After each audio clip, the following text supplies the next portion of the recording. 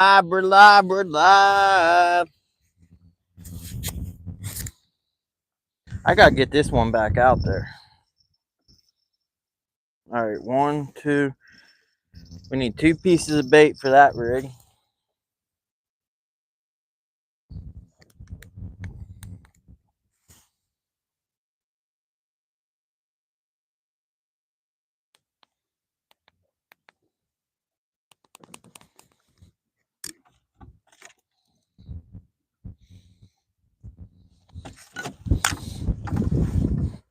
We are live. Live action. Y'all know who invented live action? Live action.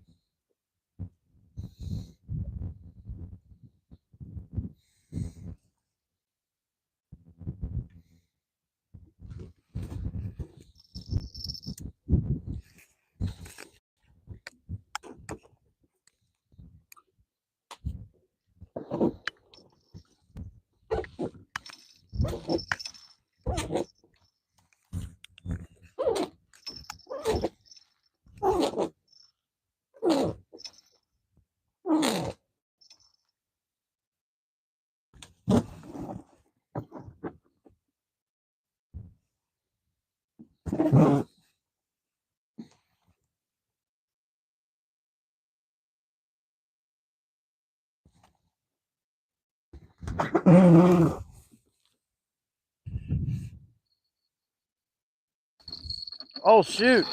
Oh, that's a good one. Oh, my goodness. Let's get this rod out there. Holy cow, that's a good one. Holy cow.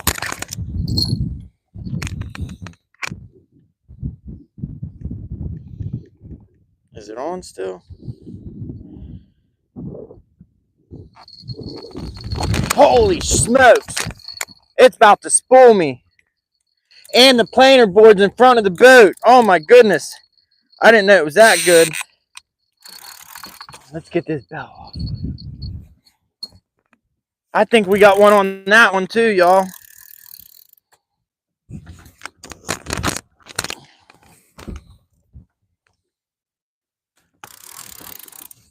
Heck yeah.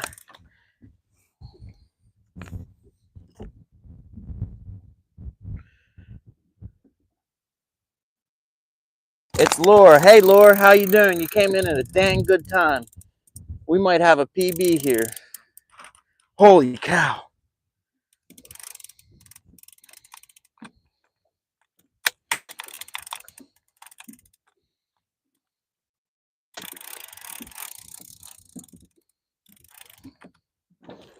Holy cow, it's a good one.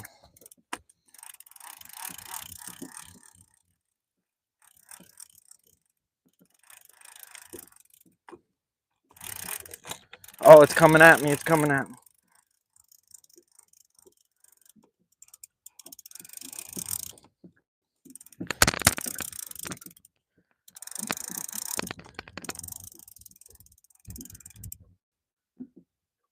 Yeah, this is a good one. It's bending this rod, and this rod is heavy.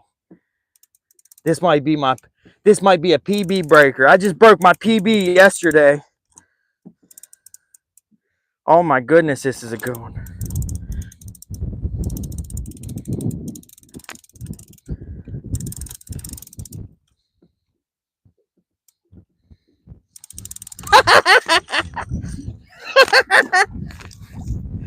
Please, please, please, please, please. Please, baby Jesus. Holy cow. Yes!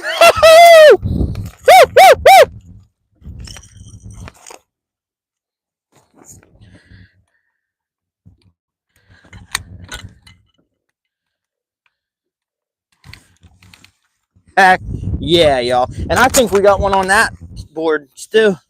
Holy cow.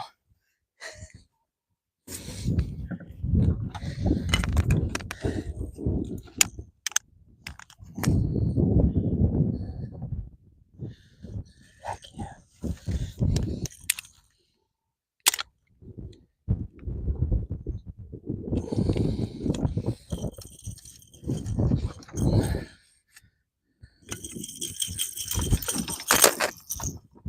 Don't.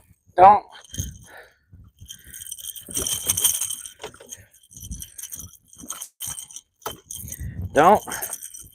White bass, baby.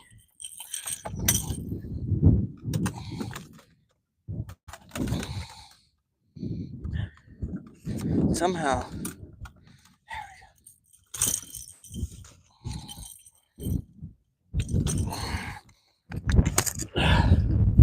Woo, woo, woo, woo!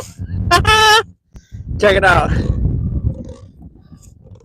That's why we're out here. That's why we're out here, baby. Woo! Got the lake to ourselves, and only if people knew, blue cats that like this are out lurking. Anybody want to guess the weight? I'm gonna say 16 pounds. Whew. We can freaking lift weights with this puppy. Do curls. Ugh. I didn't do my push-ups this morning. Woo! All right, let's get the weight.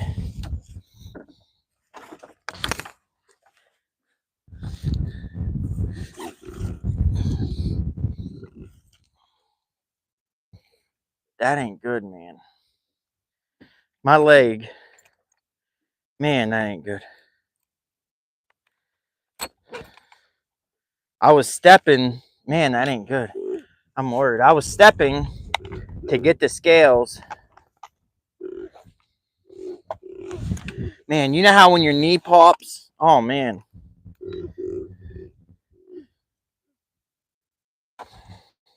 I think I just hurt myself. I was stepping to get the scales, and I stepped forward with one foot and like had all my weight on one leg, and it was twisted in a funny way, and it popped. You know, like when your knee or ankle foot pops and cracks? But it wasn't my knee. It was like above my knee. And it is hurting something awful. I was dead on with that weight. I said 16. I was thinking 15, and I'm like, it feels a little bit bigger than that. I say 16. 16.2. So minus the grips. Minus the grips. I was exactly on. Too bad I'm not in someone's chat.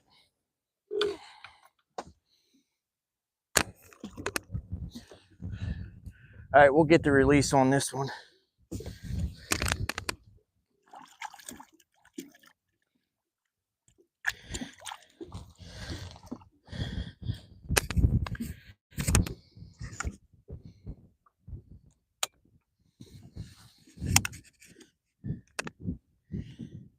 All right, here's the release. Heck yeah. 16 pounds. Heck yeah. I think it's a female. Look how narrow that head is. 16 pounder, baby. Look at that one last time. Look at that beast. Oh, man, I tore my knee up. Oh, it's ready to go. It's fighting. It don't need no breather. Look at it. It's like, get off me. I think we got one on this port side one too. Or the right one. Uh-oh, I seen somebody go, woo! Is Travis in here? I seen a woo! Man, I hurt my leg. I wish it was my knee that popped, because I just like off my knee cracking. It was above my knee, like a couple inches above my knee. And on the back side, it was like a pop. Man, I really hope I didn't hurt. I can't, oh man, it even hurts to walk. Dang it, man. I can't afford to be hurt. I gotta work. I hope it's one of them things where you go to sleep and wake up and it's all better the next day. But I've never heard a leg. It popped right back here. Like not my knee, but a little above it and behind it. It was like a, and it wasn't a crack. It was like a pop. Oh man. I really hope I didn't hurt myself permanently.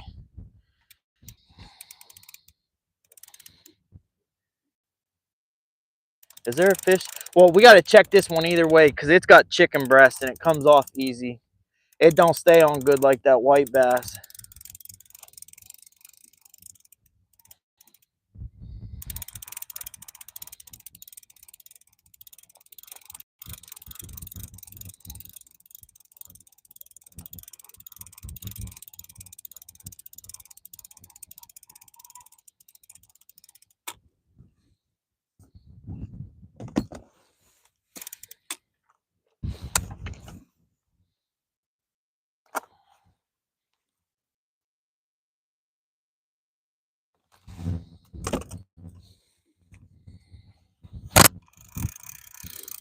Yeah, we got a fish. We got a fish. We got a fish. We got a fish. Heck yeah.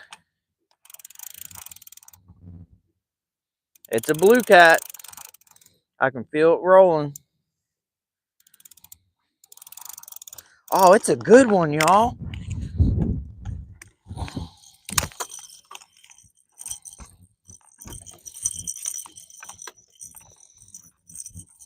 Come on, hook. Get out of the net. It's a good one. Yo, yo, yo, yo, yo. Yo, this would be the best one if we didn't just catch the best one. This is the second best fish of the night, or the day. The night.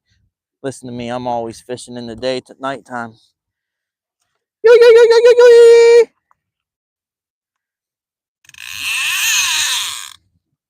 That's just me. That's just me.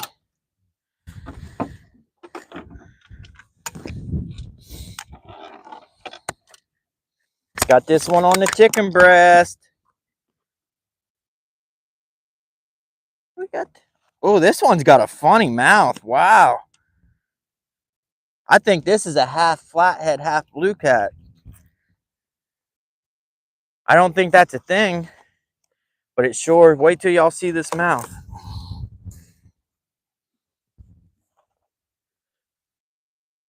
Check that one out. That's a weird fish. Look how skinny his back is, but look how fat the front is. But look at its mouth. Let me show y'all. Its top jaw hangs over its bottom jaw by like an inch. Check this out.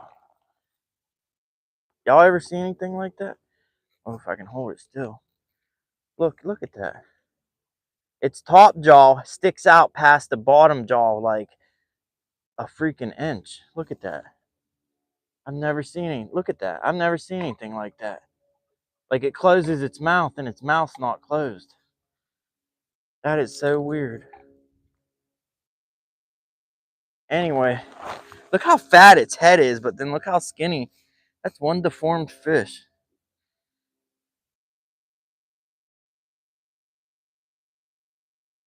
All right, let's let him go. Let him go. Let him grow.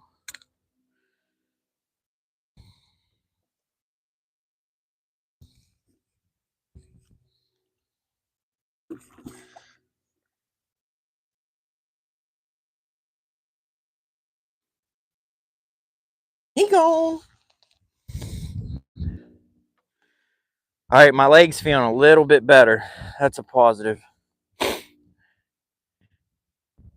Galaxite says, woo! Fun Fishing Adventure says, awesome catch. Congratulations. Galaxite says 12 pounds.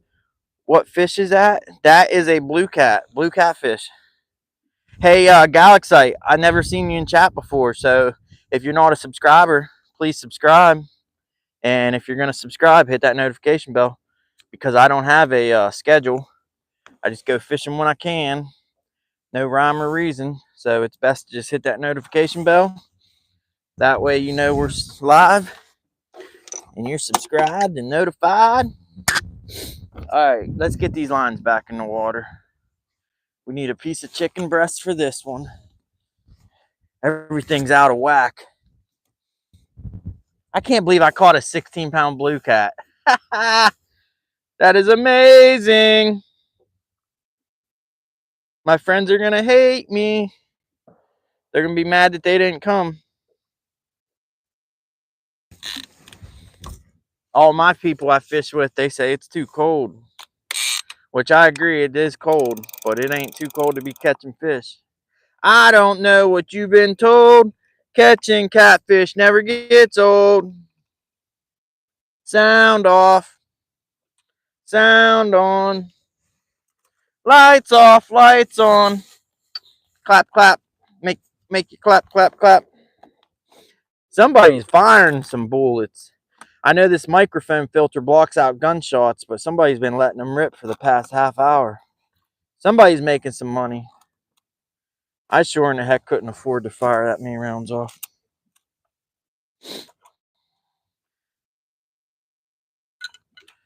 That's what, when I go shooting, I'd go live, but where I shoot, it's so far in the cut, there's no service. So the only way we could do it is make a video and record it and then upload it.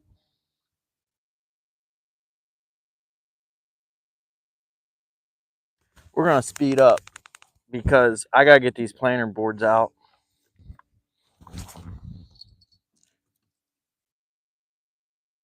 We're gonna speed up. I'm gonna tell you what, we're gonna speed up. Speed up, speed up. Speed up, speed up.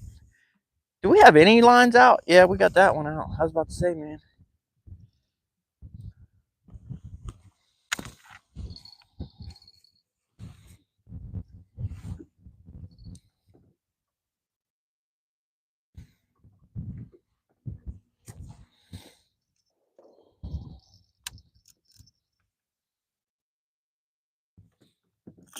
We got that big, both my PB Blue Cat last night, 23 pounds, came on white bass. And that 16 pounder we just caught came on white bass. Why white bass, you ask? Because they love it. They like it. They love it. They want some more of it. I try so hard. I can't rise above it. Yo, yo, yo, yo, yo, yo, yo, yo, yo, yo, yo, yo. Oh, I forgot I was going fast because I wanted to let these lines out.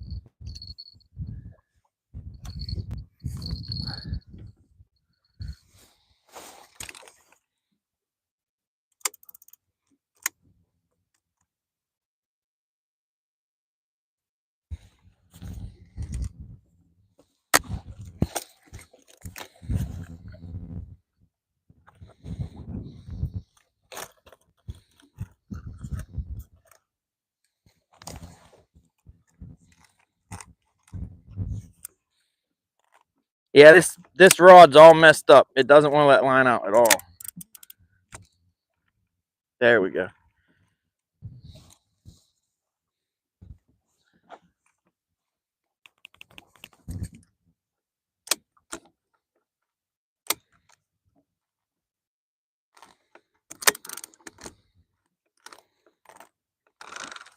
There we go.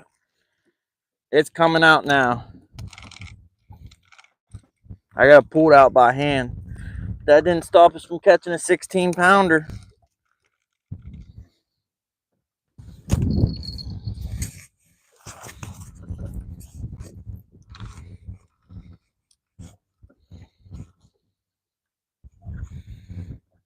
Anyone in chat hasn't hit that thumbs up yet, go and do that right now so you don't forget.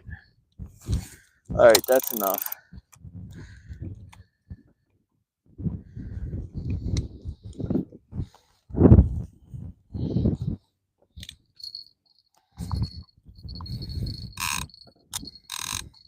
It's getting to where I'm having trouble keeping lines in the water, y'all.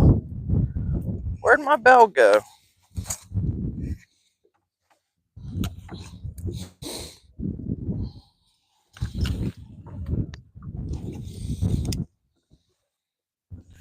We lost the bell.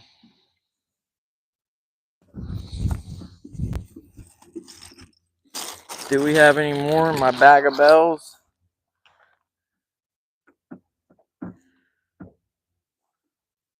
What? I don't understand it. One person in here. One person, it says. I'm seriously about to be done doing lives and only make videos. Upload like a video like once a week.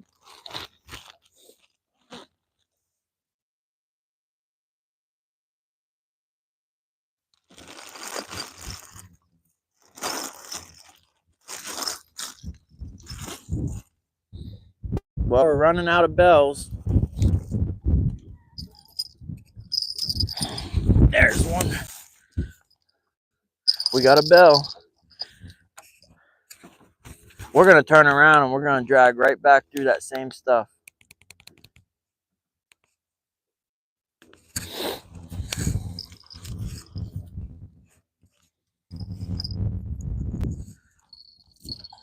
That's one reason I keep losing bells. The line keeps getting wrapped around them and then they get ripped off. So we're going to slide that down.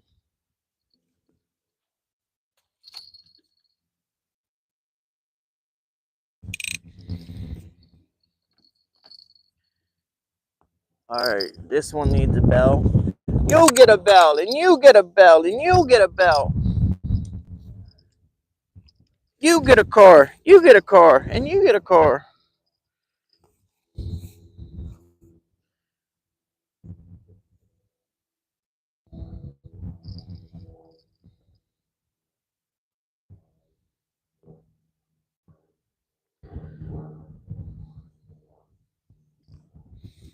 Okay, I'm reloaded.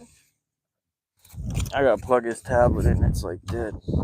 It's like dead. I was thinking maybe my mic was dead, and that's why nobody was in here.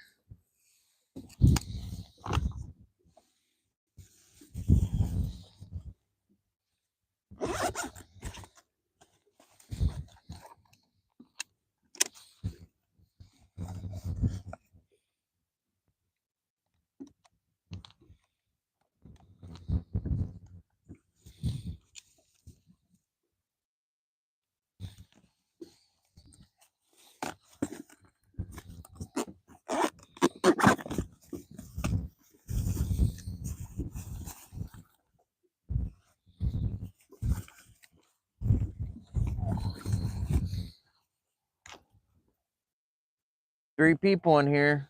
Hit that thumbs up. Get this out there. Share it. Share it. Share it to Facebook. Share it to YouTube community page. Share, share, share.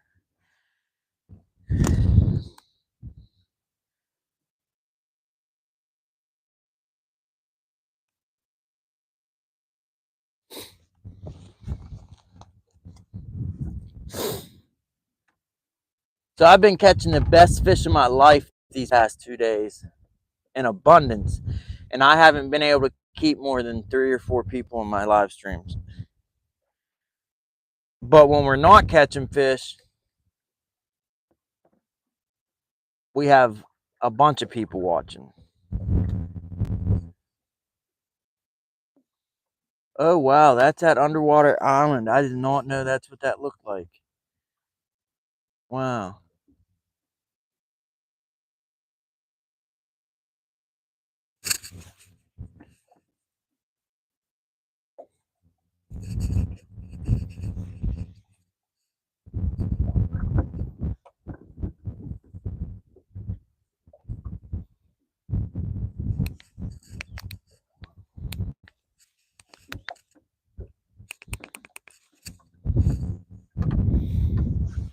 I like it. I love it. I want some more of it. I try so hard. I can't rise above it.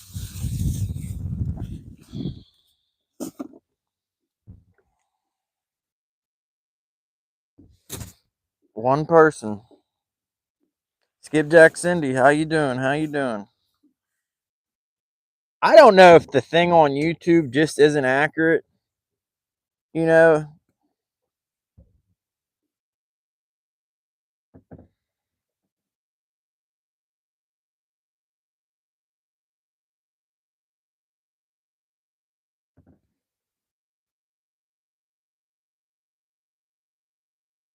but it says one person.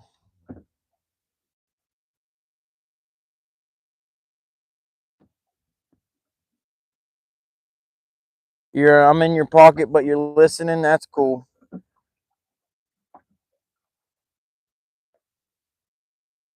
Can't trust the numbers. Can't believe that counter. I hope it's wrong. Says one person. But yeah, I've been catching the best fish of my life these past 2 days, and like like last night when I caught my PB, I looked at the numbers. It said there was 3 people watching, and I was catching fish all before that, leading up to that PB.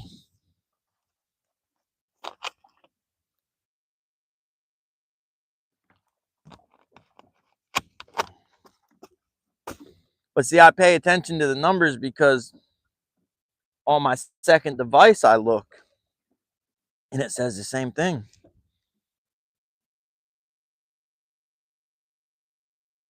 I'm gonna switch mics before my mic dies because that always happens to me.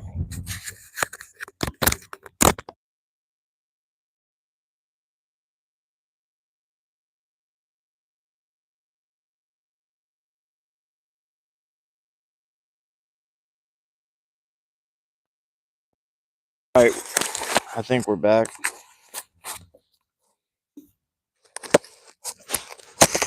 Yep, we're back. Yeah, I was so worried about my leg when it popped. It made that noise. Oh my goodness. I was so upset. I thought I really hurt myself and wasn't going to be able to work. Because for about 10 minutes, I couldn't even walk. And it was the weirdest pop. You know, when you like bend down or you're walking and your knees pop, or you know, wake up in the night and go to the bathroom and your ankles or knees going click, click, click. Like, it wasn't like a pop, like a joint pop. This was like a tendon or something, or a muscle. It was like an inch above my knee on the back side. It was more like a poing, like poing, than a pop or a crack. Like, and it hurt so freaking bad. I was stepping forward trying to get my scales, and there wasn't room for me to put my step and put my foot. So I stepped, and my foot was like sideways. So my knee and everything was like turned outward, and I put all the weight on that knee, and oh, it was like pop. All right, we're rocking, we're rolling. We're gonna turn around soon and go back through that area we caught that 16-pounder. Because we're out on the main lake now, and it is too windy. There's this island I want to check out. It's underwater. It's always submerged in the summer. See that buoy? Well, you can't see it, but there's a white buoy laying on the ground. But anyways, on that island right there, it looks like there's a back channel to it. I always thought that shallow was connected to the land, but it looks like there's actually a back channel to it. And if there is, that would be an amazing place to crappie fish, you know.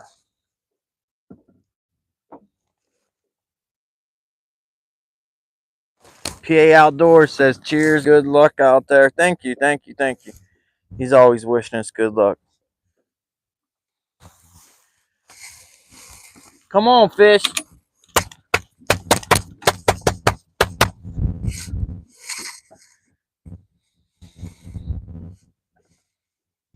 Feel like I'm on the ocean.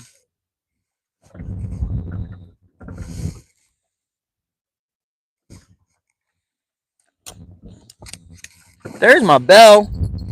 Ouch, ouch, ouch. It poked me. I don't know how I lost it, and it's sitting right there on my seat. Unless the tablet was over top of it.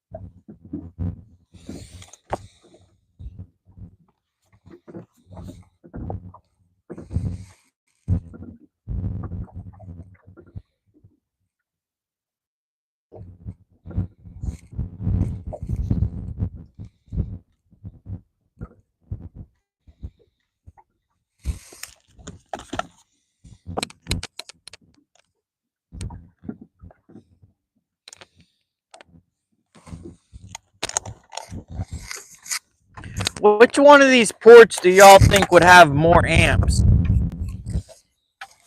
You know how one is a 1 ampere and another one is like 2.4 amp? See, one's blue, one's black. Output 1, output 2. Which one do you guys think would have more amps? Which one's the more powerful one? The blue one or the black one? Somebody Google it for me. Skipjack Cindy says shower. If you're going fishing, there's no need to shower. You're just going to get all slimed up with them big old catfish. Big old catfish. We got 9 thumbs up. Thanks, y'all. Hit that thumbs up. Hit that thumb. Da-dum dum dum dum.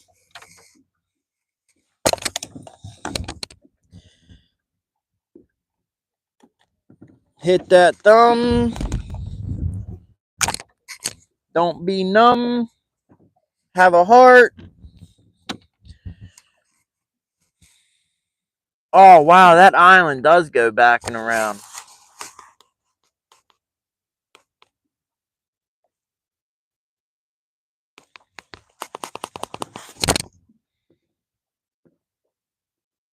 I did not know that.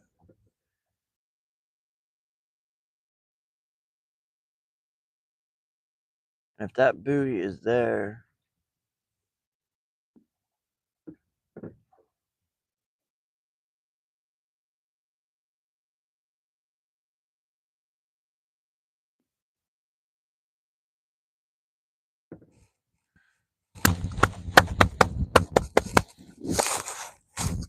I don't know what you've been told. Catching catfish never gets old. I don't know what you've been told. Catching catfish never gets old.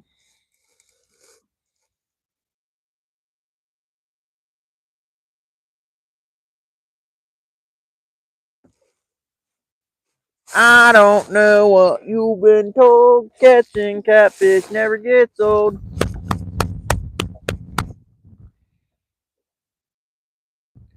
Not getting a bite does get old. Yo, yo, yo, yo, yo, yo. Yeah, look, that island does go.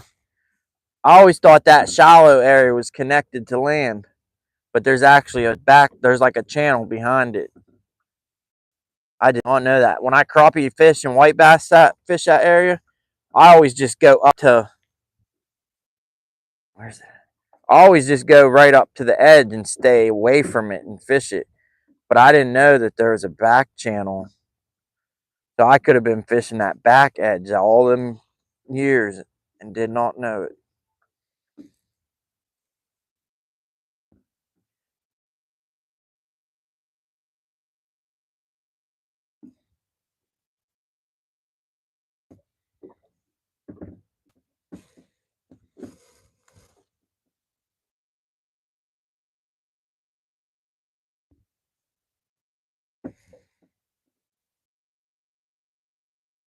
All right, we're slowly turning around.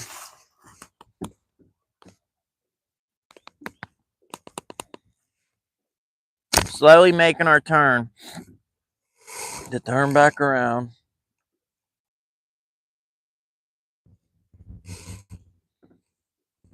Like now, it says there's 2 people in here.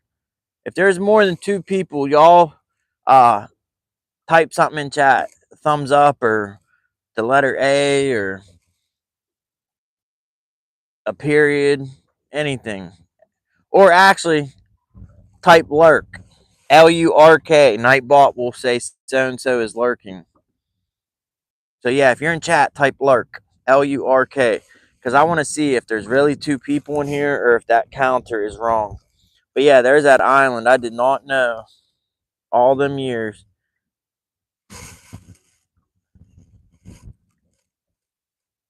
See, there's an entrance back there. That's crazy. I did not know that all those years fishing that. And I always stayed away from it because I thought that was connected to the land and there's actually a back channel.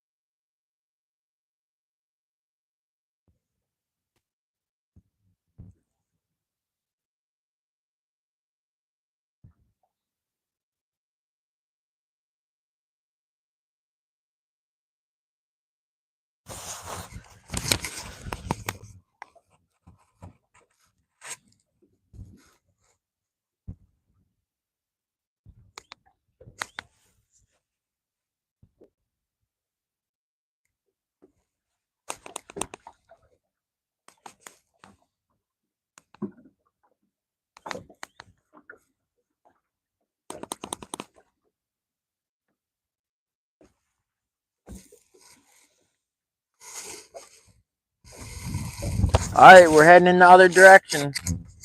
In about 10 or 15 minutes, we will be right over the area we caught that 16 pounder. Right where we caught that tree pounder. Tree pounder.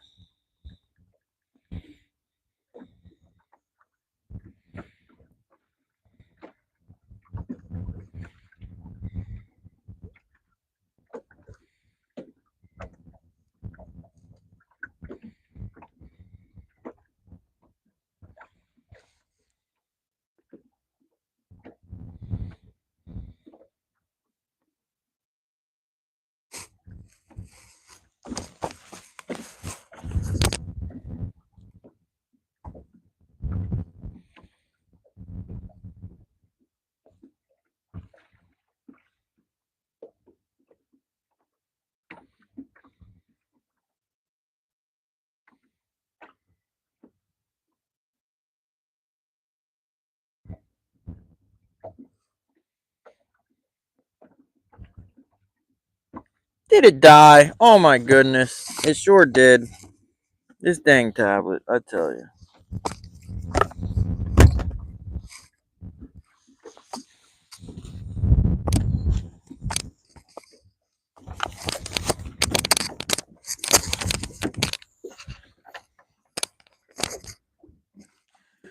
Way down yonder on the Chattahoochee. Fun fishing adventures is lurking. If you get obsessed with numbers, you're going to drive yourself crazy. Well, I ain't obsessed, but it's very disconcerting when you catch your personal best catfish and it says there's only 3 people watching. And when I'm not catching fish, there's like 20 or 30 people watching. Like, I have great live streams when I skunked. Not even kidding. There's been days where I fished for 4, 5, 6 hours, skunked, not caught nothing, and I had 20 or 30 people watching the whole time. And then when I do catch fish, I can't even keep more than 5 people. I've never seen a seagull fly that high. That thing's up there soaring. It's like a kite. It's like it keeps going higher and higher and higher. It's going into the wind.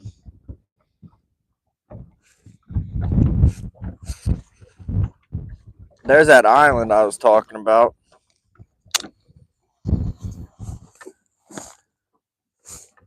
But there's a back channel. I never knew it all these years. I crappie fish and white bass fish that, but I always thought that island was connected to the land. Well, in other words, I never thought it was an island. Everyone calls it an island, but I just thought it was a shallow area by the land, like a point. But there's actually a channel the boat could enter and go out behind it and come out over there. All these years, I fished just this edge, thinking that it was connected to land, and I could have been fishing all around the other side.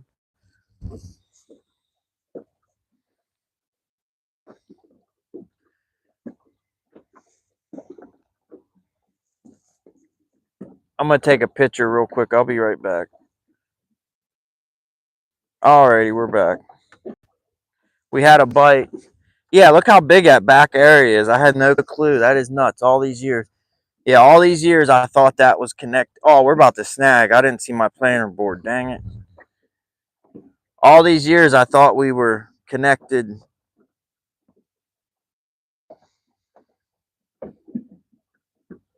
Look how big that area is back there, too.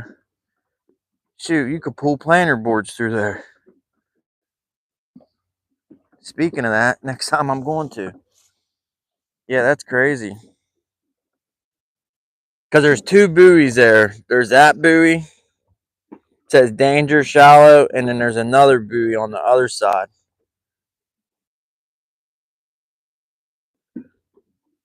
I can't believe I didn't get snagged up dragging planter board that close to them rocks. That is crazy.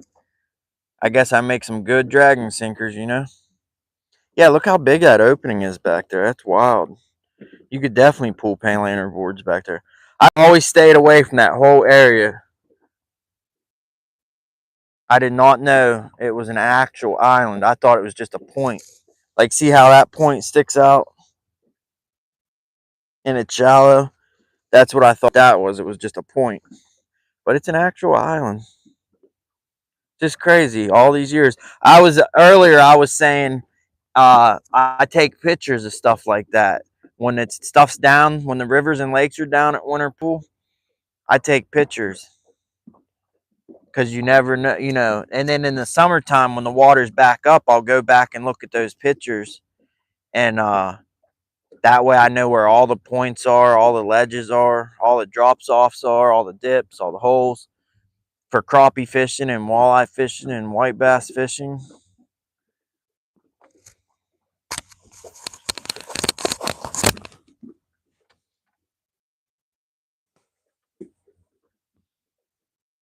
I seen someone hit that on their pontoon boat. They just put a brand new 300 horse outboard on, and they were doing rooster tails, you know, putting the trim out of the water and gassing it full throttle and shooting water way up in the sky. They did that like 5 or 6 times, and then they took off full speed and was plowing ahead, and everyone's yelling, "Whoa, ho, ho, ho!" Because they're heading right for it. And they went in between the buoys. I don't know. I guess they thought, like, see, there's one there and one. Well, you can't see it. It's laying down, but it's covered in mud. But one right below my finger. Anyways, I guess they seen the two buoys and thought go in between them, and they did. And they freaking, you should have heard the noise it made. It was like, I ain't even gonna try to replicate it, but just imagine a 300 horse outboard lower end being ripped off going 50. Well, it wasn't going 50. It's probably going like 30 or 40. It was like a 21-foot pontoon with a 300 on it, wide open throttle. They freaking hit that thing. But yeah, I take pictures of all that stuff like that when it's shallow and then go back next summer. Because what you see on a sonar screen, it just, you know, it gives you an idea of what's going on, but you don't truly know what's going on until low water, you know.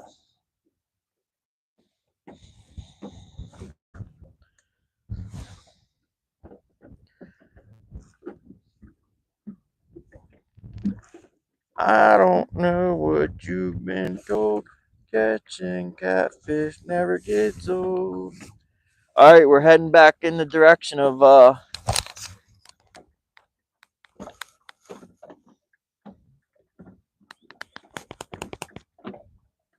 heading back in the direction where we caught that big one.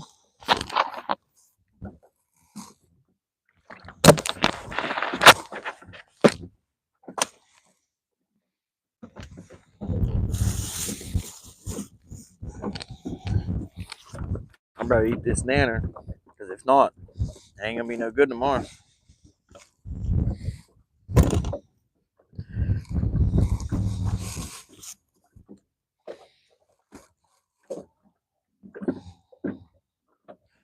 Catch you later. Fishing said they returned. Are you on the river? I'm on a lake.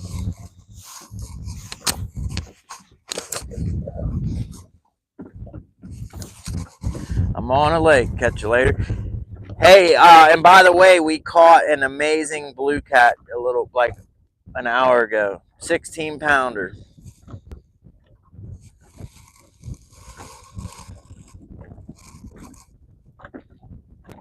We're on a lake in Ohio. OHIO.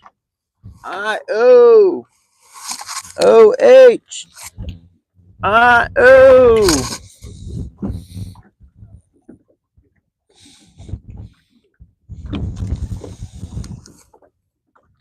OHIO.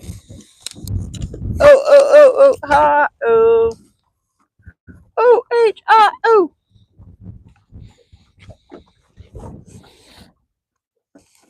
Way down yonder on the Chattahoochee, it gets harder than a hoochie coochie. We laid rubber on the Georgia asphalt. Thunderstruck was live. I went in his live to say hi, since he's always in mine, and the freaking tablet died before I could say hello.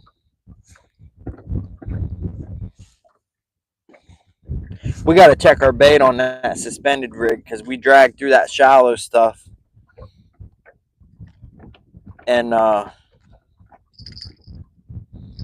fish on, fish on. Dang, the planer board's going under.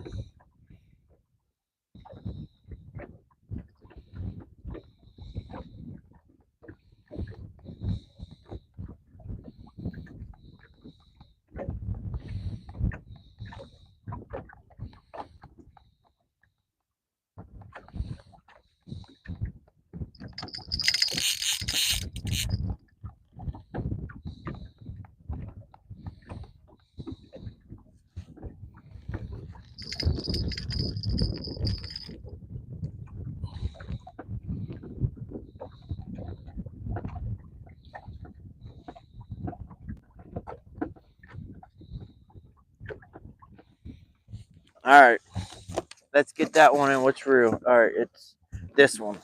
Is it on still?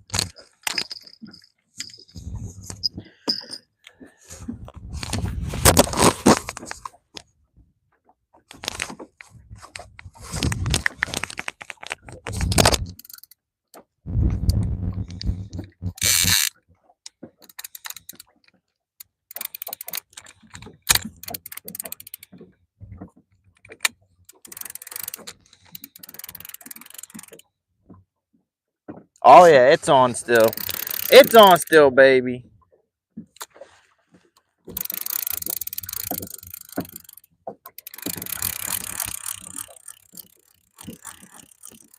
It's coming at the boat. You know what that means.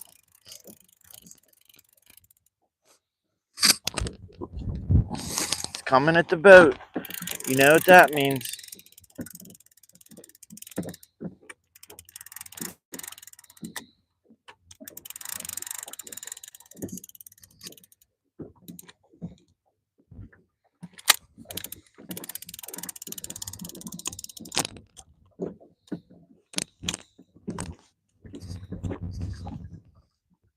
Oh, this is a good one. Oh, don't do that. Don't go under the boat like that, dog.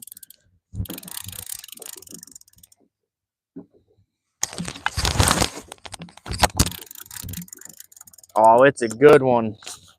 And we got another bite.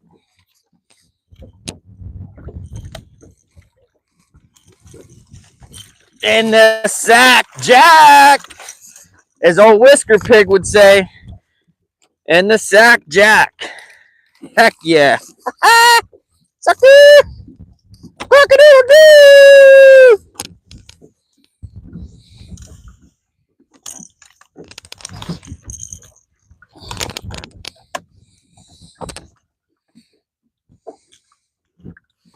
This might be the same fish. I'm not even kidding. Might be the same fish, y'all. We're going to weigh it. The last one weighed 16.2 pounds.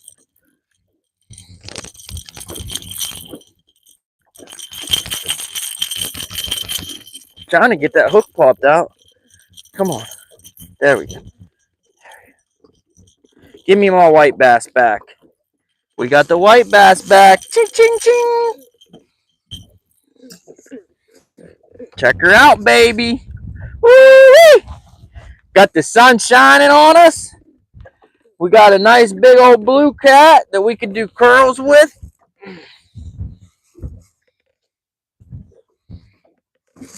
If this thing weighs 16.2, it's the same exact fish.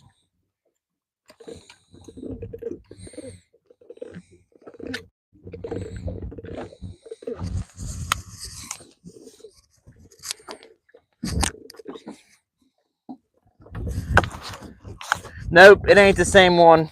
I'm way off. It's like 10 pounds. Looks bigger than 10 pounds, I can tell you that. Let's tar that out and make sure. Tar it out.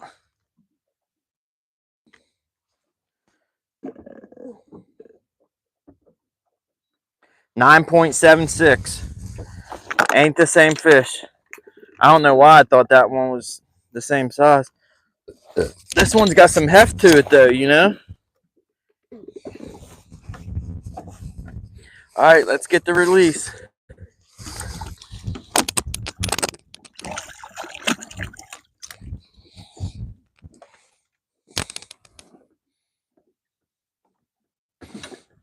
Or try to get the release.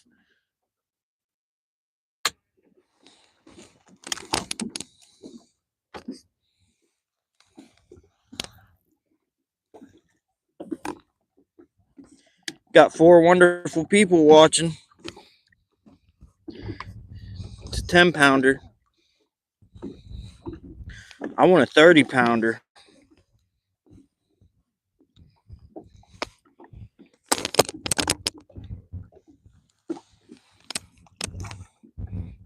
She gone. Yo, yo, yo, yo, yo. Yo, yo, yo, yo, yo.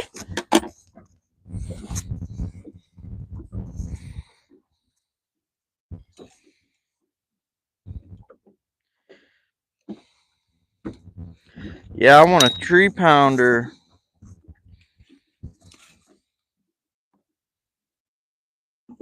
Back just in time. Yes, you are. Just in time fishing. That's a good channel name. Just in time. Just in time fishing.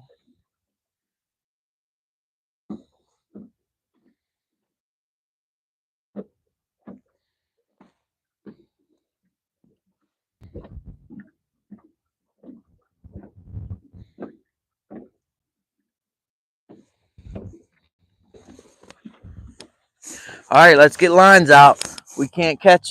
Before I get lines out, I'm gonna check the bait on this one because, like I said, we dragged through that shallow. We might have dragged our bait off.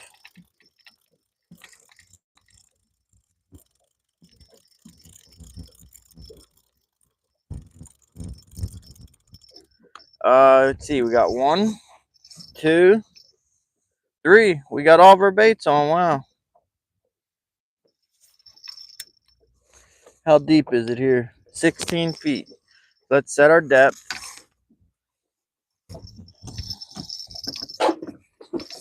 Yeah, my leg's feeling better, but it still hurts. But not like it did. I was worried.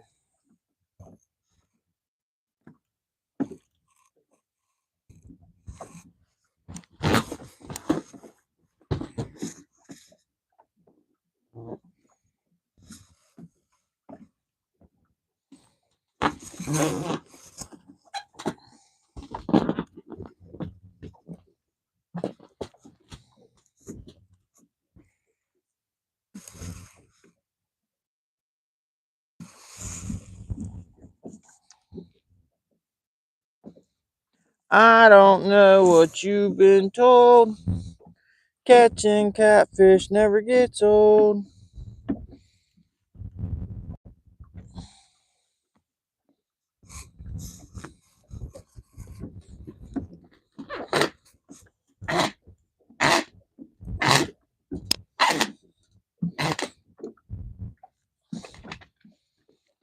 I'm trying to get the depth set right on this.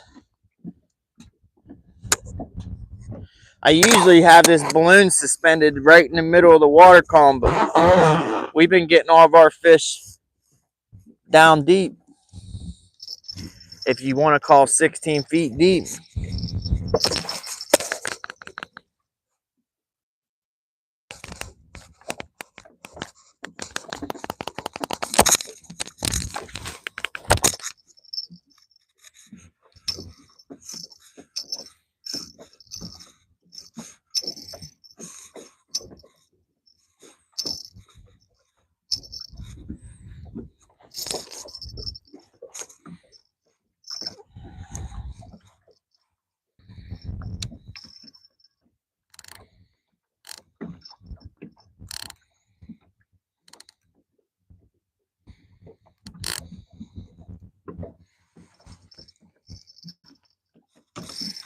I love white bass for bait. Let me tell you, I've been using the same piece of white bass all day.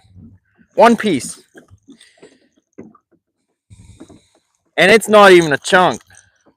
It's a little fillet piece.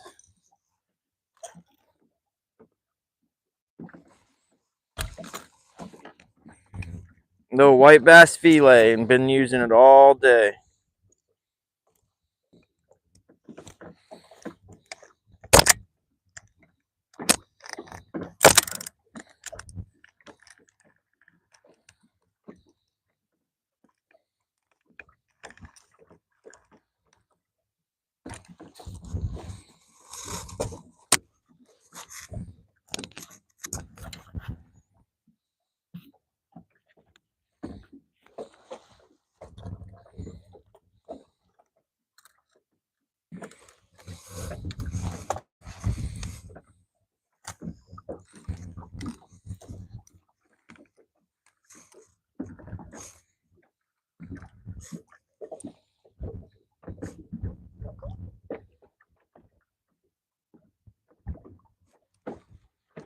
We just had a bite on the planter board, and I don't even have the planter board out yet.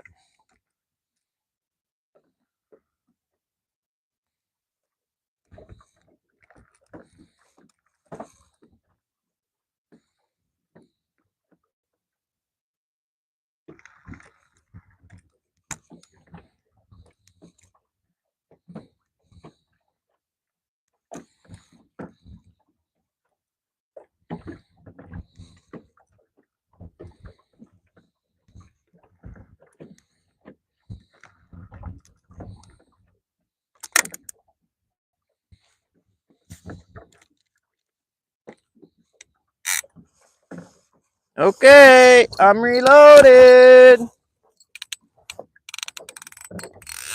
I'm glad I decided to stop letting line out. My planter board was about to be tangled with my triple hook rig back there floating.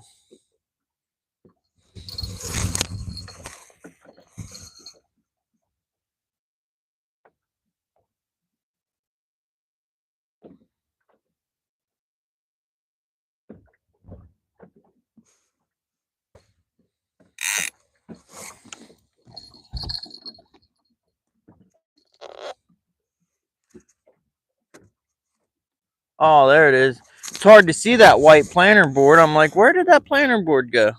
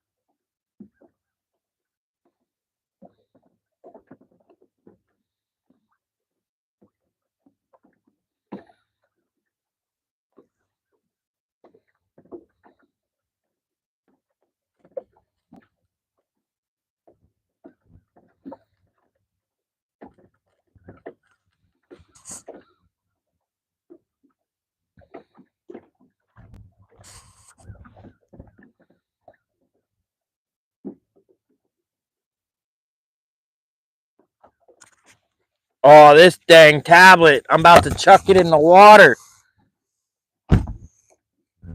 It said it had 6%.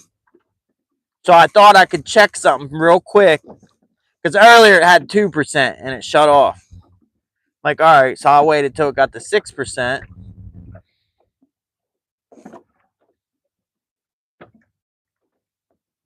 And it shut off before I could even do what I wanted to do. I was asking earlier which USB port had more amps, the blue or the black. I'm guessing it's not that one because that dang thing won't even. That's all right. We don't need a tablet to catch fish.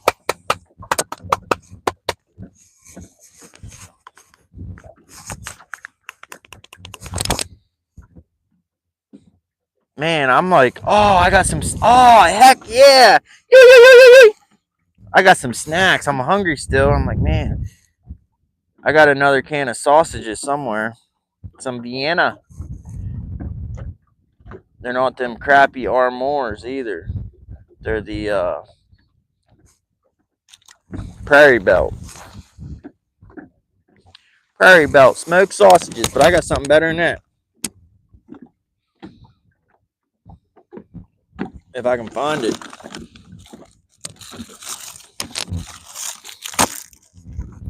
Oh, I got McDonald's holiday pies, but I left them in the truck. Them things are so good heated up. But we got these, like, Hostess cupcakes, but they're like, I'm guessing it's Hostess's brand of Christmas tree cakes.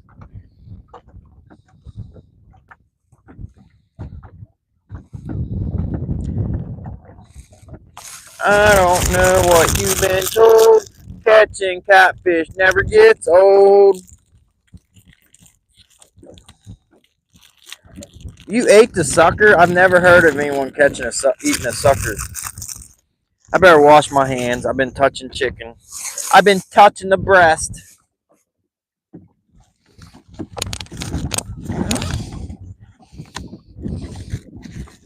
I've been touching the breast. I better wash my hands. I'm having a horrible time charging that tablet, but at least my cell phone's staying charged. Man, the marina's over to the left, and there's like 300 boats, 300 boats. They got that blue heat shrink, to store them for winter. That heat shrink tarp stuff. There's one dude out here that does all that work for everyone. You know how much money he makes? I don't know what it costs to get your boat heat shrinked, but I can tell you it's over $100. I can tell you it's probably over 200. I bet you they're paying $400 or $500, maybe more. That dude's probably made $1 million just off heat shrinking some boats this winter.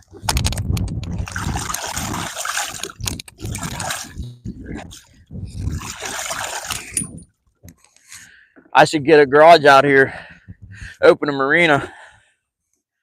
I work on a bunch of boats at my place, but it kind of sucks because I work on cars and trucks, and I got a bunch of car and truck customers. So when a boat comes in, it's like I already have a bunch of car and truck appointments, and I got to get them done before I get the boat stuff done. And it's like I always have boats hanging over my head, especially this time of year to winterize them and stuff. But if I had a place that was just strictly for boats, I could probably make a small fortune.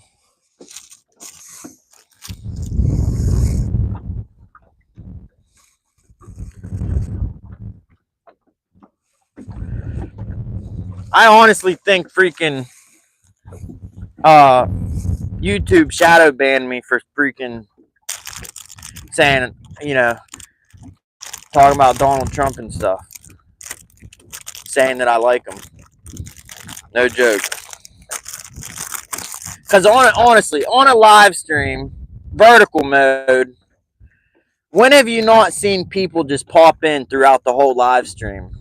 Just random people that you don't know, Like a good example, I haven't had a troll all day or yesterday.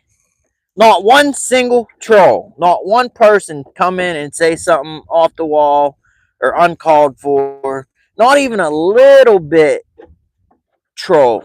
We didn't even have like a freaking miniature troll or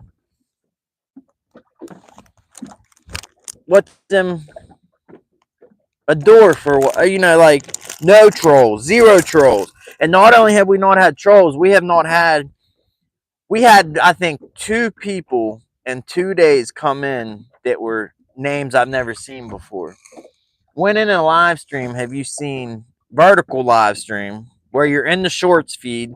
So when people are swiping, swipe, swipe, swipe, they swipe and there you are. When have you been in a vertical live stream feed and not seen just random people popping in, popping out, even if it's to stop, pop in and say you're gay or, trolling or doing something, or pop in and say, have you caught anything yet?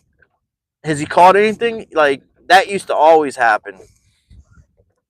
Something's going on. I know that. And it's wintertime. In the summer, when I started YouTube, there was summertime. Everyone's fishing. Everyone, 1,000 people. There'd be like 1,000 people live fishing. Wintertime when it's cold, there's not that many people fishing on YouTube live. Not like when it's summer.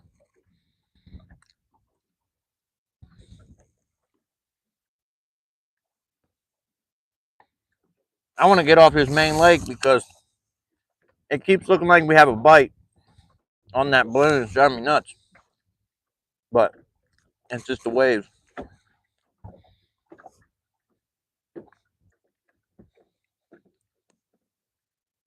This is better than a Little Debbie Christmas tree cake. Just just in case anybody's wondering, Hostess holiday cake. 10 times better than a Little Debbie Christmas tree cake. I can't believe I'm saying that.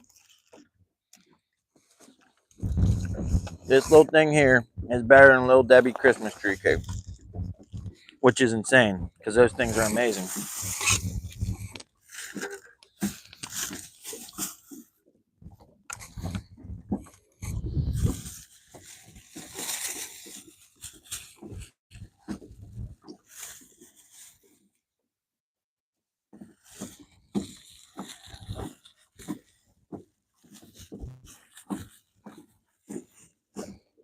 Yeah, we ain't even had a troll all day. That's crazy. Maybe it's like some troll holiday.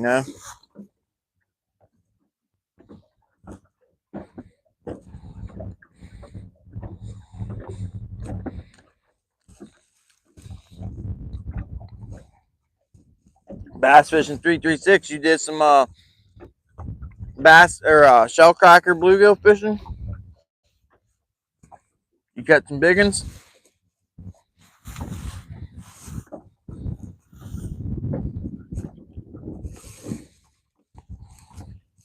That water lapping off the front of the boat keeps making me think we're going faster than we are.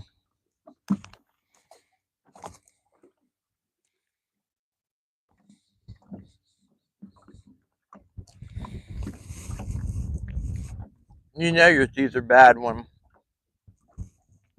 eating a Hostess cupcake.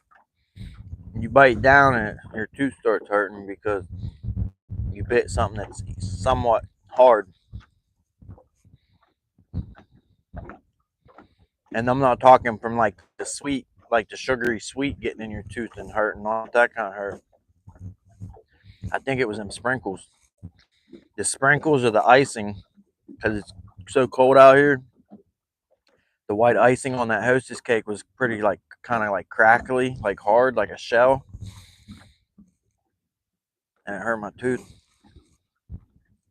I got like I got 4 teeth I need pulled. I know I need pulled. because like a year ago at the dentist, they said they can't be root canaled, they can't be crowned, they're too bad. They got to be pulled. So I've been putting it off as long as I can. Not to mention the money that it costs. But I put it off as long as I think I can put it off. And what sucks is I got to find a new dentist pretty much. Because the dude I go to, I seen a billboard in town. It says, well, like a couple years ago, it said, "Welcome Dr. Paige something to our practice." This new young blonde lady. Well, I just seen another billboard. It said, "Under new ownership," and it said this Dr. Paige something. But I got a problem with her because she shared my patient information without my permission or consent. Like the HIPAA, I'm pretty sure HIPAA privacy laws extends to dentists, not just doctors. And she went on talking to my ex about me, telling her my patient information because my kid come to me and he's telling me stuff that like he didn't even know about me. And I'm like, where'd you hear that? Oh, the dentist. When did she say that? Oh, when we were sitting there with mom, when I was getting my teeth cleaned, he said. So she's like sitting there having discussions about my patient information. You know what I mean? Like that's messed up. Like you don't talk like that. Yeah, that's messed up. Doctor, dentist, this should all apply. HIPAA. I should have freaking sued him.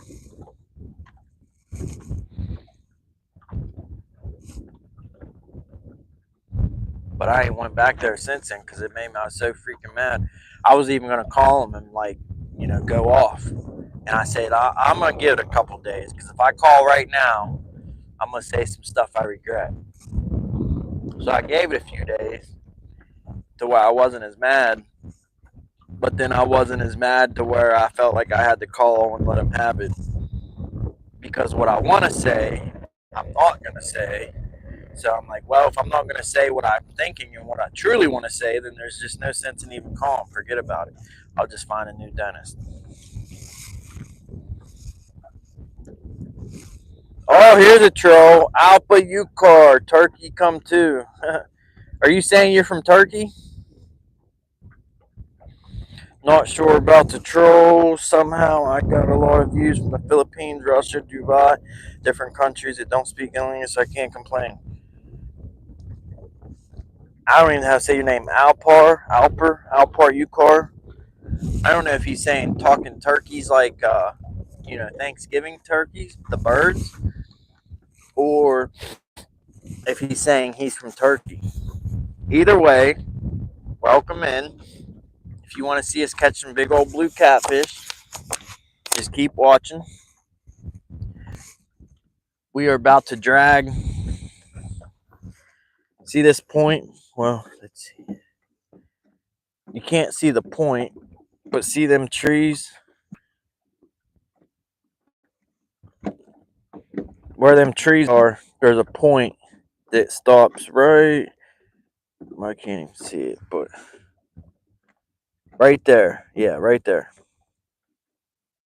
Where them trees are, right in the middle of the screen, we're going to go around to the left of it. When I was rounding that point, it's called Campground Point because all that is a campground. In the summer, it's filled with like 1,000 campers. But anyways, that 16-pound blue cat we got right when we were rounding Campground Point. So look at that sun. That is beautiful. I'm going to screenshot that puppy.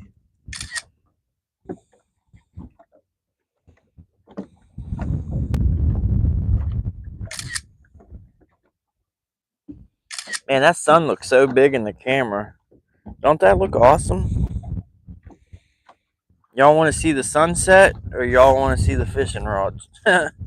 You want it to be a sunset show or do you want it to be a fishing rod show? That's a tongue twister. Sunset show. Say that 3 times fast. Sunset show, sunset show, sunset show. I didn't think I could do it. We got a fish on, y'all. We got a fish on the sunset show.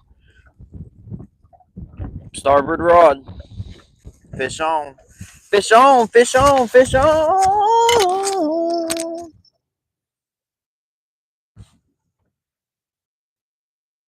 I think. I can't tell.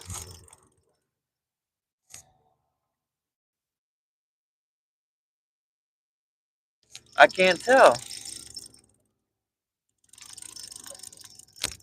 Nope, no fish on. But I'm gonna check my bait while it's so close to the boat. 1, 2, 3. We got all of our baits. 1, 2, 3. That's the number of the day. Whoa. Just our depth.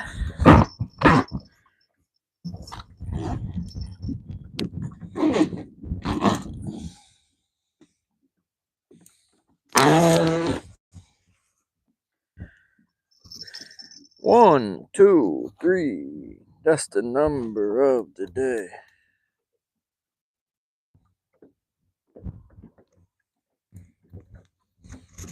I definitely got too thick a line on this. I put 40 pound because look, I got the spool tensioner loose all the way. I pull that thing should be backlashing. I can't even backlash it if I tried. See, that thing should be bird nested. But the reason I put 40 pound on is because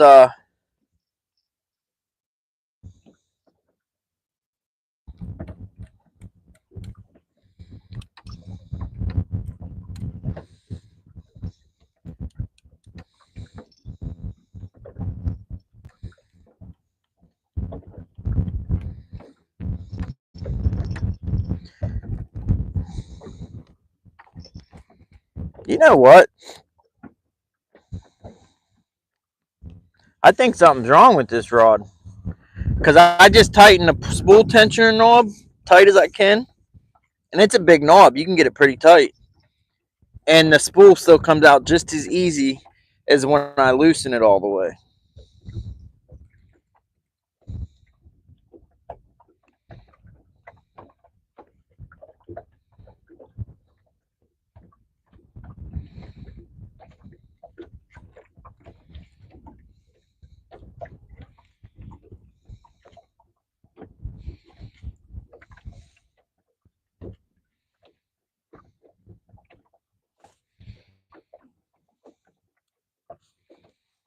I love this reel though. You can't.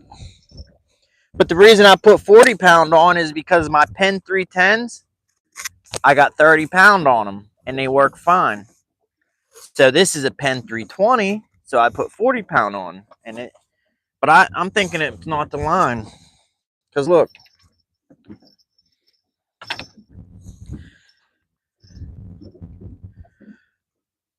I should be able to tighten this spool tension on my Penn 310s. I can tighten the spool tension knob, not the big star drag, but the little knob. But it's tightened all the way, and line still comes out easy. My Penn 310s, I tighten that knob even a little bit, and it'll lock the wheel up. But I let it all the way loose, and it's still the same. But I love this. Like, look, you can't like that Quantum Blue Runner reel. I lost one of the caps to the spool tension because it fell off. But look at this pen. You can't unscrew the cap. It won't come off. The star drag blocks it. See? So you can't loosen it too much to where it falls off into the water. Even when it's like that, that still blocks it. So you can't take that off unless you take the lever and star drag off. That is one feature I love.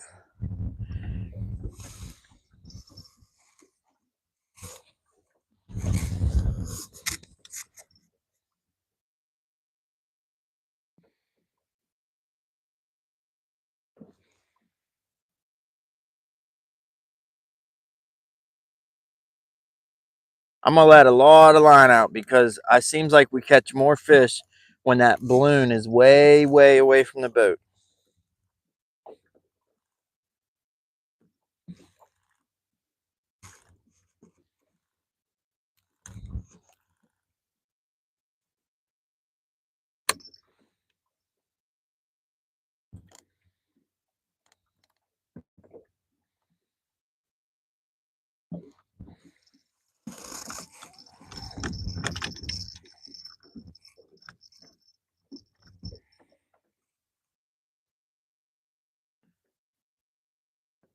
Planner?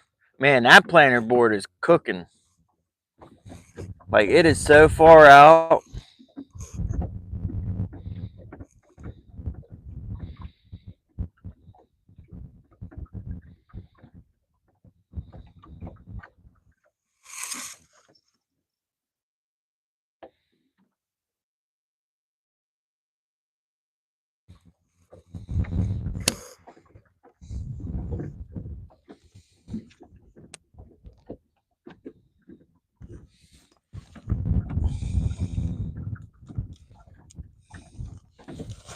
It's not even charging. Now it's charging.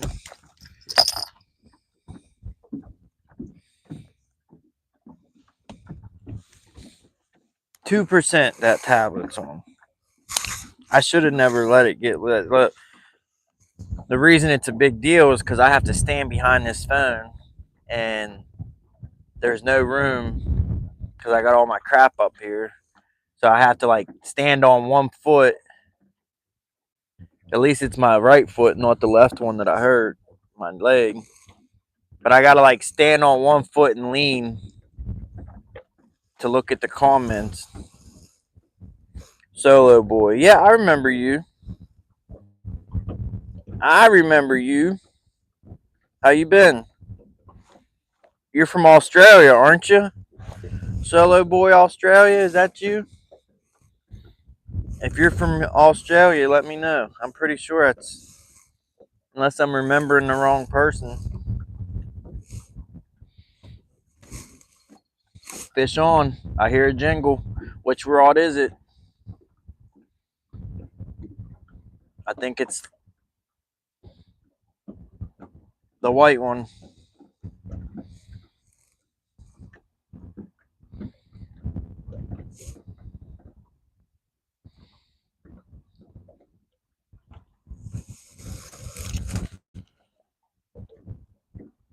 Oh, Solo boy, don't say sorry. There's no need.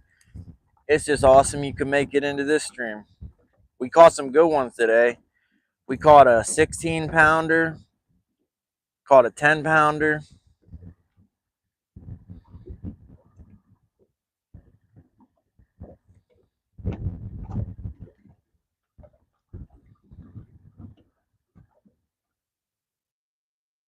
I broke my PB last night.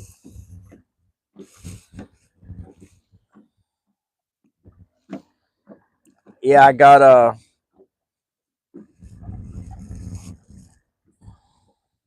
yep, from Australia. Yeah, I got you go fishing on Tuesday. That's cool.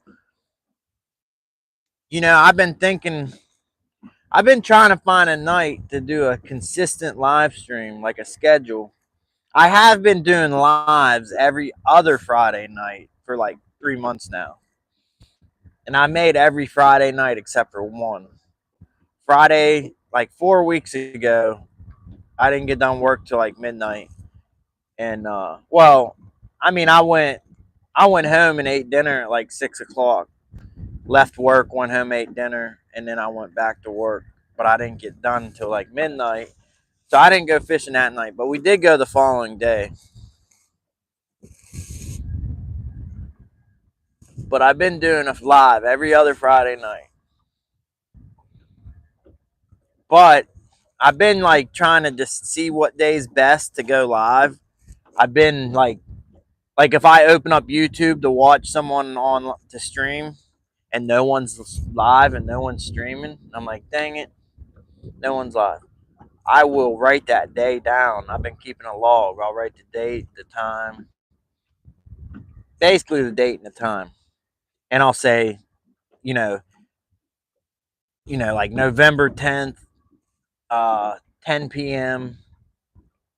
Tuesday, 0 people live. So like, but anyways, I've been keeping track for a couple months now. Whenever I get online to watch someone on YouTube and there's no one to watch, I write that down in my book. Well, so far, Tuesday night is the best time because there's like hardly no one live except for There is one person Tuesday night that's live, but they're live like all night. Like from I don't know what time they start, but like you can pop in at midnight and they're still live. They go like 5, 6, 7 hours. If it was someone that just did like 1 hour show, I wouldn't. I'd try not to go over top of anyone. But if they're live for half the dang day, well, that's a different story. But Tuesday nights is like, but I had to work night, so I don't know. And I got obligations with my kid like 50% of the time, so it makes it very hard to have a set schedule. That's why I just tell everybody, if you're gonna subscribe, just hit that notification bell because I don't have a schedule. No rhyme or reason when I can go live. But I have been trying to go live every other Friday. Like we went live this Friday.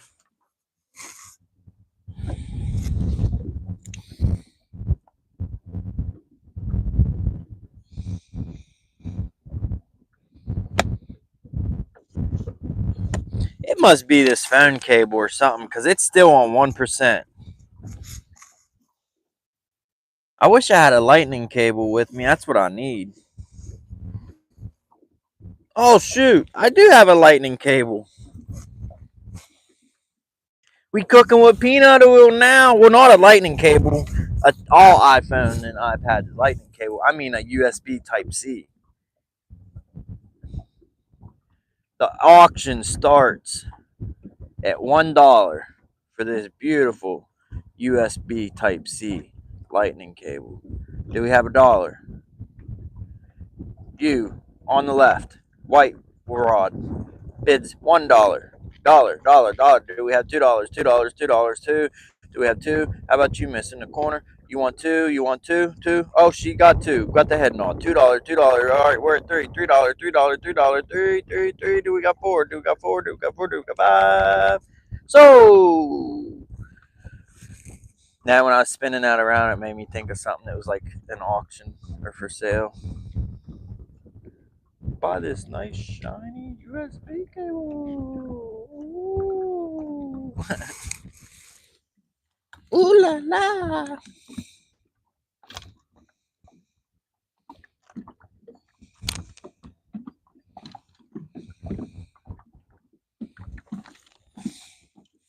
How much juice we got in this jump pack? 12.5 bolts. All right. We good. We good. We good. We good. We good. Let's see if I can unplug this tablet and get it plugged in before it shuts off.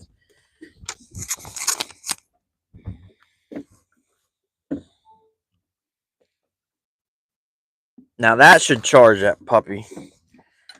USB Type C for the win. Winner. All right, we're dragging through the heart of it right now. This is the exact spot I caught the 16-pounder like a couple hours ago. And this ain't really far from where I caught that 23-pounder last night either.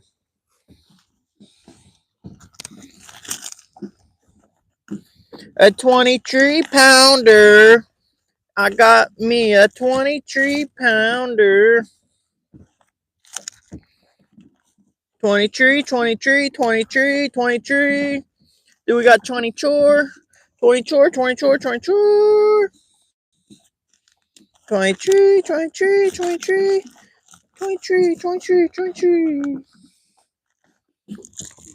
I got me a 23-pounder.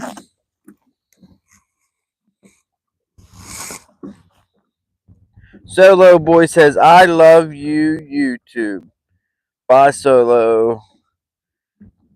I got to see you. I'm missing chat on Tuesday. I should go live.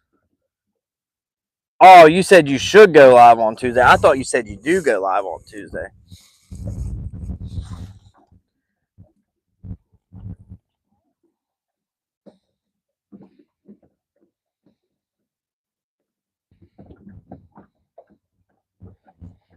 Bass Fishing 336 says any day of the week, before lunch is really good for views and watch hours. Most folks at work are looking at their phones.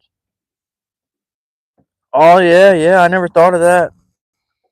Cindy, Jay Fishing Outdoors, Cindy Caden. I don't know. Anyways, what's up, Jay Fishing? How you doing? Howdy, howdy, howdy. We're on the fish today. We are on the fish today. We're on so many fish today, we might even leave while it's daylight, which is freaking amazing. I've never left this lake in my whole entirety of my life while it was daylight, while fishing. Never, never, never, never, never, ever, ever, never, ever have I left this lake while the sun was in the sky. And I'm actually thinking about saying, hey, let's go home. We caught some amazing fish. I got my PB yesterday. Took over a year to break. Speaking of PB, I need to get them Fish Ohio pictures submitted. Ohio gives you these little these little pins, these little angler pins, and I give my kid I submit his, but I just give him my pins too. He likes collecting them. Each year it has a different fish, like a little lapel pin. Like one year it'll be a gar, next year it'll be a walleye, and then one year it'll be a crappie, one year it'll be a bass. But anyways, he likes collecting them. He usually gets his. I always get more than him, naturally. But I just give him mine. But if I don't submit them and get them entered soon, before the year's over, it might already be too late. Because they'll ship you your pins, and like last year, I got all the fish to qualify for Master Angler for through the state, and I got that plaque in like January. So they do it like lickety split. So if I want to get my kid them fishing pins, I need to get them submitted. What's weird is like for the Ohio's program, you don't even have to show proof. You can just go online, say I caught this fish at this place on this day and it was this big, and submit it, and they'll send you the pins. They'll even send you the Master Angler certificate plaque thing with zero proof. But you can upload your photos, and then if you do upload a photo when they send you the certificate, it'll actually have a picture of your fish on it, which is pretty dang cool.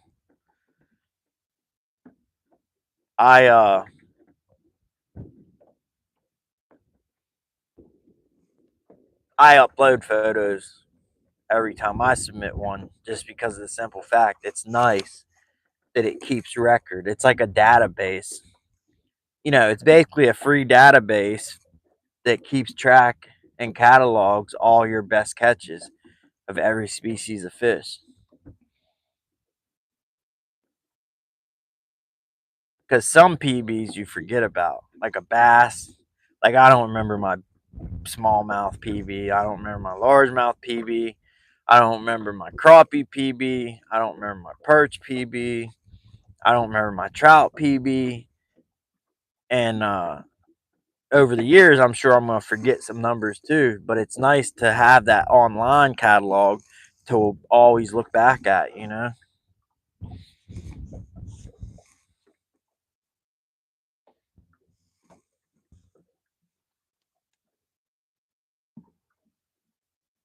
See, the bite last night, like I was so surprised last night. I'm usually running late and always behind and don't get out here till 9, 10, 11, 12 o'clock at night. And I got here earlier than normal yesterday. So we were fishing at like 5, 6 in the evening. And that's when I caught my PB. I'm like, man. And then later in the night, the bite died down to where we weren't getting anything for hours. And that's the time I normally arrive. I'm like, man, if I didn't get here early, I don't think I would have caught any of these fish. I was so happy that I got to get out here early yesterday. Because if I would have came my normal time, like at 9 or 10, I think I would have skunked. Because at 9 or 10, I couldn't buy a bite. But I'm wondering today, I'm thinking about leaving before it gets dark. But at the same time, I'm thinking, hey, last night prime time bite was at 5, 6 o'clock. What if it's prime time again? I don't want to leave if the bite is just about to get the best it's been.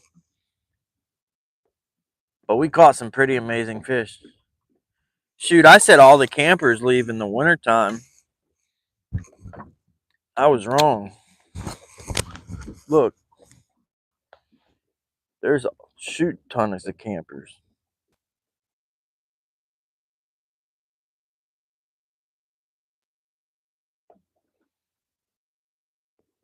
Looks like houses. Look at that camper. That thing's like a double decker. Look at that. You ever see a camper like that? That's crazy. It's got windows upstairs and downstairs. That's like a double. That is nuts. It's like a double decker camper. Where is that? I lost it. Right there. Them black rectangle things. It has 1, 2, 3, 4 rows, and that's just what I can see. There might be more, but there's that I can see. There's 4 rows of windows upstairs, and there's 4 rows of windows down. That's like a 2-story camper. Have you ever seen such? And look at the front, like in the dead center. That's like it's got bay windows. It's got 3 on the front and 2 huge ones on the side. I've never seen a camper in my life have 2 stories, nor have a bay window. That's probably $1 million camper.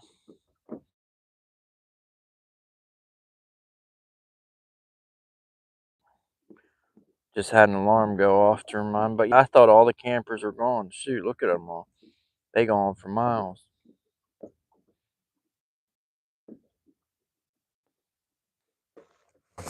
Y'all want to catch the sunset? About to miss it.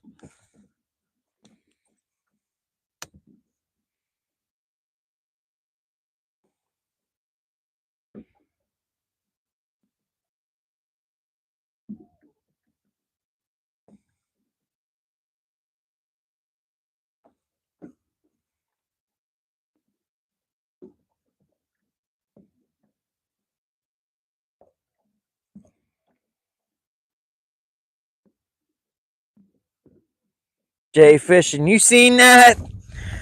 You see me almost whack that deer? That was freaking nuts. I can't believe I stopped in time. I didn't even know my truck could lock all 4 tires up. I'm gonna have to make a short out of that. Yeah, I freaking locked them up. It was like, I think I freaking hit Bambi's whiskers with my bumper. And that dumb deer, that deer was nowhere near the road. It was like 20 feet off the road in someone's front yard. And it starts just trotting along. I'm like, don't do it. Don't do it. Don't do it. And it gets to the edge of the road, runs right out in front of me. And then it stopped right in front of me. It wasn't a Bambi deer, but it wasn't no full grown deer either. But we almost had a truckload of deer meat. And as soon as I locked the brakes up like that, my first thing was, oh, this boat's going to come through the freaking back window and decapitate me. I'm glad I had it on the trailer good. That's all I know.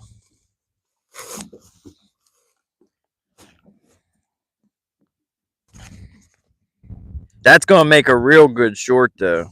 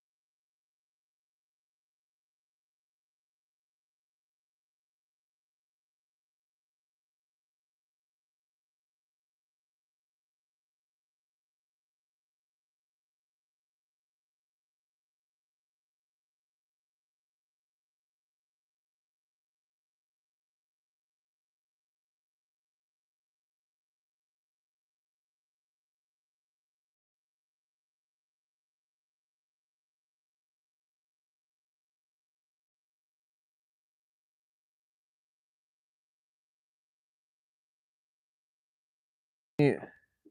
I hit the mute button. John Joe, what's happening with the wave?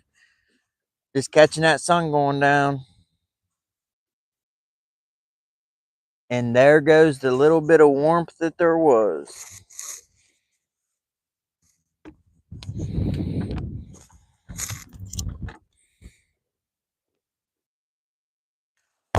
The bite fell off, y'all.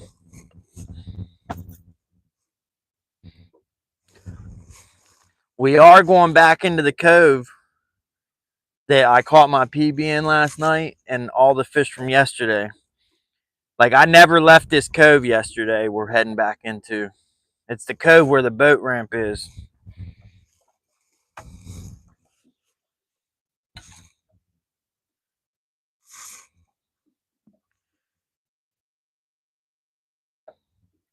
Hands are freezing. Yep. What you fishing for?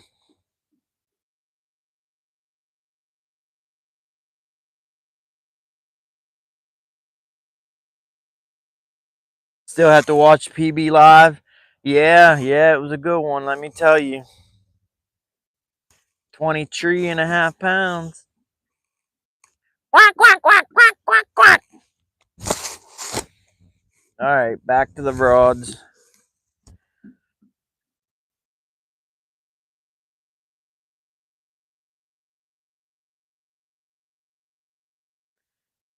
Jumbo perch. White perch or yellow perch?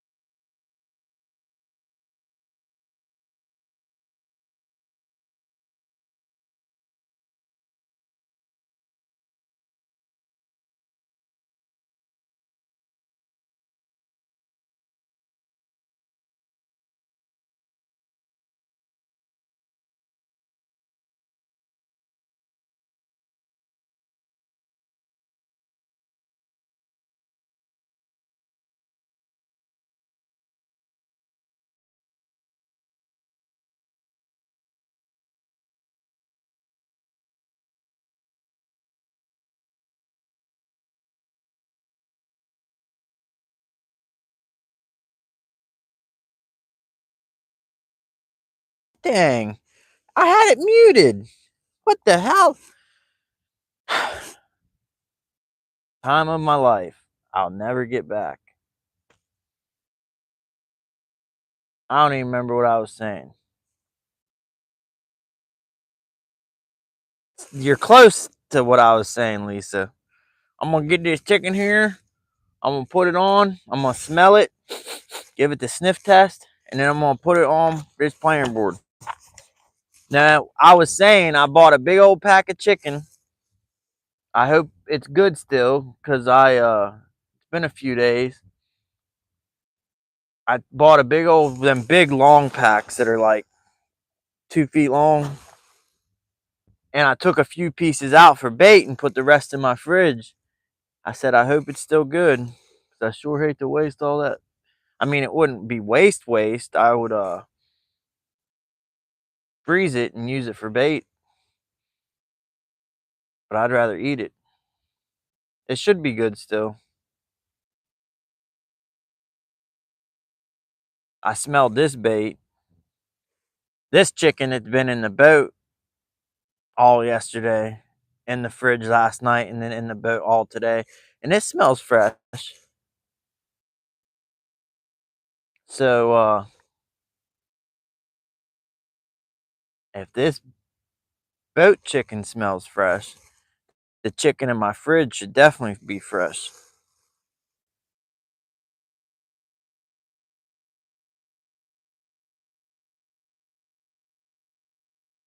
I can't believe I was muted. I think I've been muted since I had to was showing showing the sunshine. We are gonna lose sound and video for 1 sec. All right, we're back. Was a good 15 minutes. Goodness gracious. Yes, with the rod showing. I don't know. We must when I was muted, it must have delayed the audio, because when I asked would y'all rather see the sunset, that was like an hour ago when the sun was in the sky. I said, would you rather see the sunset? You want it to be a sunset show, or you want it to be a fishing rod show? And John Joe's just now saying yes with rod showing. So like, I don't know. You might want to fast forward your stream or refresh it.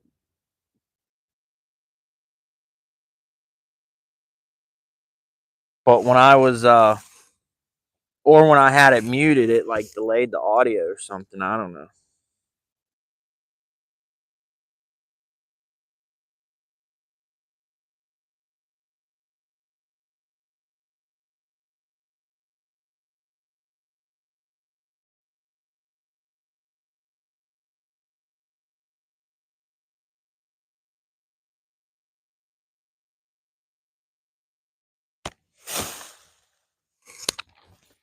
I've been trying to get this second device to charge for 2 hours. I was using this cable, and I said I need a Type C charger cable, and I found it. I plugged it in, and now it says not charging. I don't know if it's my charger. I don't know if it's the cable or the power pack.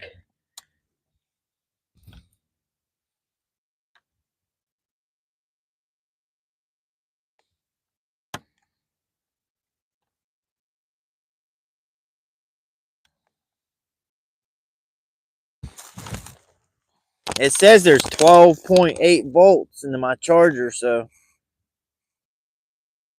Oh my goodness. Did that really just happen?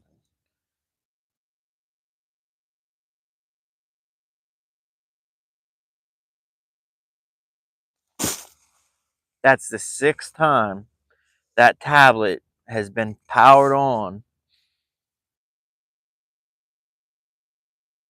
and then loses total power and shuts off. Must be the cold or something, I don't know. I'm managing to keep my phone charged, but not that dang tablet, let me tell you. My fault though. I should have never let it get. Wow, it's so calm. This is the first time all day the water's been calm. It's almost like glass.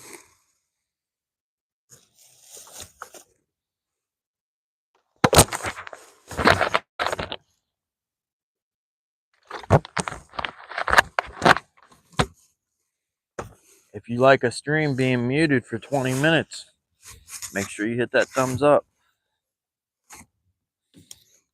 If you love live streams with no audio, make sure you hit that thumbs up. Are you ready to rumble?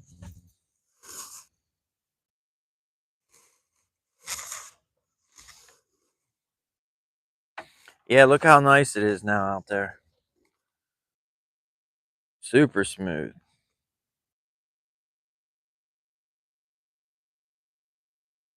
PA Outdoors is back. Yeah, I'm having the same problem. PA Outdoors, this tablet's not charging.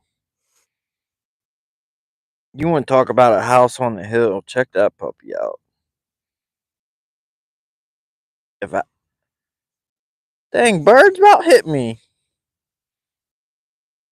If a house looks that big from this far away, you know it's a freaking mansion.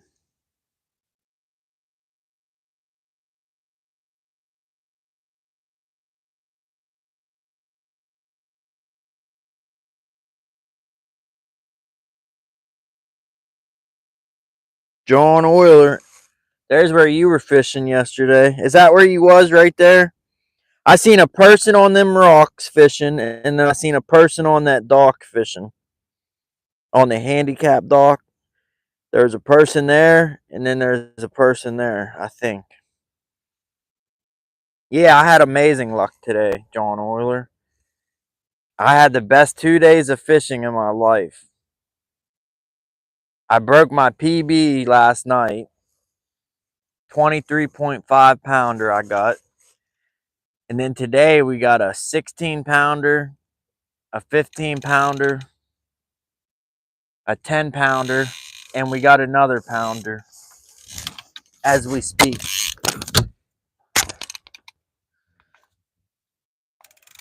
Yeah, baby. Just stay buttoned up.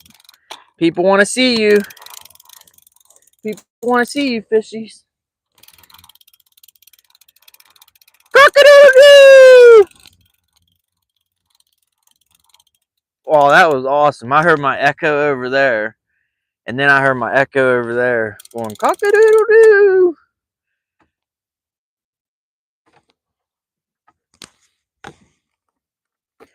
Get this planter board off. I always worry when I'm taking planter boards off and I don't feel no tugs on my line.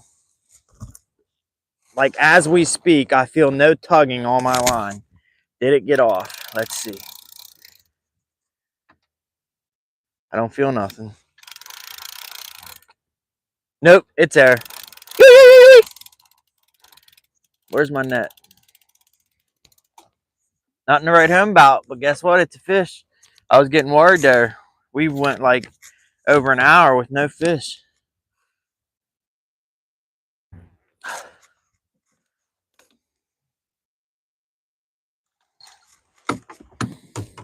Cock-a-doodle-doo! Oh my goodness. Fudge. Fudge, fudge, fudge.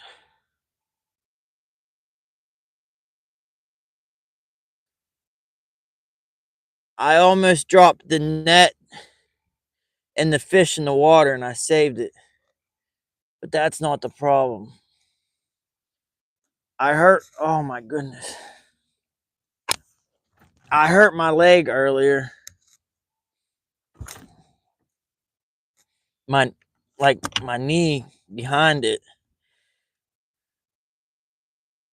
Oh my goodness. Not my knee, but right above it. And when I just dove for that freaking net. Oh man, when I hurt myself earlier, I was even scared. Because I was like, man, I'm not going to be able to work. But then about 20 minutes later, it started feeling better. Up until I just had to dive for that net from dropping it in the water. Dang it. That freaking hurts, man. This is a time in life where you wish you had health insurance. Oh, freak, my leg's killing me.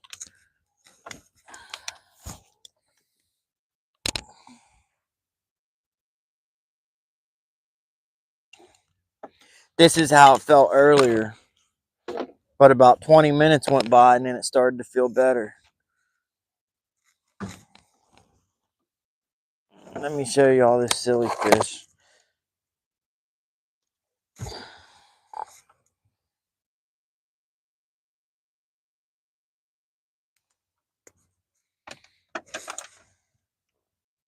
Little blue cat.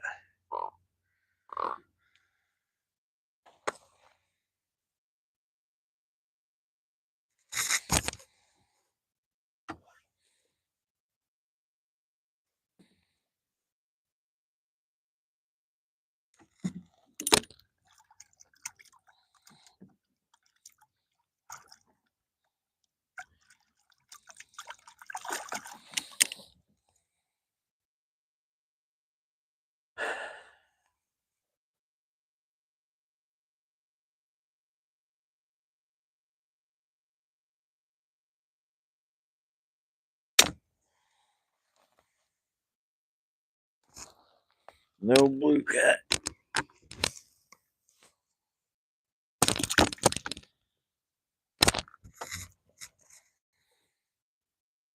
All right, my leg feels a little better. There is something seriously wrong with it. I worry too much. I thought I had blood clots. My mom's an RN nurse. I said, can a person feel blood clots? Like physical, like can they know? Can a person know that they have blood clots, like feel it? Or do you have to go to the hospital and get like a scan and they have to tell you you have blood clots and you're like surprised? Or can a person actually feel them and know that they have them? Because I was like, I've been having this feeling in my legs. Usually it's one more than the other. And she was like, no, you can feel them. You can know that they're there.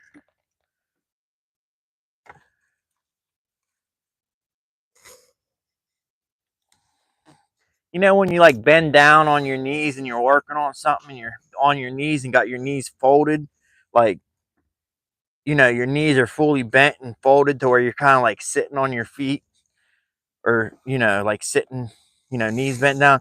Like say if you're bent down working for a few minutes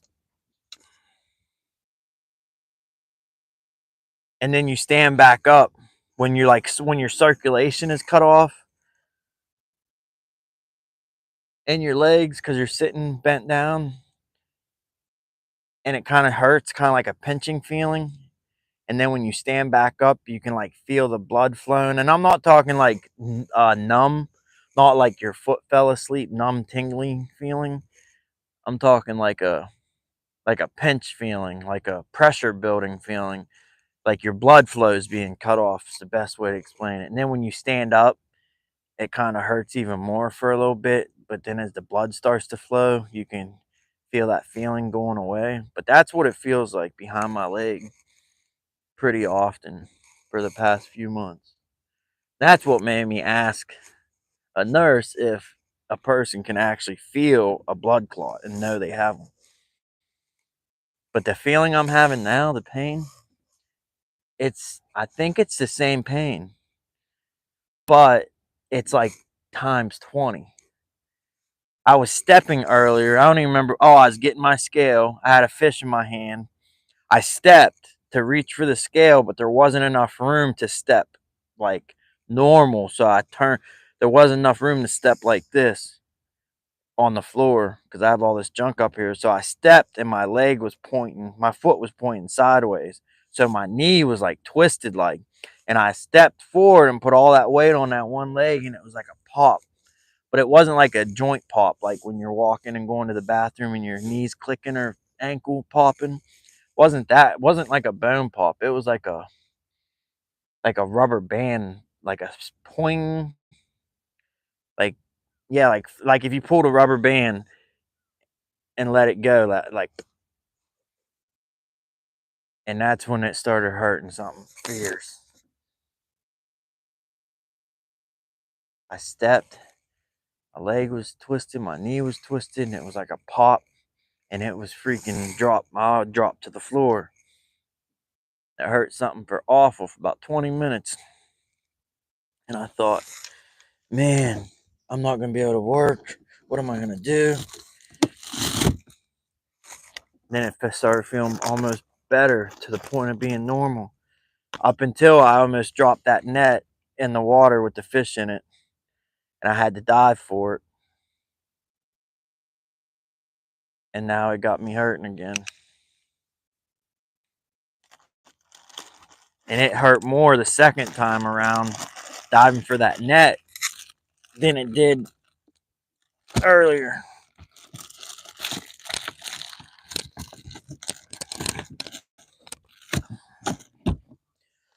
All I know is getting old sucks. And for me, it wasn't something like gradually happened. It was just like, I feel like I woke up one day and was just old all of a sudden. Like I went from perfect to a million things wrong. The biggest problem is my weight. I'm overweight. So all that extra weight on my joints and my back and my core not being strong, it just causes all kinds of problems.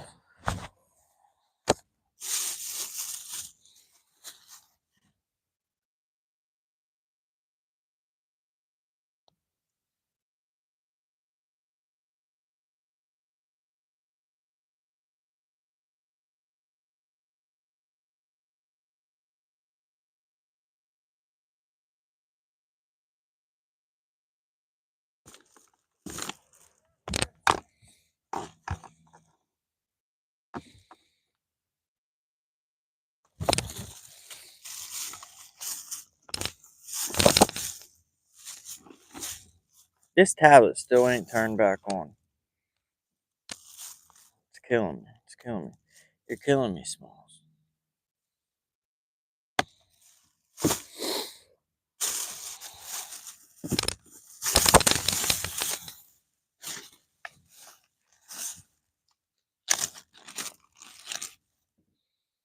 I planned on going fishing tomorrow. I only have one thing. Hey, Karen, welcome back. I only have one thing on the schedule tomorrow. And I wasn't going to schedule nothing. But I told this customer, he's a new customer, but he's new, so I kind of cater to new people more. If it was an existing customer that's been causing me grief for the past 8 years, I would say take a hike. Wait till Tuesday. But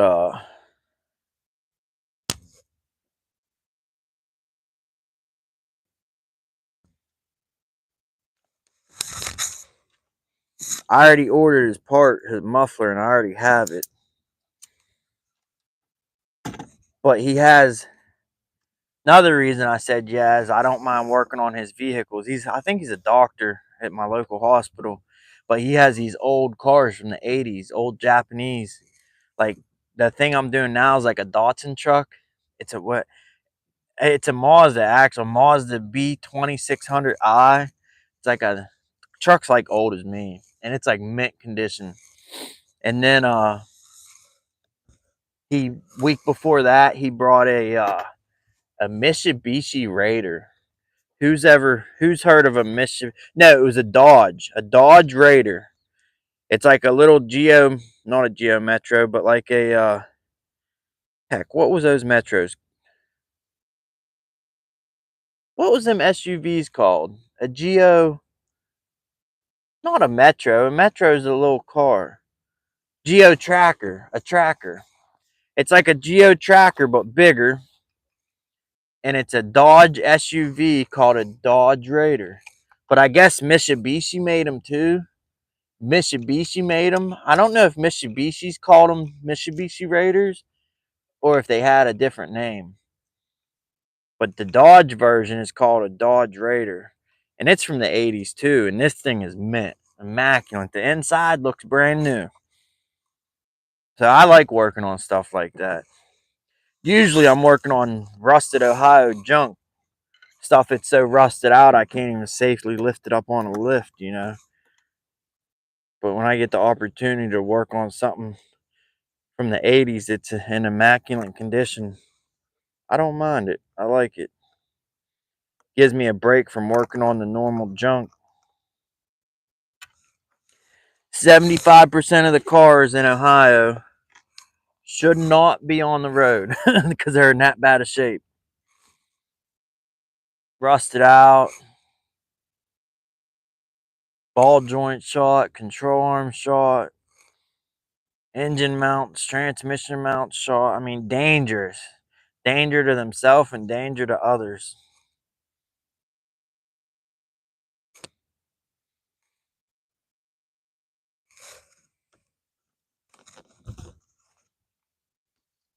If Ohio had a state inspection, there would be no cars on the road. That is no joke. Look at that pretty sky. Picture perfect. Look at that picture. Thank you, Lord, for this amazing place and allowing me to be in it.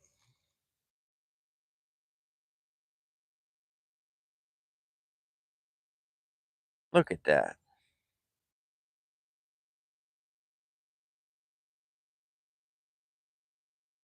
Like, I don't have no money, but I feel rich. Like, that is rich. I'm rich.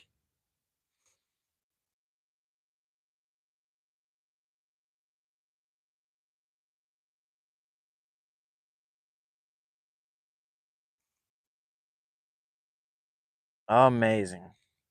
I wish my tablet was freaking powered on and working so I could take a landscape mode picture.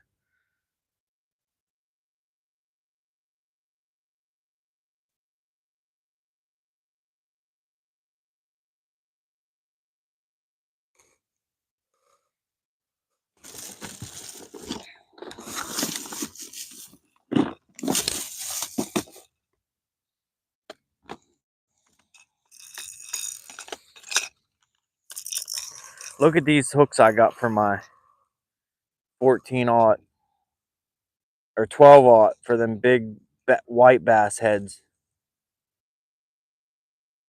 And believe it or not, my PV did not come on that last night. Look at that. You can put 2 thumbs in there.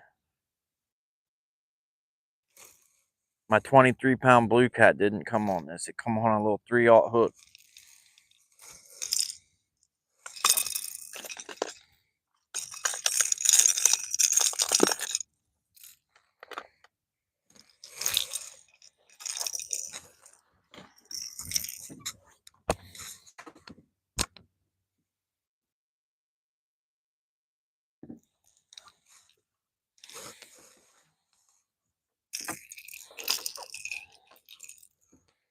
I gotta take me a thumbnail shot.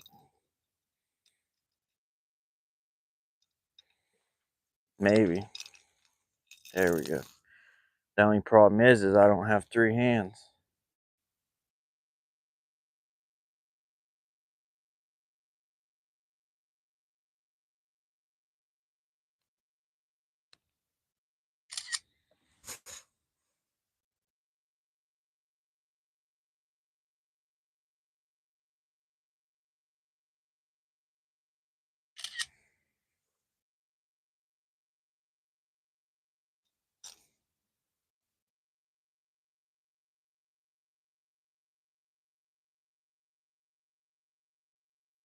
I'm trying to take a screenshot and I keep shutting the screen off.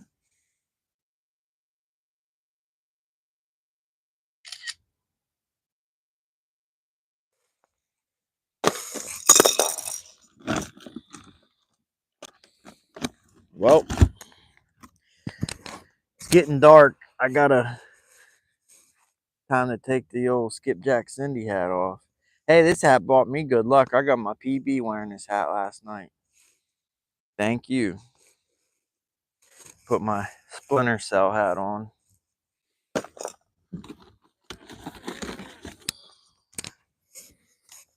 Oh, that hat is cold.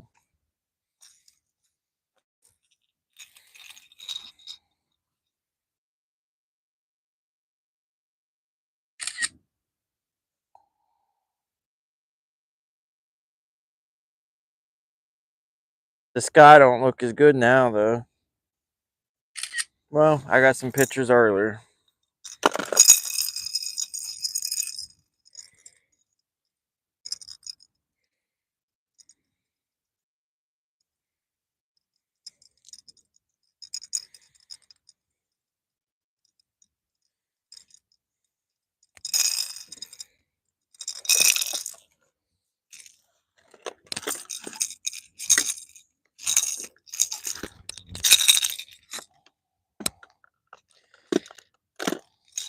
I'll get it back on the rods in 1 second, y'all.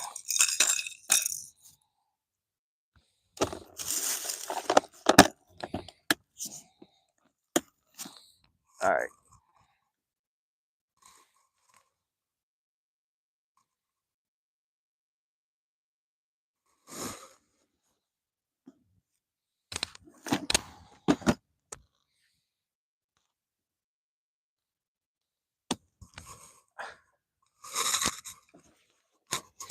I don't understand why that.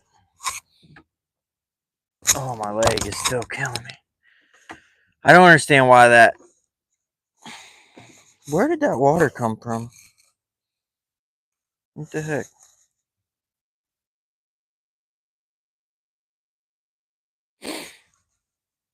Yeah, I don't understand why. We can turn that light off.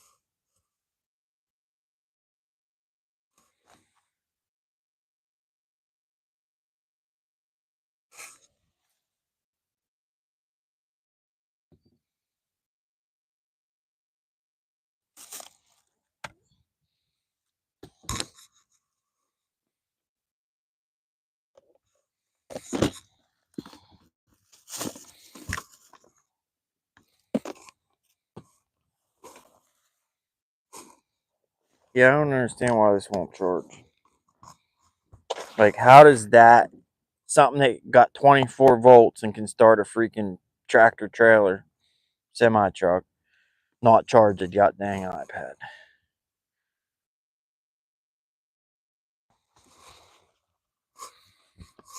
I got a smaller charger or a smaller jumper pack, but I don't think it's the jumper pack. I think it's the tablet.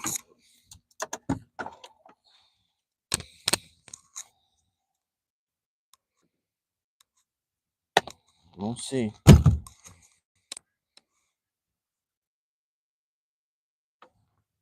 All right, so we're end of the boat ramps over there, back there. We're gonna round this cove. I'm gonna make a bend, make a left, round that corner, and then drag back in front of the dam. The dam's behind that net, that building back there. But drag past that dam, past them lights, do a circle down there, and then head back to the boat ramp. It'll probably take like, I don't know, maybe an hour, maybe longer.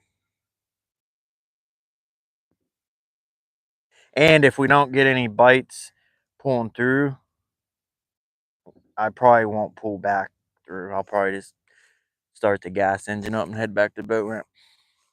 But if we catch fish and get bites pulling through, then we'll pull back through too. Watch you on TVs and phones.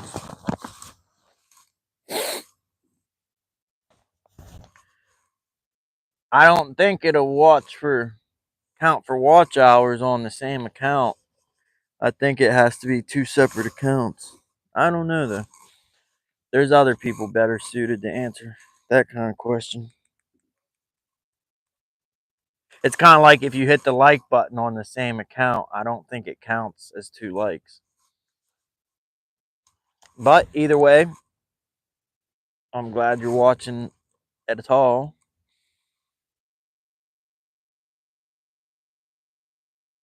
Yeah, it's getting cold.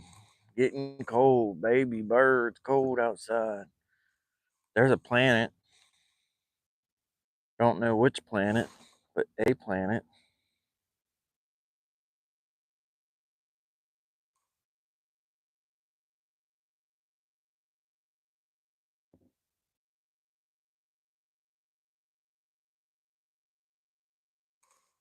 Baby, when it's cold outside.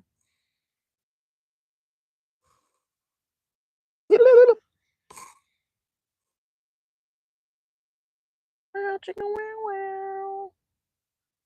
Bow chicka bow chicka.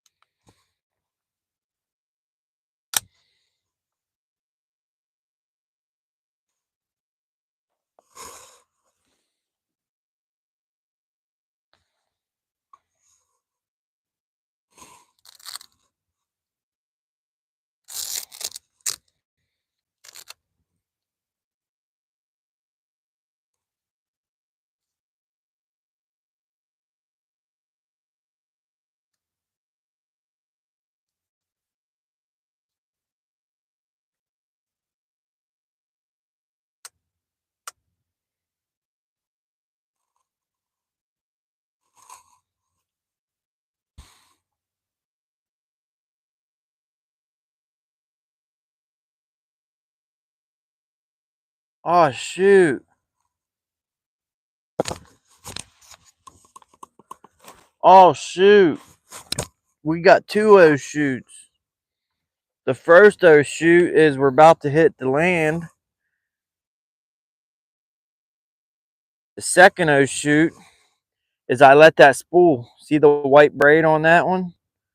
No white braid on that one. I let it spool. My planer board is 2 miles back behind us.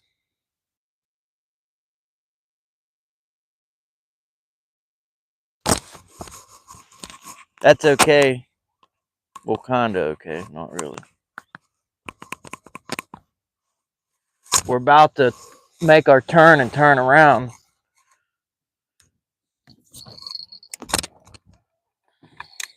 But I don't even see my planer board. Like, it is nowhere in sight. That's how far away it is. And I even come all the way down to my knot where my braid joins the old braid.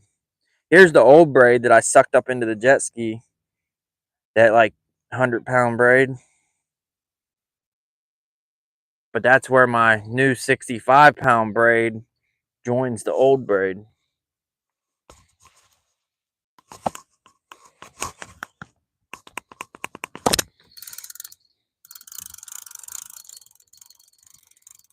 Take this bell off.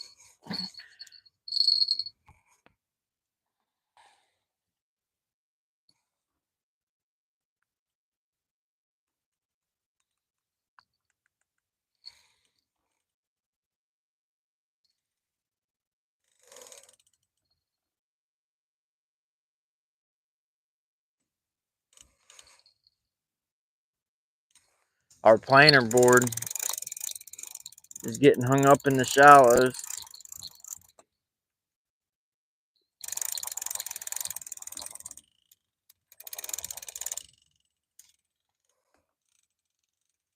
Dang it.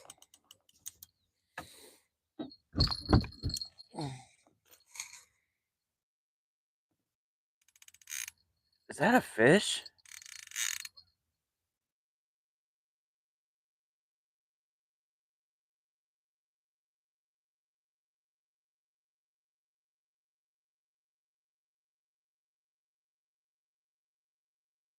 It sure feels like it.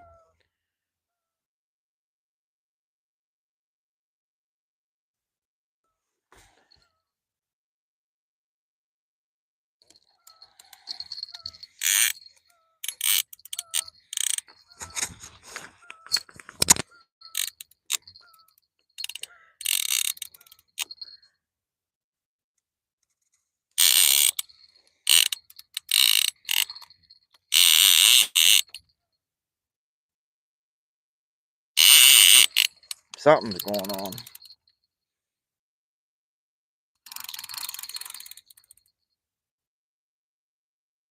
Why is it so heavy?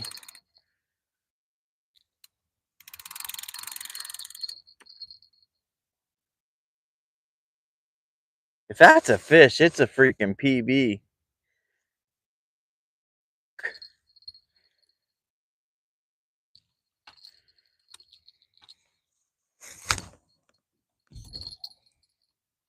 I don't think it is because I don't think it's a fish because it's so dang heavy.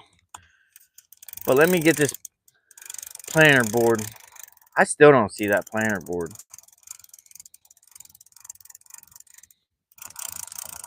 There it is. Holy cow.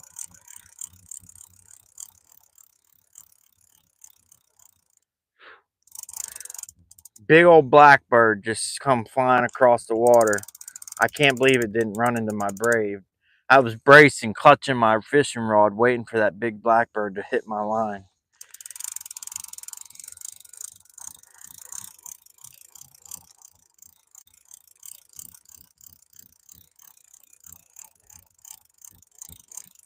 It's out there about a country mile.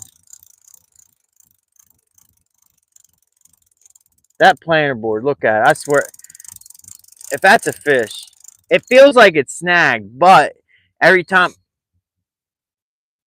every time I reel it, it keeps coming to me like it's not snagged. But I pull on it and it's heavy like it's snagged, but it comes to you. But it's heavy. Something's going on. Anyways, let's get this one about situated.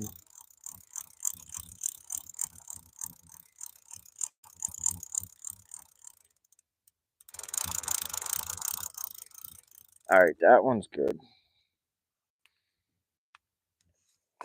And let's see what is up.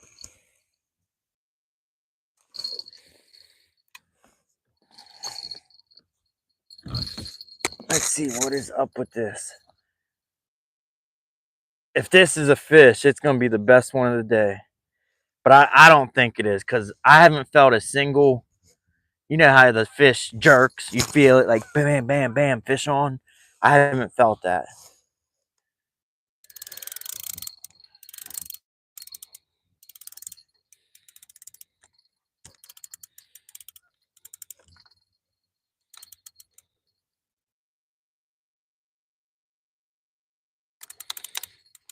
Unless it's a lazy flathead, you know.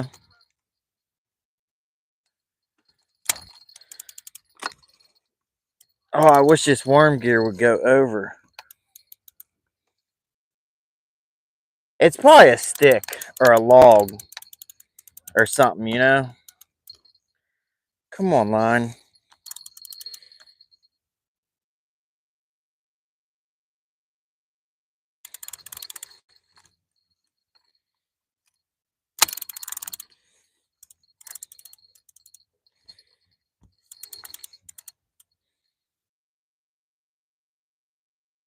Yeah, it's probably a stick or something, you know.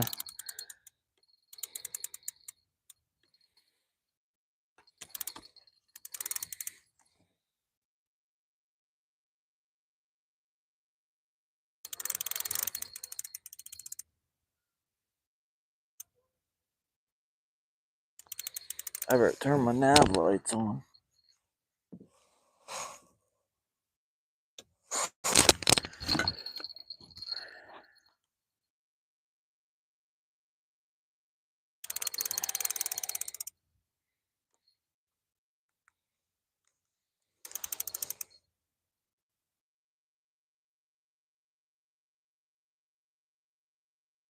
Yeah, it's got to be a stick because I haven't felt a single head shake or pull.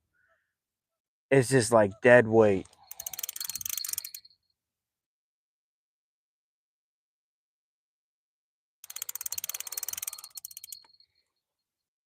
Yeah, it's a log or something. Gotta be. I ain't felt a single fish-like movement, but it's heavy.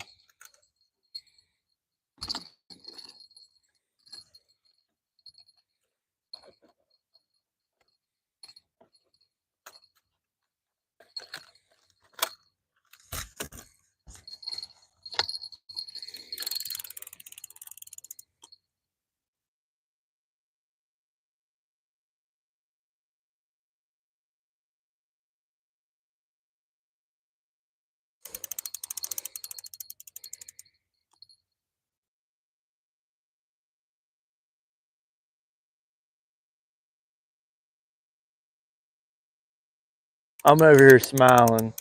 I know it's not a fish, but if it is, it's a freaking tank. I think it's a log.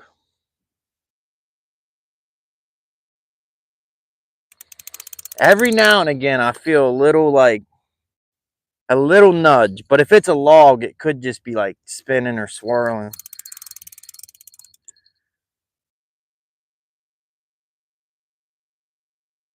What the? Nope, there's my hook. There's my bait. What the heck is that? What the heck is that? It's not a fish. It's something though.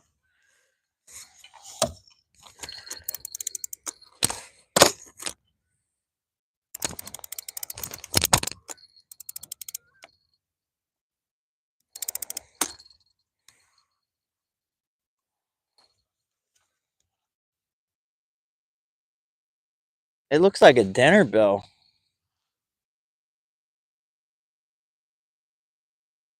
The heck is that? What? No. Is that a tree? The heck is that? Wait till y'all see this. Looks like a goddamn landmine. I don't want it to break me off because I got my demon dragon. Oh, shit.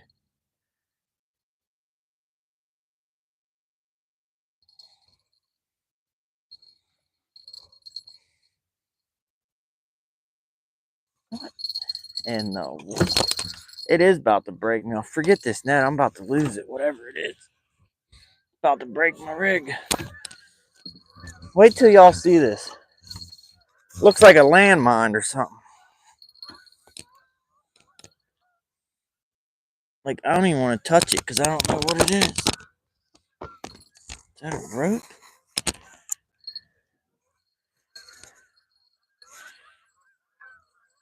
Jesus, it's a Christmas tree. It's a freaking Christmas tree.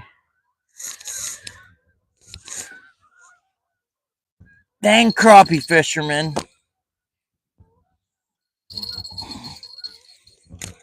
A Christmas tree, and they tied it with rope.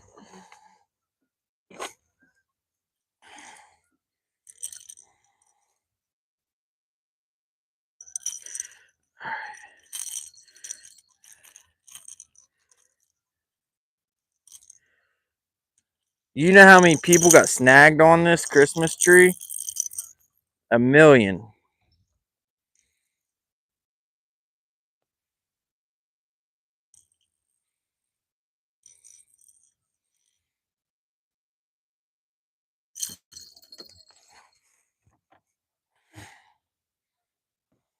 The goddamn Christmas tree.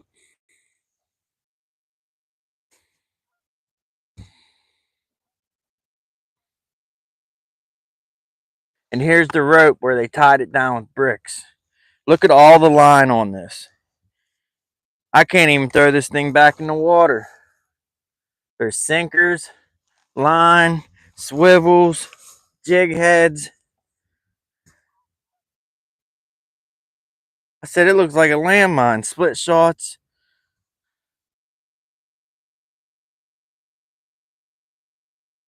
Look at, you know, you got some strong line when you can reel something like this in.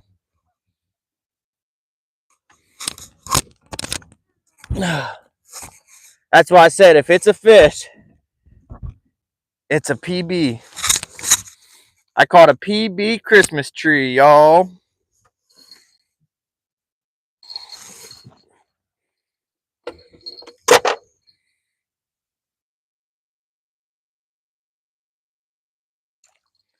I know that as a crappie fisherman for sure.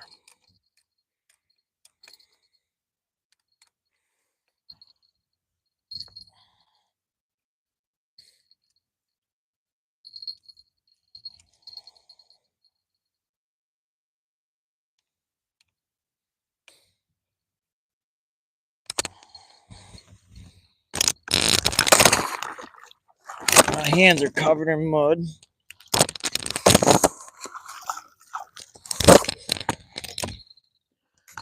All right, where's my planer board?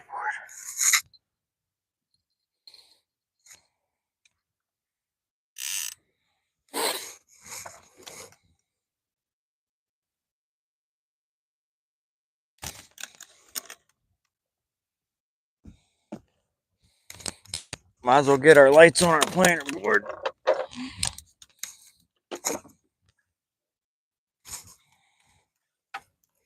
Y'all ever see a Christmas tree caught? Christmas tree. I've never caught a Christmas tree. You ever catch a Christmas tree? Anyone else?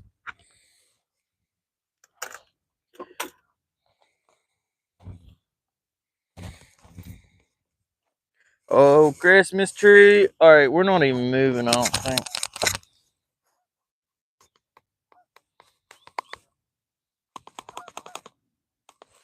Oh, Christmas tree. Oh, Christmas tree. That's all the words I know. Oh, Christmas tree. Oh, Christmas tree. What words come next after Oh, Christmas tree? Oh, Christmas tree. Oh, Christmas tree. That Christmas tree got so many people broke off over the years. You wouldn't believe how much line is on it. I was smiling reeling that in because I didn't feel a single head shake or movement of a fish, but occasionally I'd feel like a little nudge or a little something, and I'm like, maybe it's a huge flathead that's just not decided to fight yet.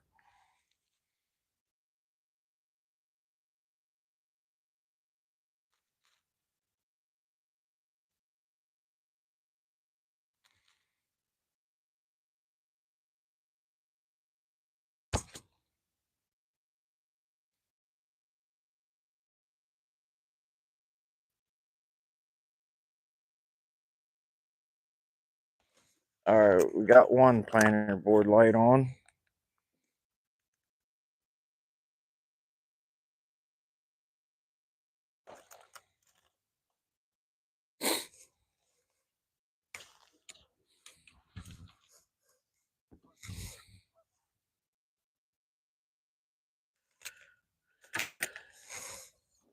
Put the planer board on. Oh, Christmas tree, oh, Christmas tree. That's all the words I know. If you know the rest, type it in chat and I will sing it. Cha-cha-cha-cha channel. We caught one cha-cha-cha-cha channel today. Cha-cha-cha-cha-chia. Hey, John Euler, have you ever had a chia pet? If so, what kind?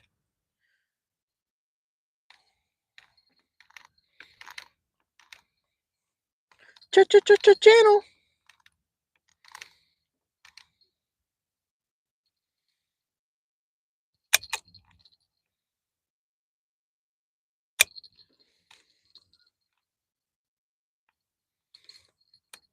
Yeah, this reel had it. It just don't want to. That worm gear is done for.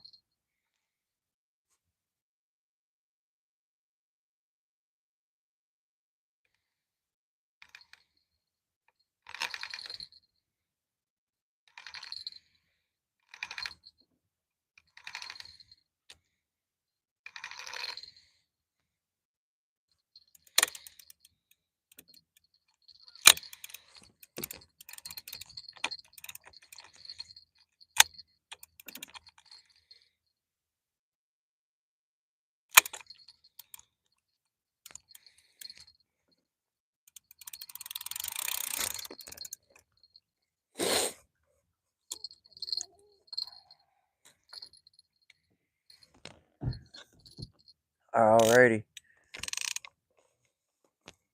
I better check the bait on that other planer board because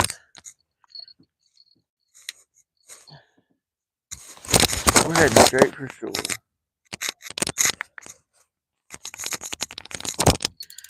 Because it was out there country mile.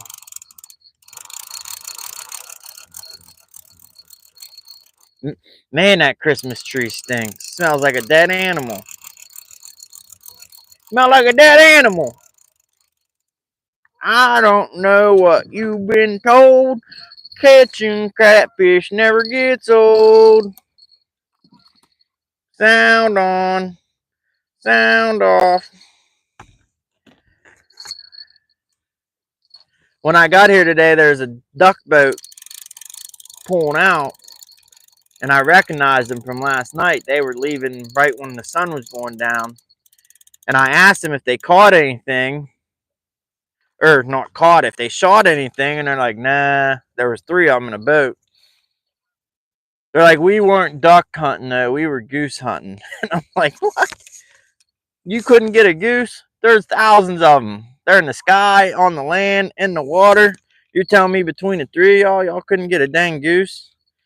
And they're like, well, I didn't say that. I was thinking that. But they said, oh, if we were duck hunting though, we would have got 12 of them. And I'm thinking to myself, wouldn't it be harder to get a duck since there's only a few ducks and there's like 1,000 geese? You would think getting geese would be a sure thing because there's so many of them. I mean, as these people were telling me that they didn't shoot any ducks or any geese, there's geese walking behind them as they're saying, oh, we didn't get any. We didn't get any.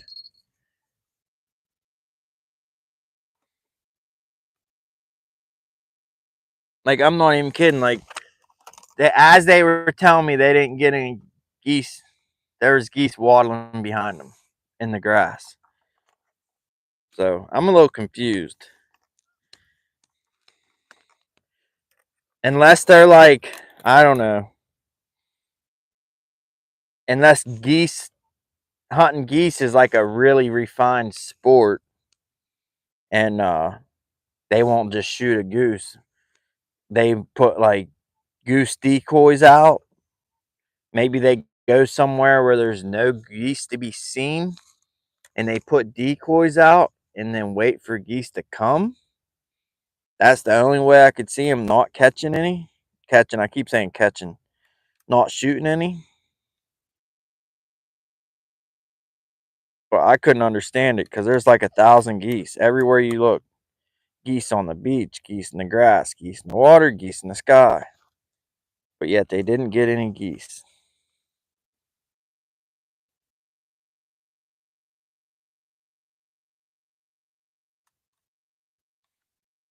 Be like going to a pay lake and saying, oh, I didn't catch any catfish.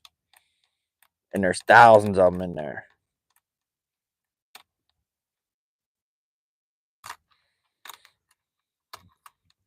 I remember when I was a kid, I wanted to go to a pay lake. There's this one in, I think, in Marietta, Ohio, or somewhere near Marietta, called like Catfish Paradise or something. Because I seen pictures, big old catfish, bigger than anything I've ever seen in my life. I'm like, oh, I want to go. But that's when I was like basically a kid. I'm glad I never went. I might be one of them fools that are pay laking it and talking crap on real fishermen, saying that real fishermen are killing the sport and killing the species, and they say that what they're doing isn't hurting anything. That's like the craziest thing I ever heard. But I could be one of them people. So I'm glad I never made it to a pay lake.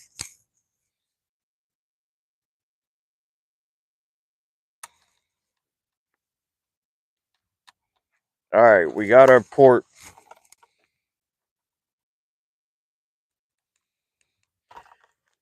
We got our port planter board light in.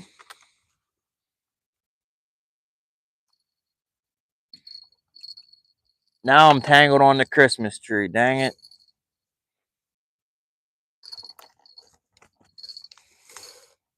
I should just throw it back in the water and let it be someone else's problem, but there's so much line on it. I can't throw all that line back in the water.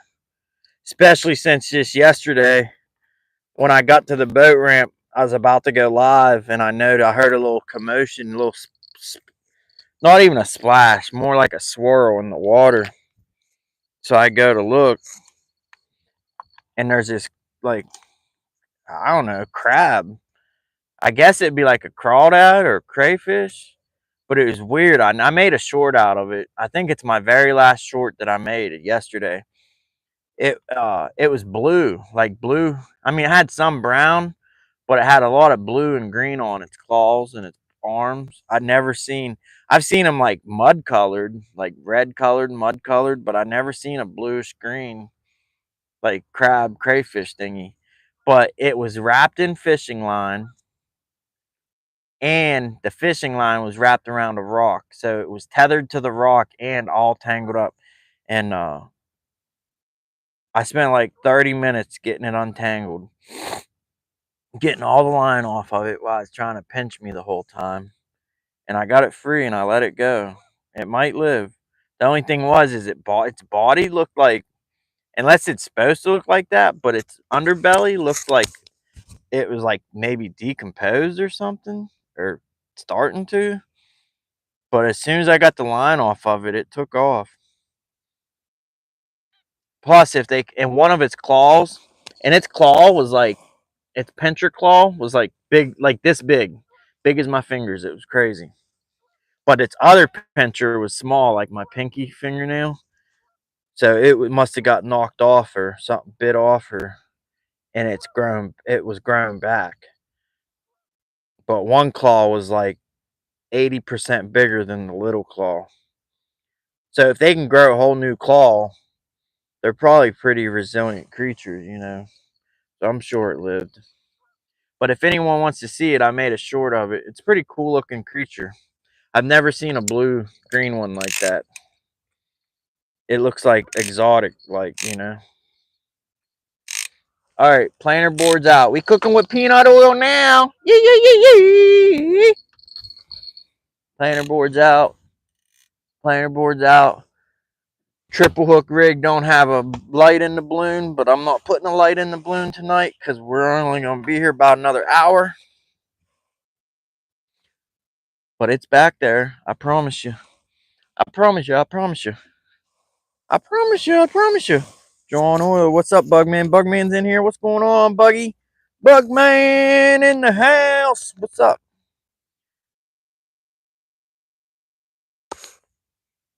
I seen you fishing, Bugman. Was it on stand day today you was fishing, or was it a competition tournament yesterday? I get my days mixed up. You was either fishing last night or yesterday or today. I think it was yesterday. Hey, John Oyler, you in here still? I can't believe how late y'all were cutting it up last night on Possum's channel.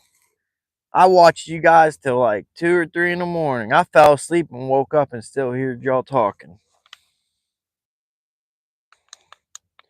If you guys are up that late all the time, I need to start hanging out with you. Cause yeah, if you guys are up that late all the time on a Saturday night, I definitely need to hang out on y'all's channel. Because I'm usually up by myself at that time and the whole world seems to be asleep.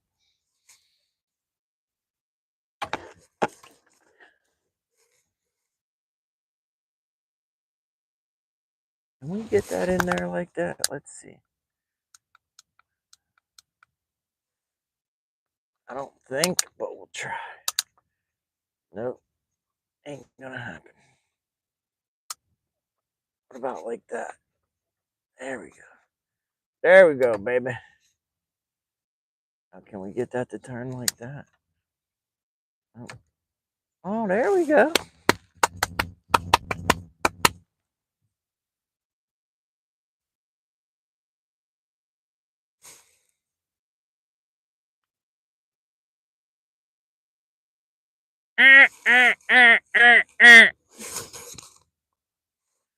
Duck, duck, juice.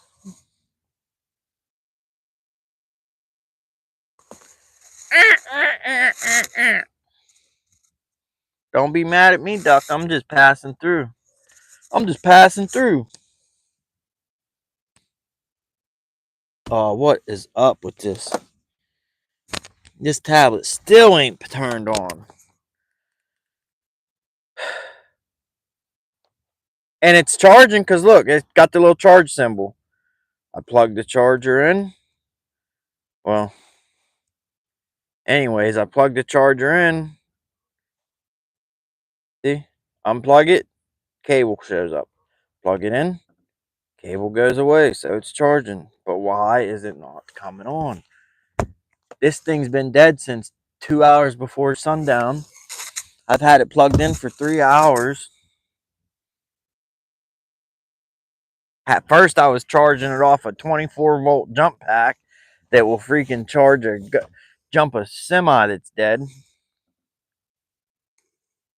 Then I plugged it into another jumper pack, thinking maybe it was the outlet or something. Oh,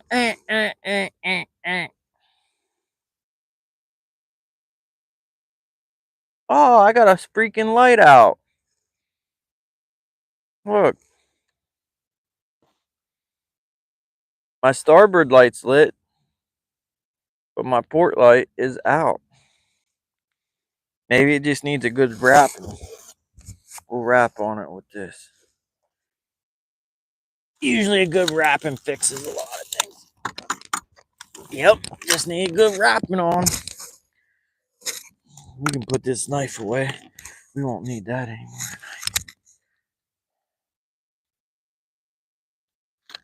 Is that right?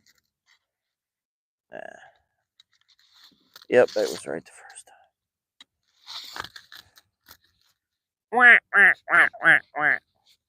Don't be mad at me, duck. I'm just passing by. I can't believe that light cut out. It used to be the green one would do that. Every time I flipped them on, I had to bang on it. And now the red one.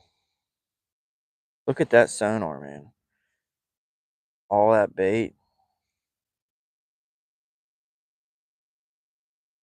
40. Wow, the water's 49. Got cold quick. It was 50. Like a week ago, it was 58.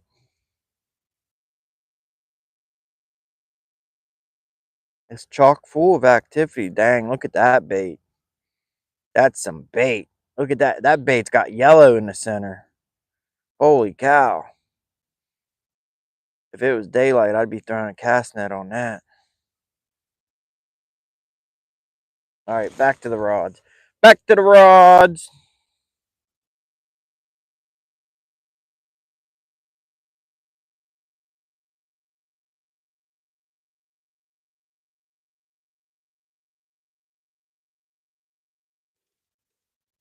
Oh, don't you snag me. Oh, we're close to the shore. That's the problem.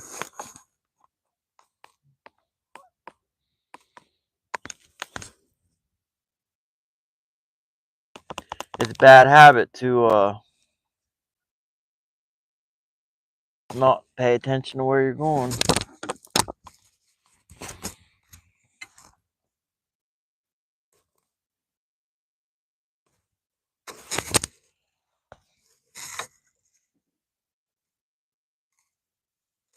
Oh shoot, that's not even the planer board. That's the triple hook rig.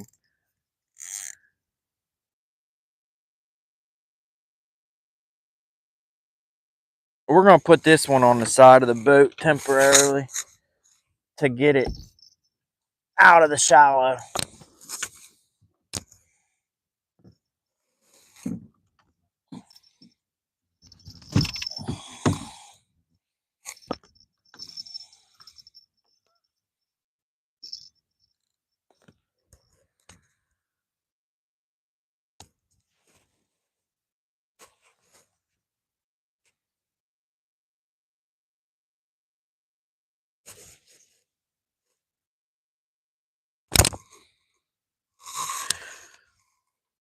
Way down yonder on the Chattahoochee.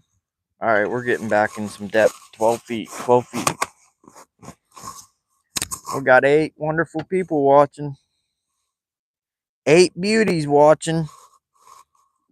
You're a mess, and that is rusty crawfish, and he belly was normal. One of the largest rust. Is that what they're called, rusty crawfish, or are you just saying it was a rusty,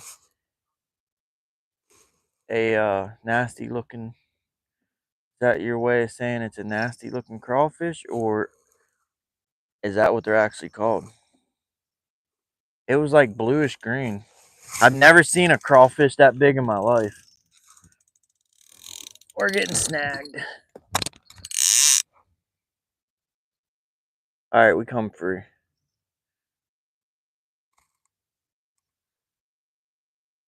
I'm gonna shorten the leash on this planer until we get away from these rocks.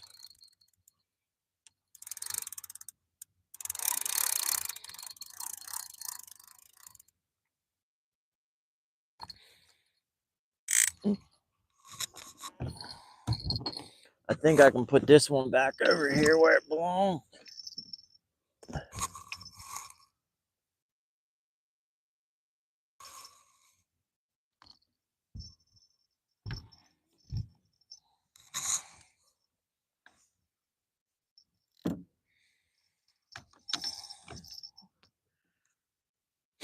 You're a rusty crawfish. Your mama's a rusty crawfish.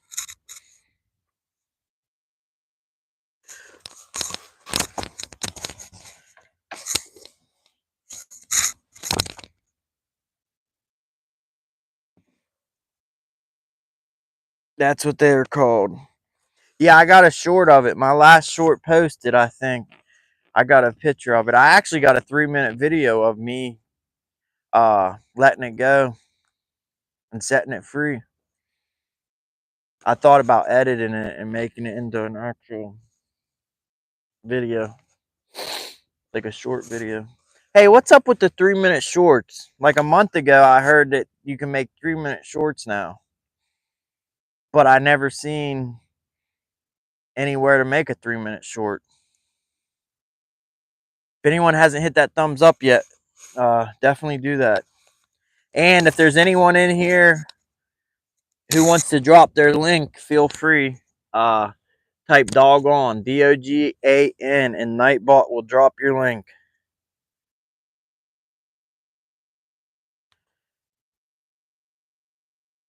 I don't get this tablet. Look, it says to plug it in. I plug it in, and it's not an old tablet. I'm still paying on this thing to freaking Verizon. I plug it in.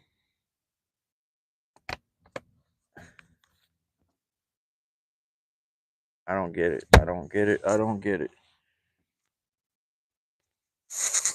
And the cable's not shorted out because when I plug it in, it acknowledges that it's plugged in. And now I can't even get the dang thing to turn on.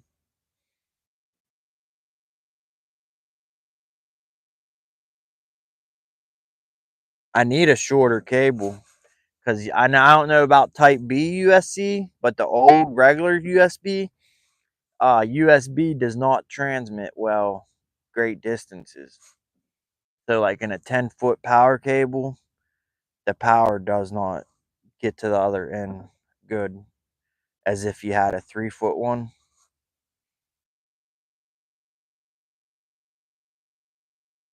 But still, the thing's been plugged in for 3 hours.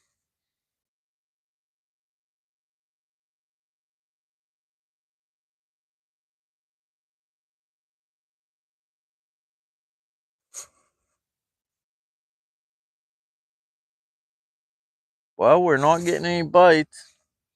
And I said I'm not going to pull both directions if we don't get bit.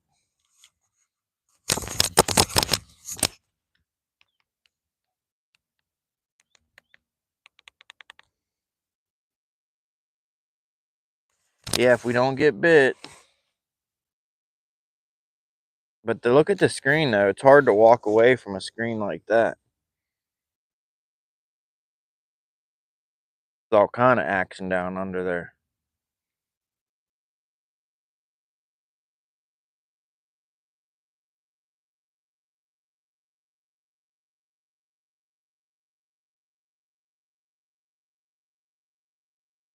All kinds of action, boy. Action Jackson. I'm sorry, Miss Jackson. All carp. You think 922? I hope they're carp because I will carp fish this lake. I've never carp fished it. I bought a lot of carp gear last summer because my kid lose interest in fishing big time. So I'm like always trying different stuff, jug fishing, noodling, carp fishing. I bought the carp, all the different colored quarter corn, the green corn, blue corn, yellow, pink corn, white corn, yellow corn.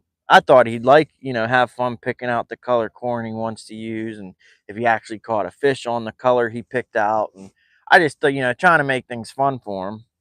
And anyways, I bought a whole bunch of carp gear. Actually, I don't have white corn. The quarter corn, the white, that's one color I don't have, but I got all the other colors. But anyways, I bought a bunch of carp gear, method feeders, the spring kind, the kind that's like a spring, and then the plastic ones that are like a cage. Both kinds of method feeders, hair rigs, carp hooks, quarter corn, everything you could ever need for catching carp. And all I caught was catfish after catfish after catfish. I did hook up once. I think it was a buffalo because I got it to the surface and seen it. Buffalo! Anyways, I think it was a buffalo. And it got loose before I could net it. I actually botched the net attempt and I blame myself. But anyways, never caught a carp in my life on purpose. I caught dozens and dozens of them on accident walleye fishing, but I've never caught one intentionally. And last summer, was it last summer? Yeah, this summer too. But I caught catfish after catfish on that fake plastic corn. Couldn't believe it. Orange was their favorite color. Channel Cats was tearing it up. The orange fake corn. But no carp. And I even tried different pack baits. The strawberry, the cream corn, and panko breadcrumbs with the strawberry jello. I did the Wheaties and flour. Did bread. And this one day on the Ohio River, I even got video of it. There's like a dozen carps. They're like staged up. They're facing into the current, like sitting behind this down timber, and they're just sitting there swimming like back and forth, back. They're not swimming, just their tails are just keeping them, holding them in position, but they weren't budging. And I casted on their head with bread and corn, like hit them in the head and they did not care. They acted like I wasn't even there, and they didn't even spook, which is weird because when you're troller motoring and dragging and the water's clear and you come up on a carp in the shallows near shore, they freaking dart, spook them, and they're gone, and all you see is a dust cloud in the water. But I guess since they knew I was there, they weren't spooking, but they just sitting there letting me drop bread and corn on their head, would not bite it. And these fish were like 2 to 3 feet below the water surface. But every time I carp fished, I was on bottom. You know, that method feeder with that pack bait sinks on bottom. And these carp were up top. But when I fished on bottom, all I caught was catfish. So I'm like, should I be not using method feeders and just use like bread and corn and fish with a bobber or what? But anyways, if them are all carp on a sonar, that would be amazing because that means I might actually have a chance at catching some carp. Look, there's more bait. Look at that freaking bait ball. That could be a fish. The very last one. I don't know. We're only going 0.5, so it's hard to tell because my ping rate.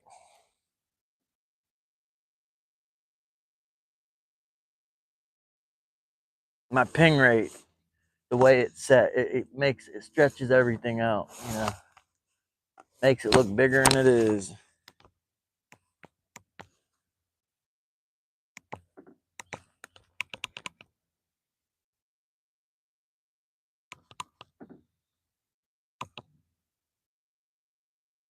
I've yet to drag 0.2.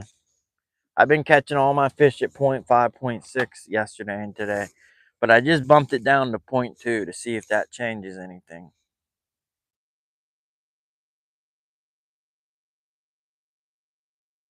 I started talking about that that one job I got to do tomorrow on that old 80s truck. I started talking about Dodge Raiders and how I never heard of a Dodge Raider truck from the 80s. Or it's not even a truck, it's like a SUV, like a Geo Tracker. But anyways, I started talking about those 80s Dodge Raiders and Mazda B2600 trucks. But the point of that was I was saying I planned on fishing tomorrow. But that one job got on the schedule. But after catching the amazing fish I caught yesterday and today, I don't think I'm gonna feel the urge to fish that desperately as I thought. I thought I was gonna put 2 days of fishing in and not have much to show for and feel like fishing desperately still come Monday.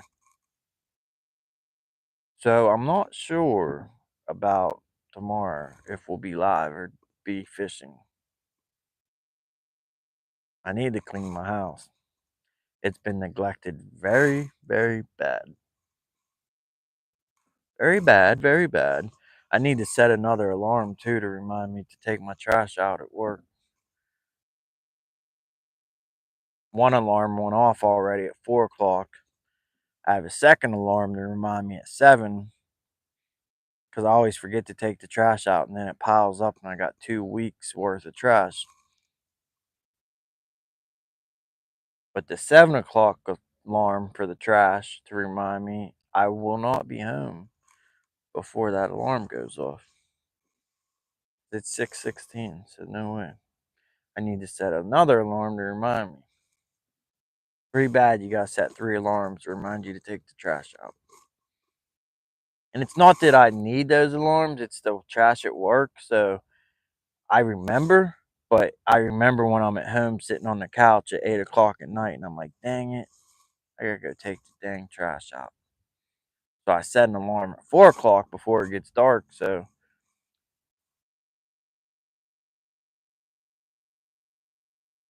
it gets done.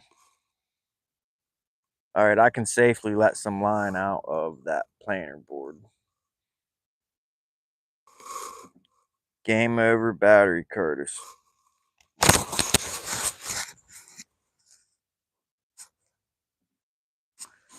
Game over on what? I thought you meant my microphone. Say, not again. Bobby, I see you taking lessons. Here, fishy kitty kitty. Peggy, she's popped in last night right when we was about to end it. Good to see you, Peggy. That a cat? Hi, Peggy. Good to see you. Hey, Wicked. Hello, New Jersey. Oh, hey, NJ Guard's back. What's up? Catching anything yet? Not since it got dark. We haven't got anything. But we caught some amazing fish today. We had a 16 pounder. 16 point. Yeah, 16 pounder. We had a 10 pounder, a 15 pounder, a bunch of like 3 and 4 and 5 pound channels and blues. I didn't keep track, but we probably got like 10 fish total. But the 10 don't matter. What matters is the 10 pounder and the 15 and the 16. That was amazing. But yesterday, I got a 23.5 pounder, which was my PB. We got a prowler. I hear the bells a jingling. There's a prowler in the neighborhood.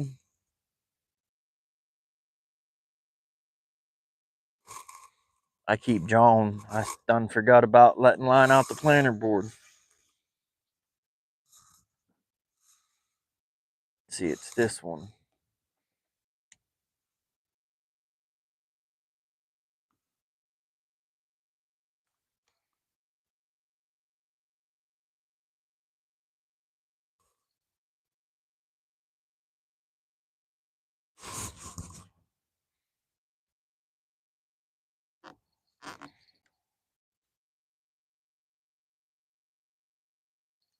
This dang worm gear on this rod is driving me nuts.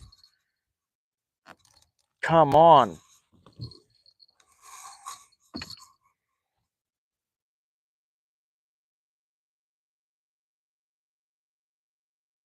I was about to say I'm going to take this thing apart when I get home. But that ain't going to happen. I'll just be talking crap.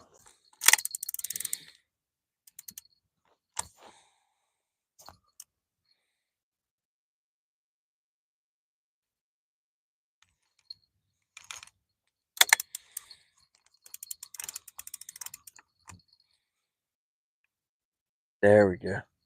Oh, don't go back that way. You're going the wrong way. Wrong way. Come on. Come on. There we go. See, I got to have the worm gear in the middle, the guide, because if we get a bite and it's a big one and it's all the way cockeyed and the line is like this, it will bind up and it won't come out. And it'll probably rip the rod out of the holder or rip the rod holder off the boat. But see, now it comes out nice and easy. But when it's stuck over here, don't come out. It don't come out at all. If anyone has not seen it yet, we caught a Christmas tree. About a 5-footer. We got a 5-footer. Shoot, as much as Christmas trees cost now, I might want to take that thing home. Drill some holes in it. Go to Dollar Tree and get some fake plastic pine. Some fake flowers. Or some fake evergreen. Drill some holes in it. And we got us a free 5-foot, half fake and half real Christmas tree. It's the world's first hybrid tree. Yeah, I got me a hybrid Christmas tree this year. The trunk's real as it gets, real wood, 100% genuine Christmas tree. But the branches and the leaves, now them are fake. It's a hybrid. It's a hybrid. The genuine hybrid Christmas tree.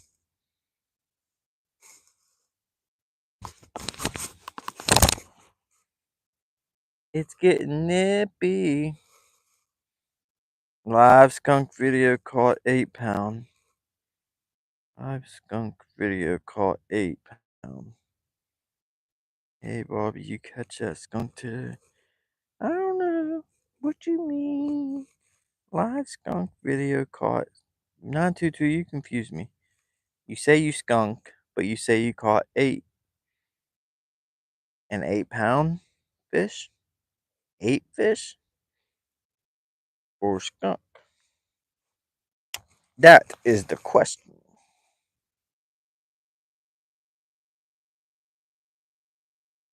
Possum come in here? Possum Outdoors. How you doing? P&B Paul.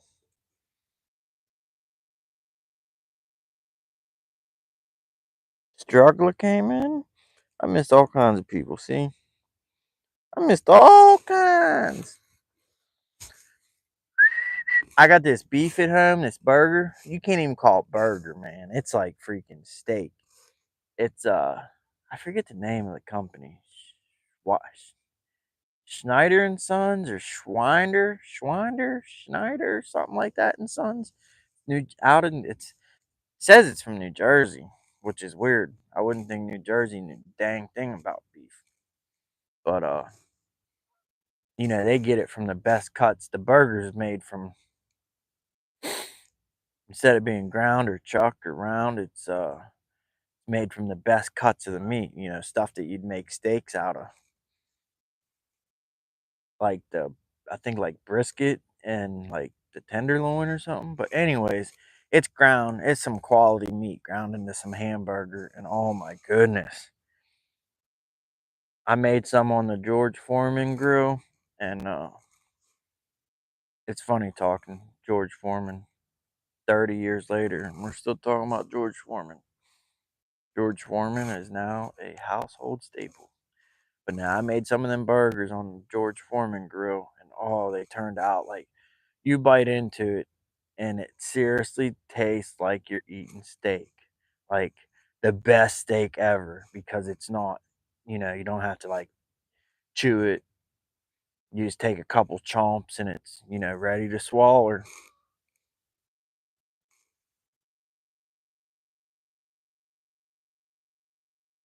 As soon as the wind died, I've always said my favorite time to fish, I'd rather fish.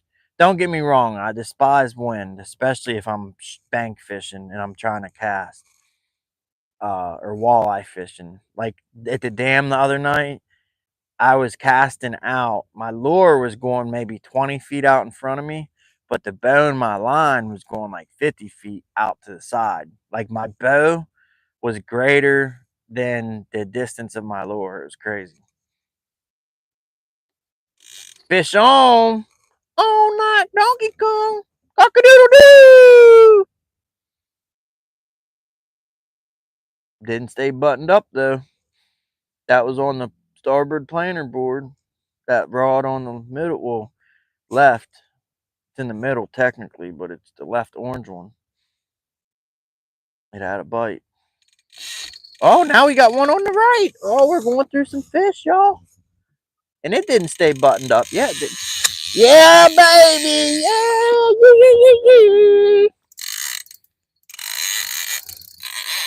Woo, doggy. And I just cracked the bimini top. I forget that center console T-top's up there. And every time I go wheeling back like this with the rod, I freaking hit it. I've lost so many fish from coming back and hitting that and getting slack in the line. It's a good one. It's a good one. Let's get this net over here. Oh!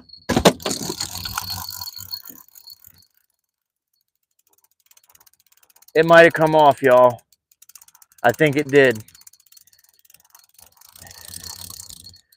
Please, no. Please, baby Jesus. Please, baby Jesus. Nope, we still got it. We still got it. Oh, shoot. Shoot. That drag's too tight.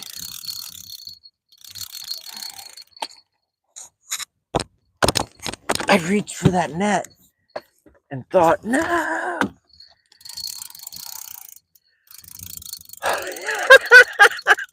Man, you can't ask for a better fishing trip, let me tell you. Oh, shoot.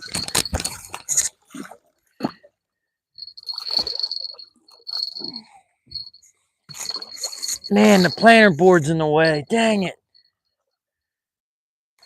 Got him. Got him. Got him in the sack. In the sack, Jack, as Whisker Pig would say.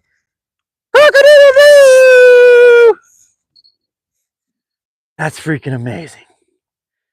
Amazing. It makes me wonder if slowing down to 0.2 is why we got that fish, or if we was going to get that fish going fast or slow.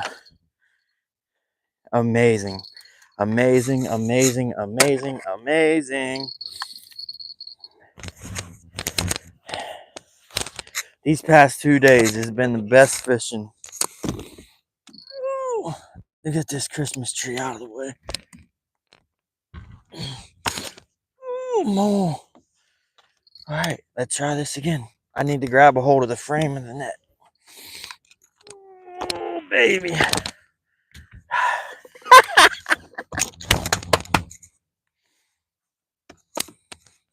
We need some lights so y'all can see this fish. I guess I can just take my hat off. That's what I'll do. Well, let me get it unhooked first. Let's get this planter off. I thought I lost that fish when I went to freaking get the net. Right when I grabbed the net is when it decided to start running at me. Let's get it in the boat so we don't lose it. Oh. Am I stuck on the Christmas tree? Sure am. Dang it. It's a gut dang tree. All right. Oh, now we're stuck on that tree. All right, we're free. Oh.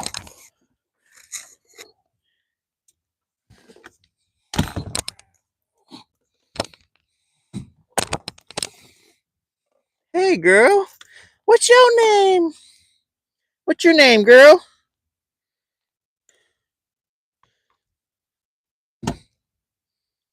Oh, it was hooked good. It wasn't coming free. Not without help.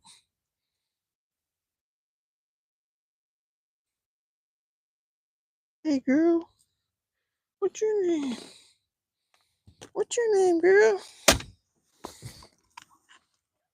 Can y'all see that puppy?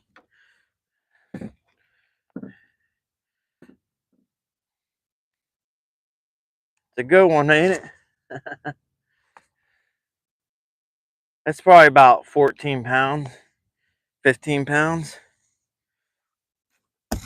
Don't do that.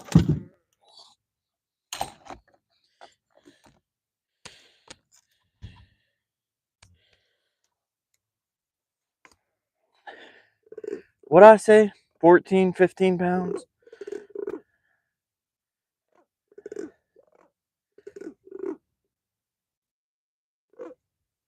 Come on, look.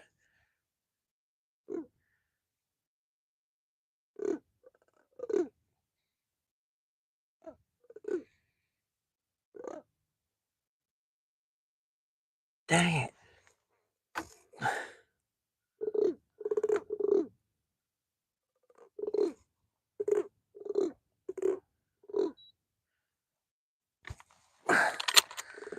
$14.9 minus the grips.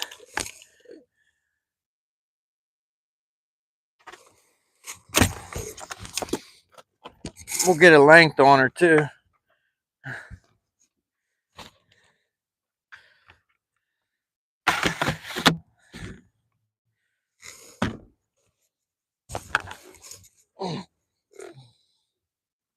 That fish is cold. Come on, fish. Stop it. Stop it. I'm going to let you go as soon as you let me see how long you are. 32 inches. All right.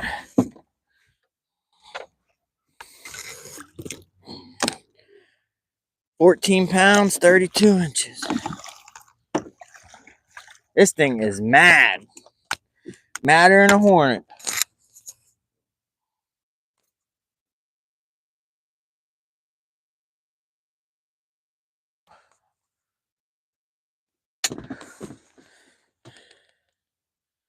Madder than a hornet.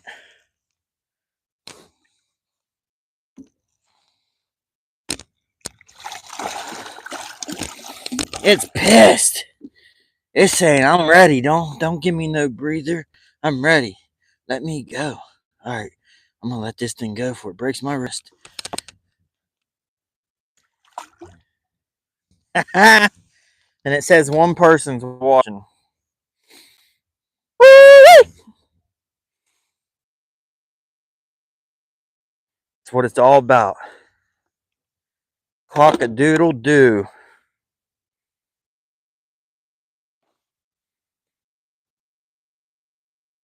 Subscribed and like. Nice fish. NJ Gar says thanks. Hey, if you subscribe, definitely hit the notification bell because I don't have a set schedule. I work too much. Never know when I'm gonna get to fish and go live. So there's no schedule. I do try to go live every other Friday, but that's not much of a schedule. So the best thing is to just hit that notification button so you can see. And I usually fish off the jet ski primarily. I do live streams from the jet ski, but it's getting too cold for jet skiing, so we're on the boat. We're on the boat. Let's catch another. That was a nice fish. I know these are lifetime fish for me, honestly.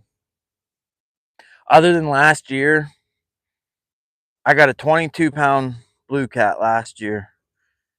And other than that, I never caught a blue cat over 10 pounds my whole life. But then that 22-pound from last summer, and then last night I got my 23.5. So I broke my PB by 1.5 pounds. I was thinking when I was home last night, a year later, like, is that the same fish? I would think a blue cat would grow more than 1.5 pounds. At least a blue cat that size. I would think it would grow more. I would think a blue cat would grow more than 1.5 pounds in a year. Like a 20-pound blue cat. Last year it was 22 I caught. This year 23.5.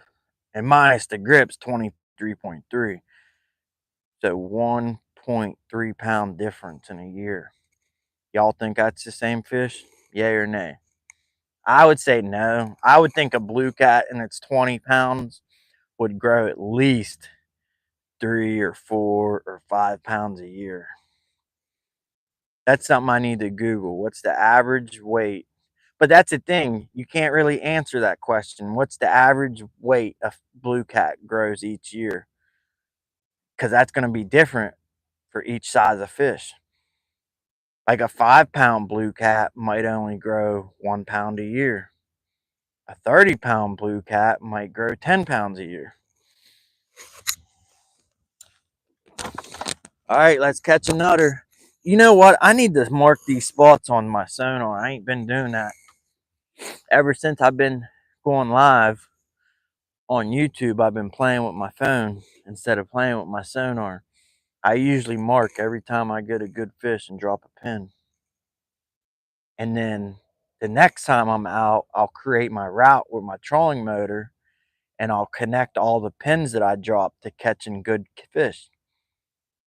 And that will be my route I go. But I ain't been doing that since I've been going live. Oh, I forgot I was going to put a zip tie in this. Yeah, I broke my bump board like a month ago. I got like a 20-pound blue cat and I was all excited and I stepped on it and I cracked it. I was going to try to zip tie it, but it's collapsible. And right where I would need to put the zip tie, it slides, see? So if I put a zip tie in it, then it's not going to slide no more. I could super glue it. I got this UV activated super glue.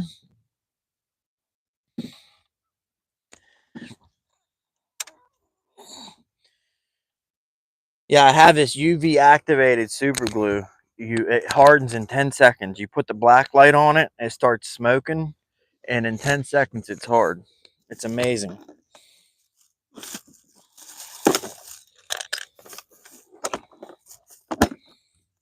Amazing Grace. All right, let's get that line back out there. Let's catch another. Let's catch another. Let's catch another.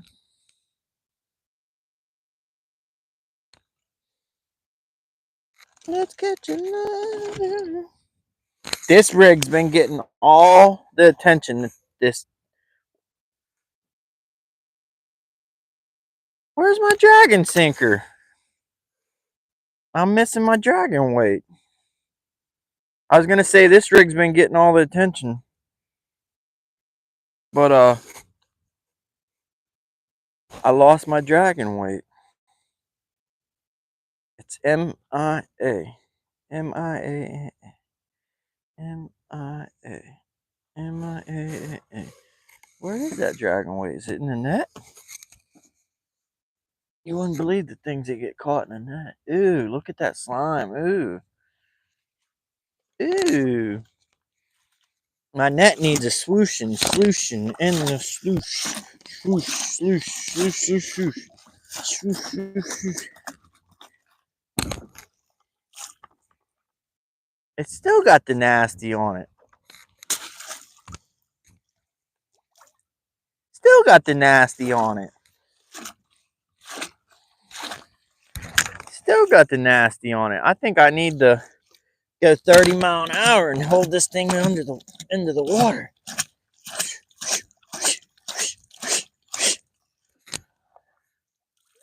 It's a little better, but I still see the nasty on it. All right, where's my dragon weight?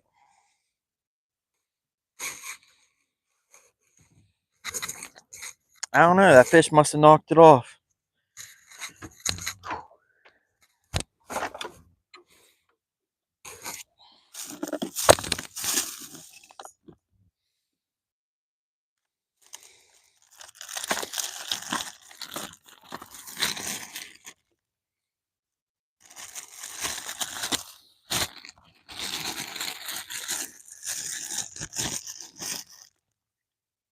Is that another bite I hear?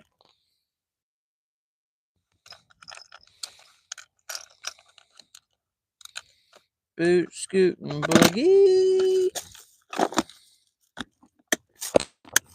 Way down yonder on the Chattahoochee.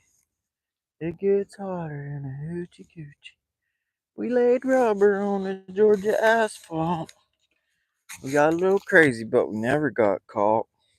Down, down, down, down, down, down, down, down, down, down. Never had a plan, just living for the minute. Pyramid of cans in the pale moonlight. Never had a plan, just living for the minute.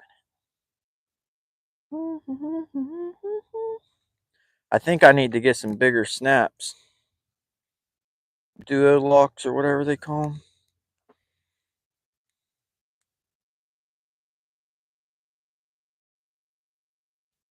Look how big my swivel is. Look at my swivel, my three-way, and then look at my little snap. I couldn't even get that thing to open.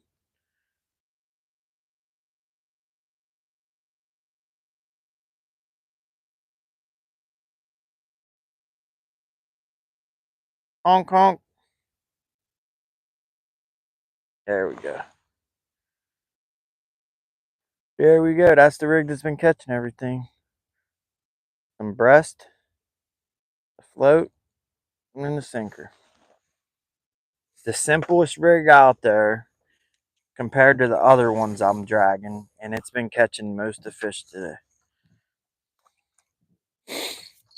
Somebody's got a campfire going. They're making me cold by the smell of it.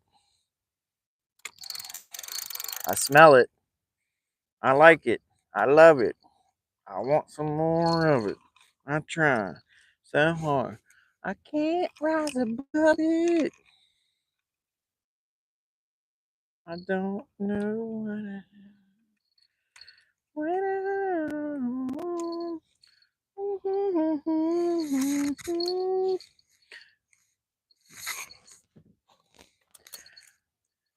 I wish somebody was with me on this boat and got to share in my catching these fish. Because for around here, these fish, some of these fish that have been caught these past 2 days are once in a lifetime fish for people around here. Because let me tell you, majority of people around here could catch a 10-pound catfish and think it was the biggest fish ever. And they would tell everyone that it is the biggest fish they ever saw. So, like, yeah, it's amazing. It's amazing. Amazing. Mm-hmm, mm-hmm. We're going 0.2. At that rate, it's going to take 45 minutes for that planter board to get out where it's supposed to be. Let's see if the tablet's back on. That's very concerning. Being that I'm still paying for that dang thing, the Verizon.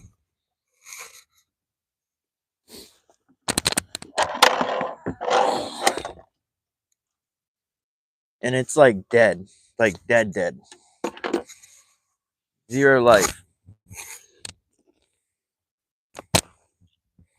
I'm going to try this other charging cable. But I had it plugged in earlier for like an hour and a half. And it didn't do it. Didn't get it to turn back on, so.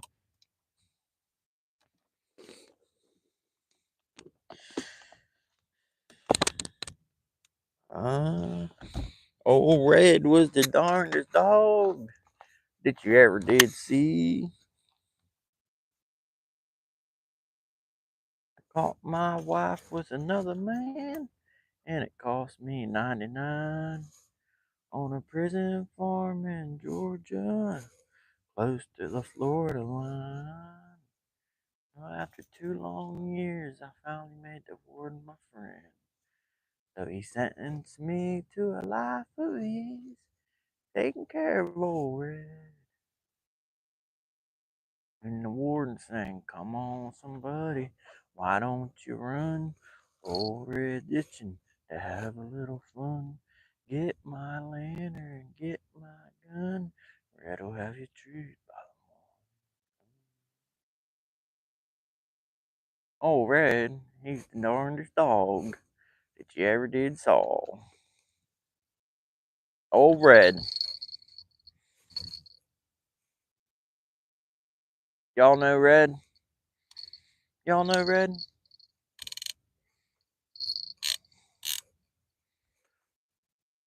Because he's the darndest dog that you ever did saw. I need some water. I need some water. Oh, I got water right here. Shoot.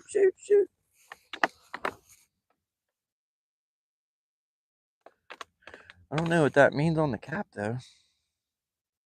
Usually when I write stuff on something, it means don't eat it or don't drink it. Like on my bait, I put bait in the freezer, like some old chicken breast or old fish, and I'll put XXX on it, which means do not eat.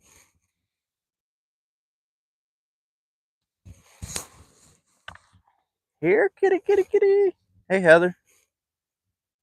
Glad you could stop by and visit.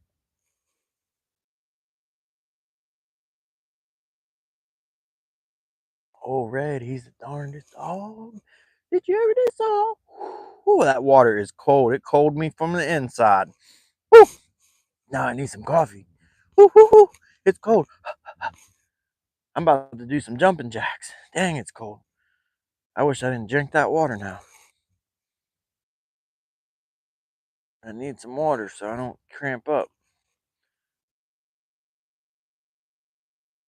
I'm gonna get hypothermia drinking this. Any warmth my body had, it is gone.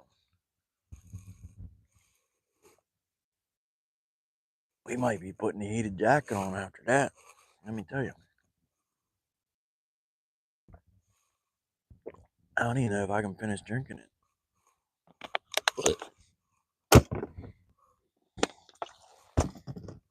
And why does that taste? Tastes like swimming pool water.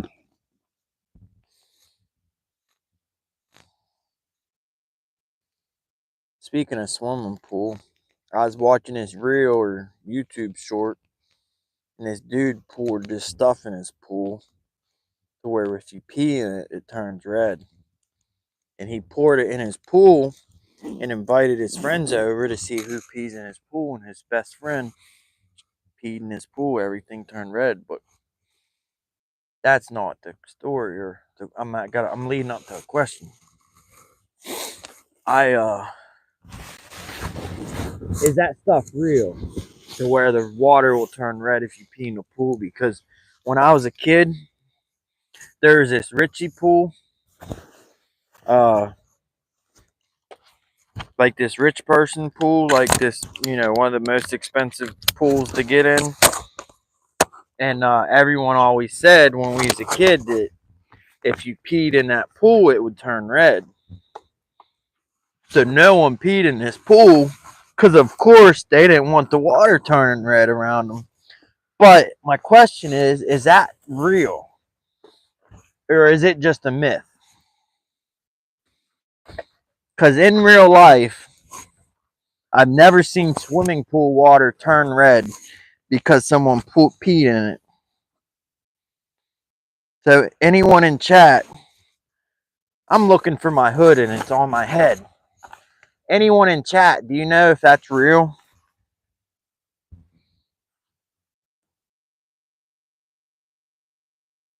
The chemical you can put in a swimming pool and it will turn red if you pee in it. Is that a real thing or is that just a myth?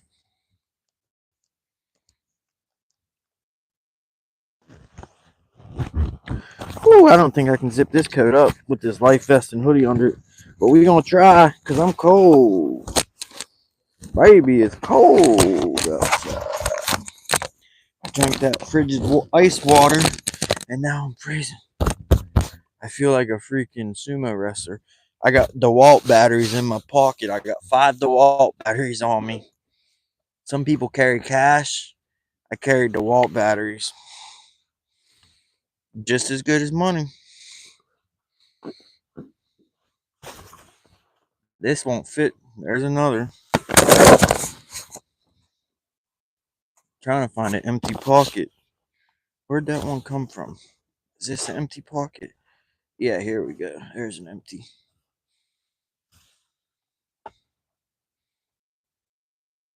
You know what I was wondering? This DeWalt coat, this battery slides into like the adapter. There's a USB port on that adapter. You can like charge your phone with it or whatnot. But I was wondering, do you think that this coat would heat? Like, if it had no batteries in it, could you plug that USB? Like, in other words, you think that USB port to charge your phone is you think it goes 2 ways? It can charge your phone or it can take power to heat the jacket up? I'm gonna have to try it sometime. Be nice to know if this jacket would work without batteries. You could just plug it in. That'd be pretty cool. Actually, that'd be really cool because then I'd wear it all the time and wouldn't have to worry about the batteries dying. We just plug it into our windmill.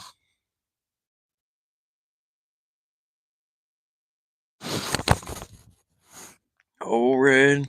We caught a Christmas tree, Heather. It's on the back deck. I don't know if you can see it. Right there. Christmas tree.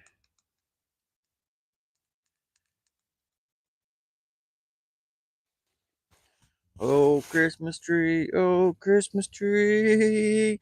Oh, I feel the warmth coming off this jacket. Thank you. Thank you. Thank you. Heather saying hi to P&B. Paul. P&B.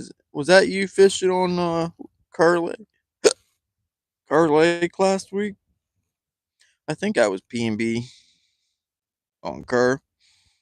Possum Outdoors, wear 'em out, Curtis. Everyone has a good one. Gotta run. All right, Possum, you probably already left, but I just now seen going back through chat.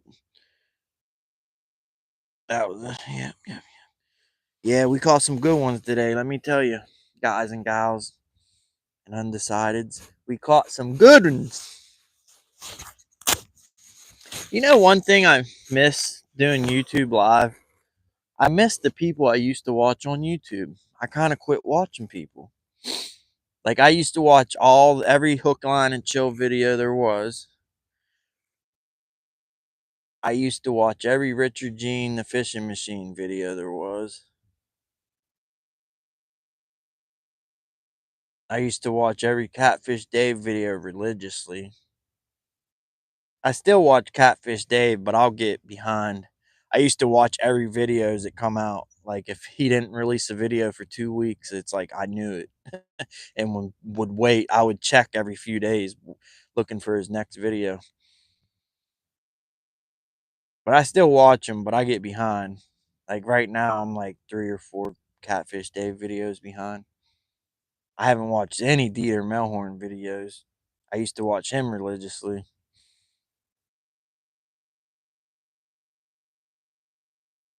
But yeah, we're gonna turn around and start pulling back in the direction. Let's see. I'm gonna head that way or that way.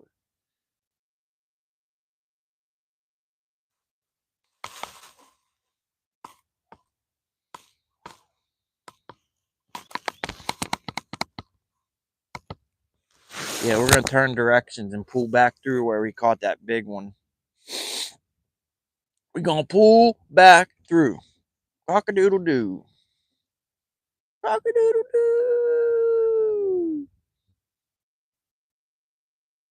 Cock-a-doodle doo. Cock-a-doodle doo. Doo doo doo doo doo doo doo.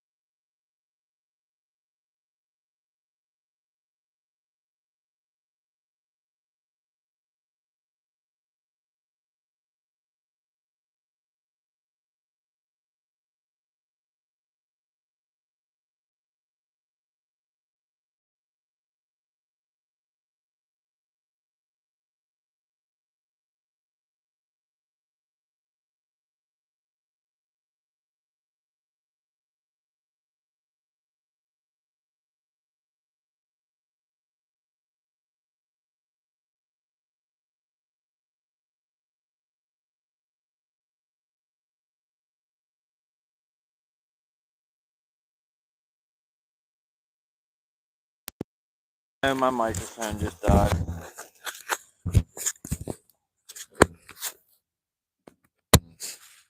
I was talking too about important stuff. I was talking about how the next great collapse is coming and how it should have already came.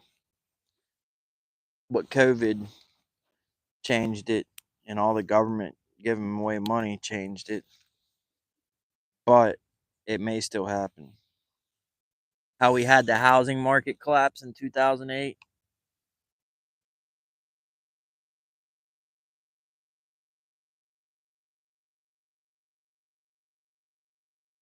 It's supposed to happen again with automobile loans. Y'all might already heard me say it. I don't know when the mic died. If you didn't hear me say it, I was just saying that the next great collapse was supposed to come from them giving automobile loans to anyone under the sun, people that don't even have a job and no credit, and payday loans, subprime loans. That was supposed to collapse. The payday loan places that loan money at like 200% interest, combination of automobile loans and payday loan places. That was supposed to be the next great bubble to pop, but COVID kind of threw a wrench in that and it didn't happen. But it still could happen, maybe. But, anyways, that's what I was talking about.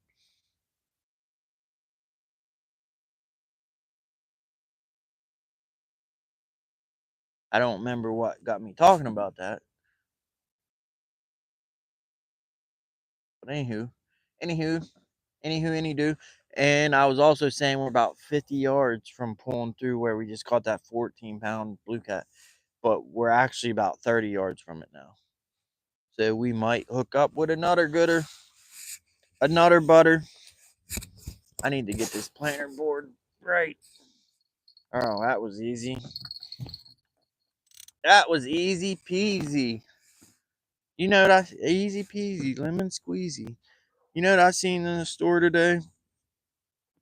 Blue or blue raspberry lemonade Swedish fish.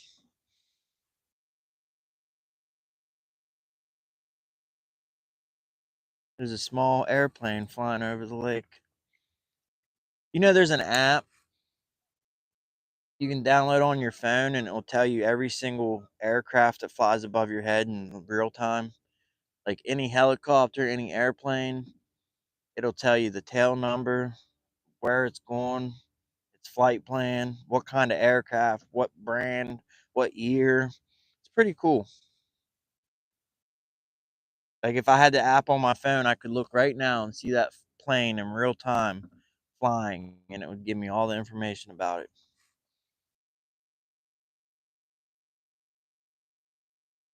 I was on my buddy's boat and his kid had that app. His kid's like 9 years old, 10 years old, and he had that app on his phone. And was while we were fishing, we were looking down at the water, and this kid spent the whole time looking up. But he was being good, so I guess that's all that matters.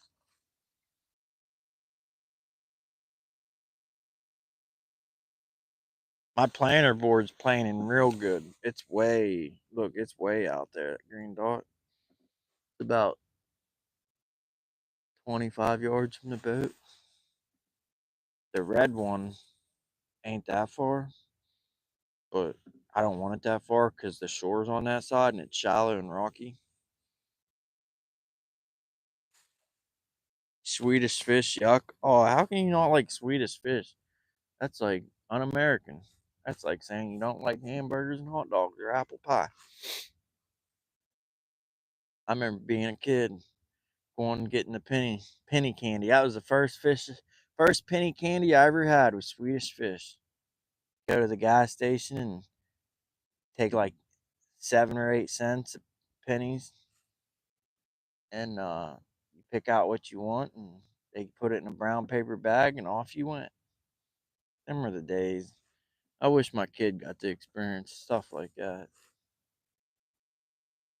Walk to the corner store and look for pennies on the ground on the way there. And however many pennies you found, that's how many pieces of candy you got. Remember them satellites, the styrofoam with the little candy pieces in them that shake and rattle. You put the styrofoam disc in your mouth and they dissolve. Tasted like styrofoam. They were like pink and yellow and purple and blue. Then they had the Chico sticks. Them weren't a penny. The Chico sticks were like 5 or 10 cents. But my favorite penny candy was the Swedish Fish and the Sour Patch Kid. I don't know if they were Sour Patch Kid brand, but basically it was a sour gummy. I, like a Sour Patch. They might have been Sour Patches. I don't know. The Swedish Fish and Sour Patches, and I like them Tootsie Rolls, the fruity ones, the fruity tutti fruities, like the red ones and the blue ones, like a Tootsie Roll, but instead of chocolate, they were fruit colored, fruit flavored. Oh, we're getting too far away from the dam. Dang. Look at them marks, man.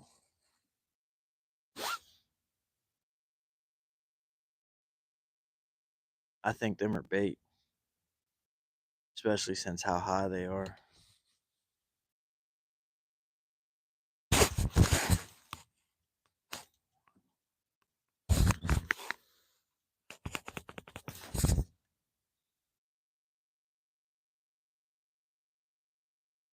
My ex just texted me. The banner popped up on my phone. She says, "Oh, I think we're at about adding my kid, her kid, to their cell phone plan."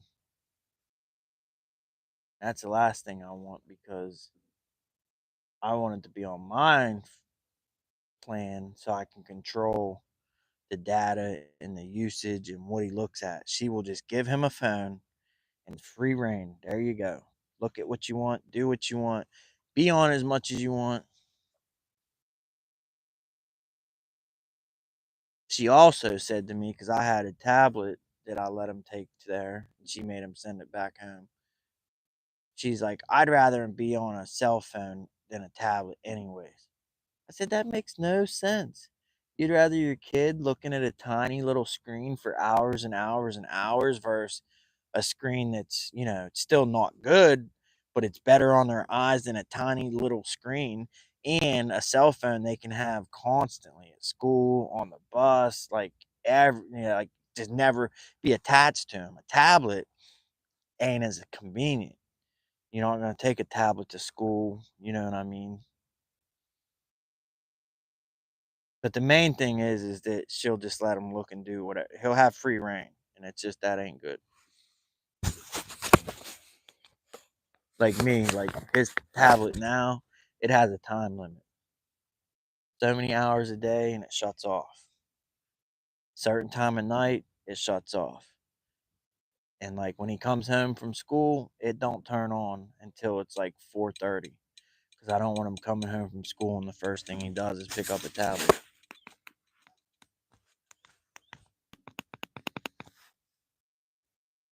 So like I'm bummed out if she gets him a phone because there will be no restrictions.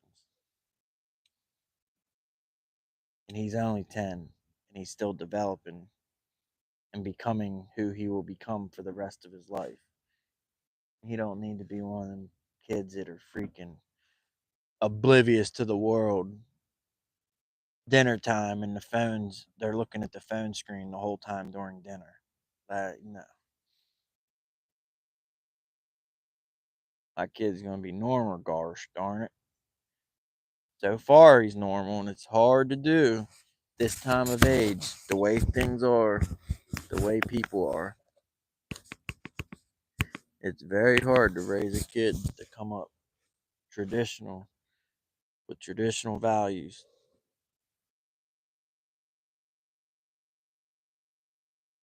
Like there's people I know, like friends, and they got kids that are the same age, and I'm like, oh my goodness, like no, no way, heck no.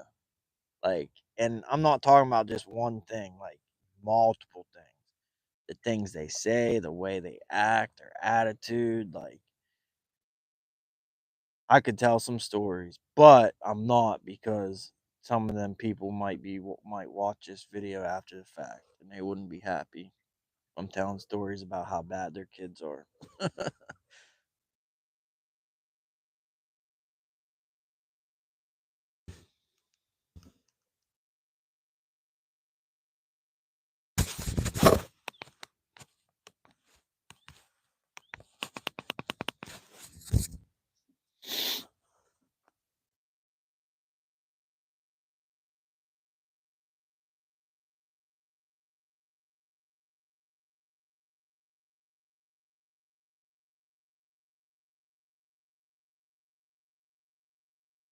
Somebody's dog is going ballistic.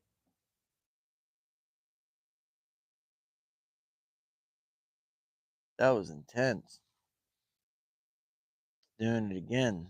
I ain't heard a dog like that. Dog's going woo woo woo woo woo woo woo woo woo woo woo, like non, like wow. Most dogs are like, woo woo woo woo and stop for a few seconds and then bark again and then stop. This dog's just like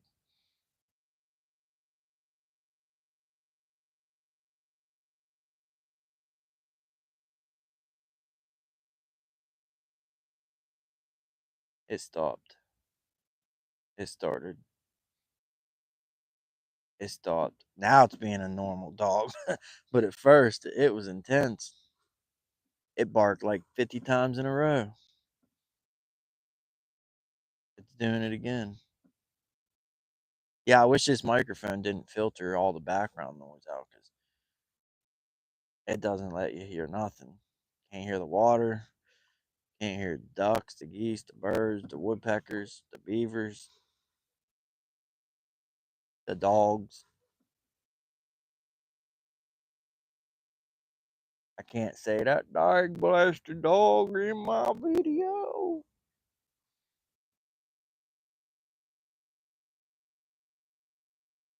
Well, we're going to give it about another 20 minutes. We're past the mouth of this dam. We are in the exact spot I caught that 14-pound blue cap about an hour and a half ago. I did not plan on staying out here till dark. I got out here. I was going to do stand day. I come out here this morning to do stand day. That was the plan. But it was 11:57 by the time I got boat in the water. Stand day was over.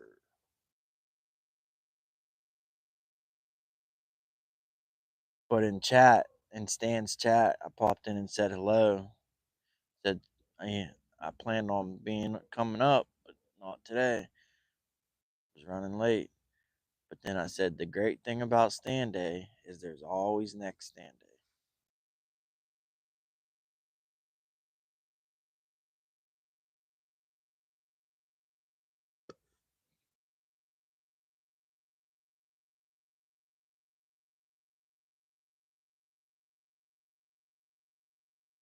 It's weird where that dog barking's coming from.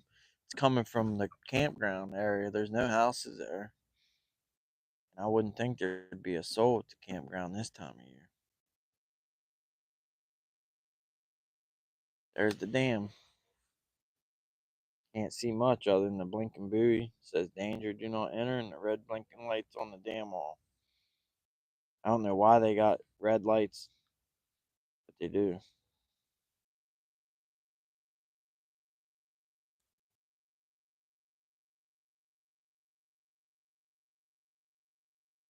Yeah, on the way here this morning, I almost didn't make it at all. I almost broke down. I had to pull over on the interstate to tighten a ratchet strap on the boat.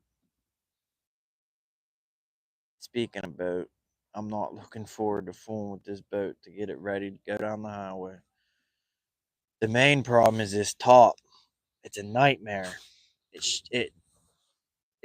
shakes in the wind to where it's gonna like rip off the boat. So I gotta put all these ratchet straps on it and tie it down. And then going down the road, those ratchet straps get loose, and I gotta pull over and tighten them up. Like it's awful.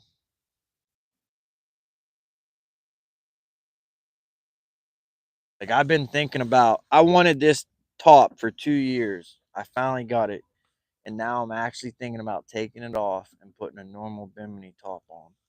The main reason I love it is those rod holders up there, because these rods on the floor, I can't use half my boat because the floor is filled up with rod holders.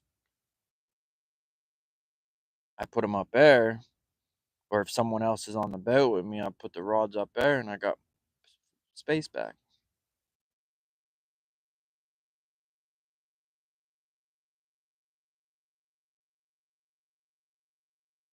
But it's a nightmare dealing with this thing because one, you can lower it up and down.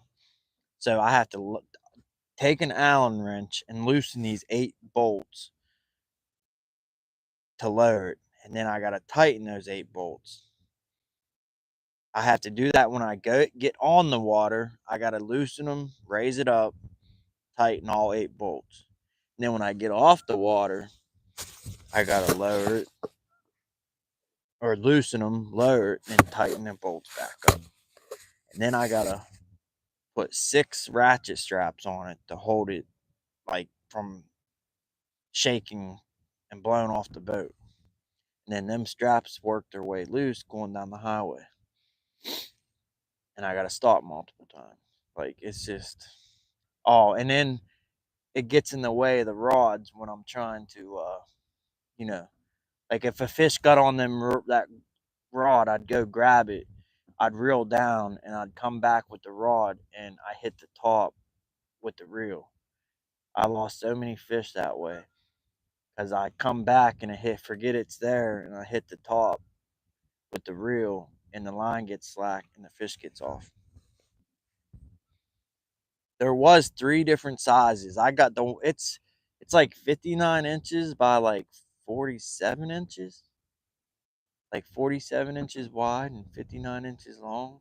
It's not that big. But they did have 2 smaller ones.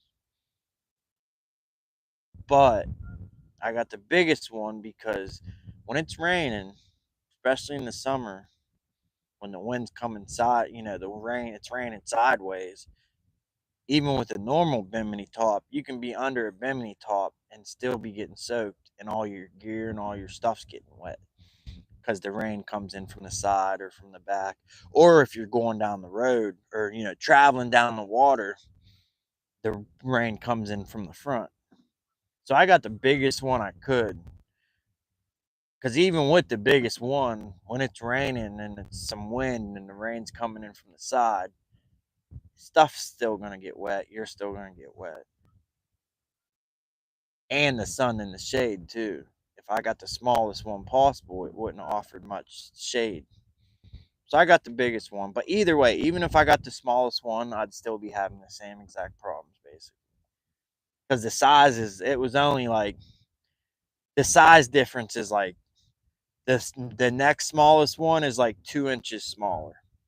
And then one smaller one than that is like 4 or 5 inches smaller. So it was still be in the way of the rods. It was still, getting a smaller one wouldn't have, still would have had the same problems I'm having now. What I wish I had a van, because look, see right here, or right there, it comes apart. Like I can pull these straps here off, so them straps go up to the top. They wrap around that rail. But I can pull them straps off, and this thing will lift right up and off, and I can take the whole top off. But where would I put it? You know what? I just realized I could put it in the bed of my truck upside down and set like some bricks on it or something. Because I thought if I put it in the bed of my truck, it's just going to blow out. But if I put it upside down to where the poles and the posts were sticking up and put some bricks on it or something heavy, because that would be way easier. But if I had a van, like a full-size van, I could just throw it in the back of the van and be done with it. But in the bed of the truck, I worry about it blowing out. But I could put it in there because I can take this top off in like 30 seconds. It's off.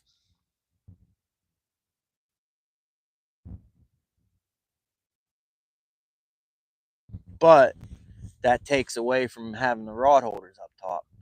Because if I got the rod holders and the fishing rods up top out of the way, well, then I got to take them rods down, deal with that.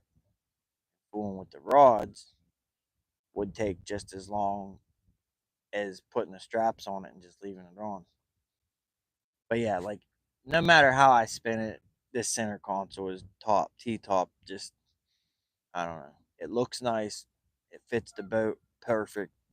But a normal Bimini that you can just fold down completely. I had a normal Bimini on it. I still have. I mean, I got 3 Bimini tops at home up in my Raptors that I don't even use.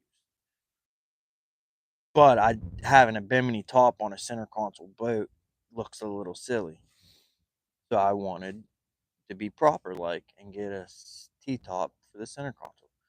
But it's been a nightmare.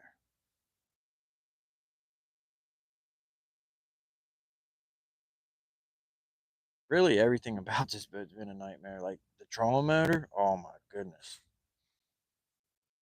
I had to mount for one, it's got a bow rail, you know, bow rail around the whole boat. But the trolling motor does not fit. Well, one, I didn't really have anywhere big enough to drill holes to mount the trolling motor to the boat itself. And I didn't want to drill holes in a perfectly good boat to mount a trolling motor. So I made that platform, the out of starboard or king board or whatever you call it, the plastic board. I made that platform and mounted the trolling motor to it. And I have a quick release bracket, but I couldn't use my quick release bracket because look how close the bow rail is to the trolling motor. It's touching it. But mounting it the way I mounted it, it hangs down off of the front. And when I load the boat, it gets in the way.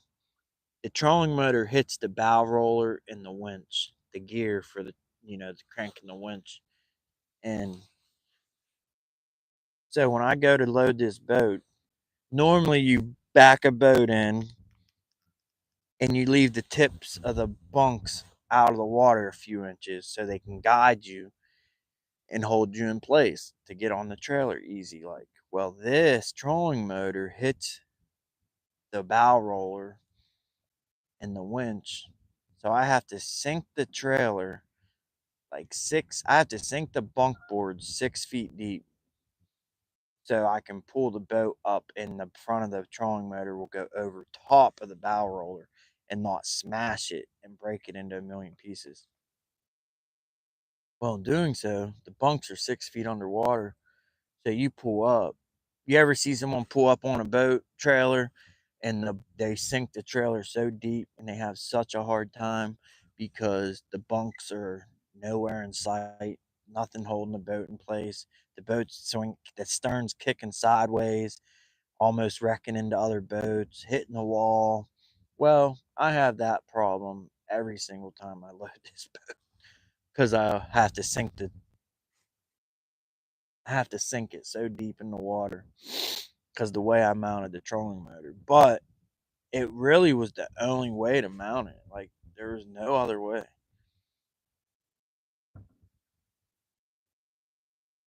I even almost mounted it on the side of the boat, which is ridiculous. But I was gonna get some of that plastic starboard or king board, whatever you call it, the plastic board. I was gonna get like 2x4 shapes ones and stack them together, drill huge holes through the side of the boat, and mount a couple of them plastic boards, and then mount the trolling motor to that, and have the trolling motor on the side. But have you ever seen a trolling motor on the side of a boat in your life?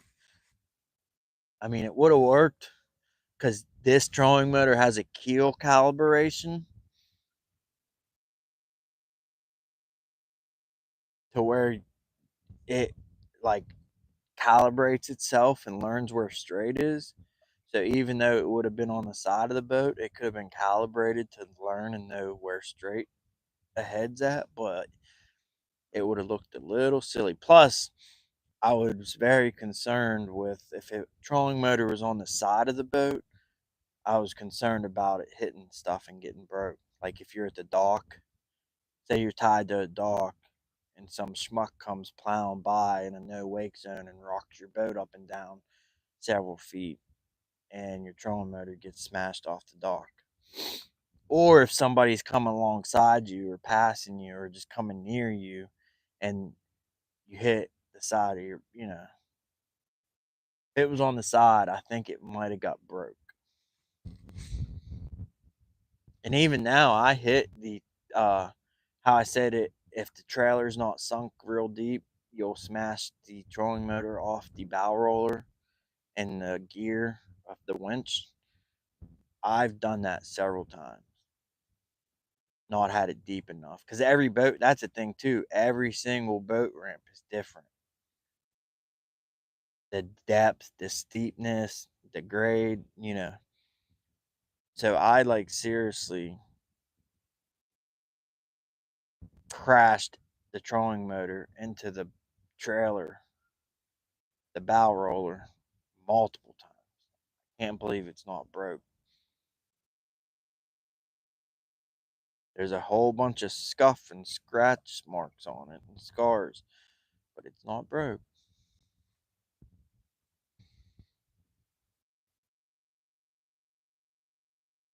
I can't believe we ain't got any more fish because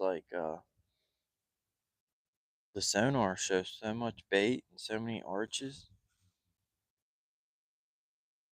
This is how it was last night. Good bites, good action all daytime, and then it got dark and the bite just fell off.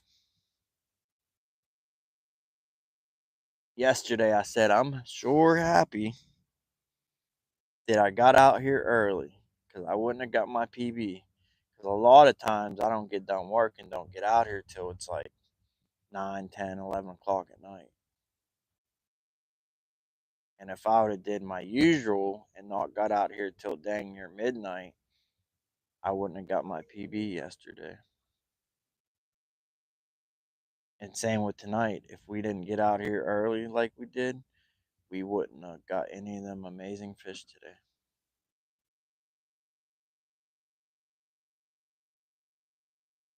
Chaos Goat in the house. Scott B's in the house in the boat today. Yeah, yeah. Scott B, I think he was the only person watching me bank fish Friday night. I had the worst time. Oh my goodness. I had such a worst time Friday night. I went to this bank spot that I never been to before. Don't ever go to a bank spot at nighttime that you've never been to in the daytime, let me tell you.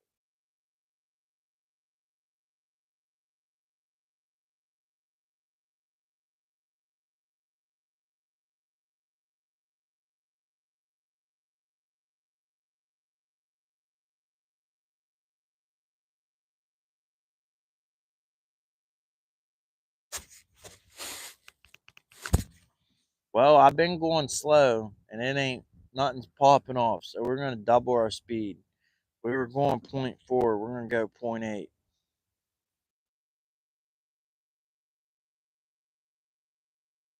See if that don't get us bit. Plus we'll get back to the boat ramp quicker. There's the boat ramp. Well, you can't see the boat ramp, but you can see a light way off in the distance. That's where we're heading. Double our speed means we'll get back there double quick. Double time, double time. We got 40 likes. That's pretty good. Let's see if we can get 50. If anyone hasn't hit that thumbs up yet, give her a swipe or a tap. If you're on a cell phone, you just double tap the screen. If you're not on a cell phone, find the three dots and you click the three dots on the top of the screen, and then you'll be able to hit the like button from there.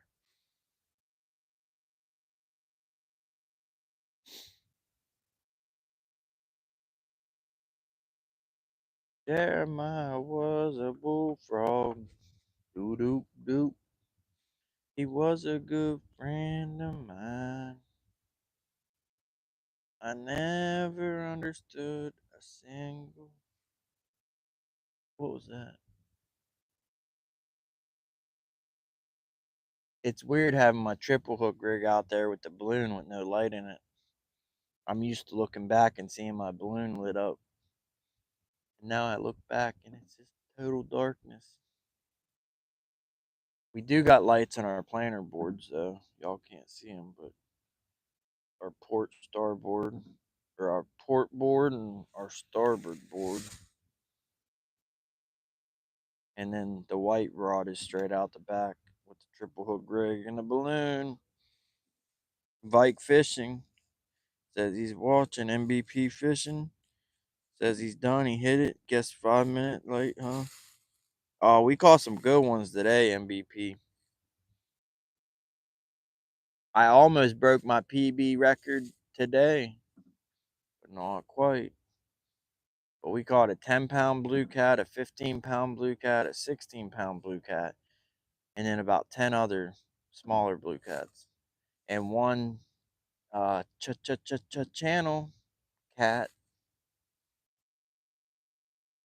Oh, and a Christmas tree.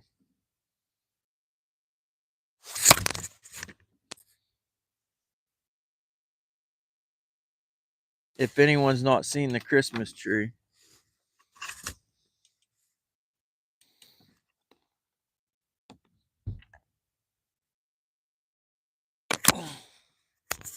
we caught a Christmas tree too. I thought it was a landmine.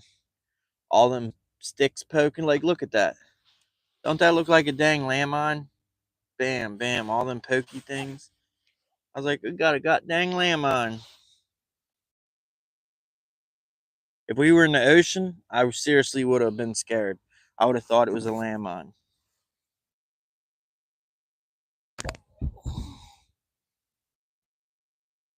Ew, there's like all kind of larvae on it, and all the larvae is on the back of my deck.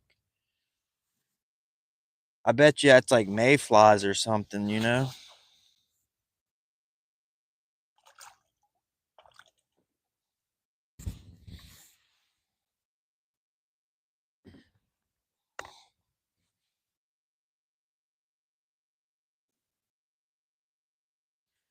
I can't believe this trolling motor remote works. And even more so, I can't believe my JB Weld, because this tether broke the plastic and it cracked, and I JB welded it. I can't believe the JB Weld held, and I can't believe the remote works.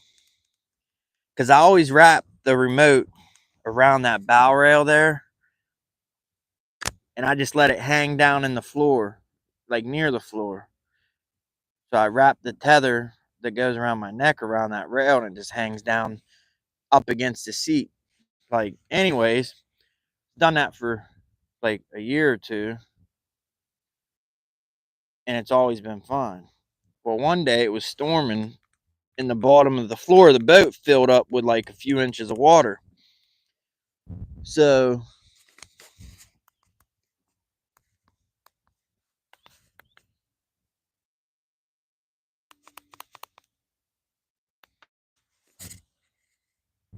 anyway, since the floor of the boat filled up with a few inches of water and the remote hangs down near the floor like an inch, I didn't want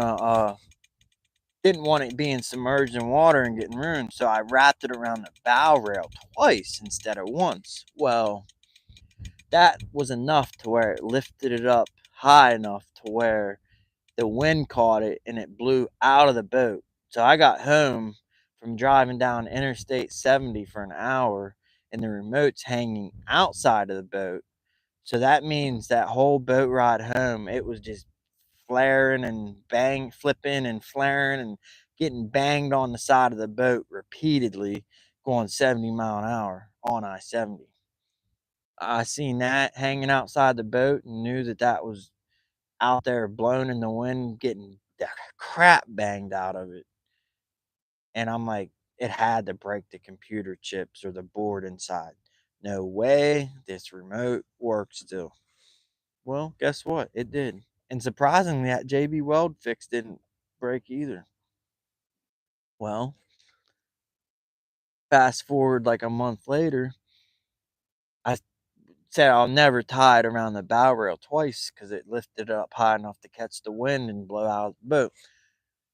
Fast forward a month later, well, we had some real bad wind like the other day, like 35 mph gust. So them gusts going down the road made the remote blow out of the boat again. Sure enough, I get home, there's the remote hanging out of the boat. And I thought, we're not going to be lucky a second time. No way this remote works still. Sure enough, it still works. It's amazing. I do need to buy another remote though, because Motor Guide went out of business and quit making trolling motors like a couple months ago. I guess they're still going to make parts for them, but they're not selling trolling motors no more. So, which is very weird because Motor Guide was like the main competitor for Minn Kota. It's either Minn Kota or Motor Guide, one or the other, for years. Motor Guide's been around for like, I don't know, ever since trolling motors been around. They might even been one of the first, for all I know. But anyways, they went out of business, ain't making them no more. But I guess they're still selling parts. But eventually, them parts are gonna run out.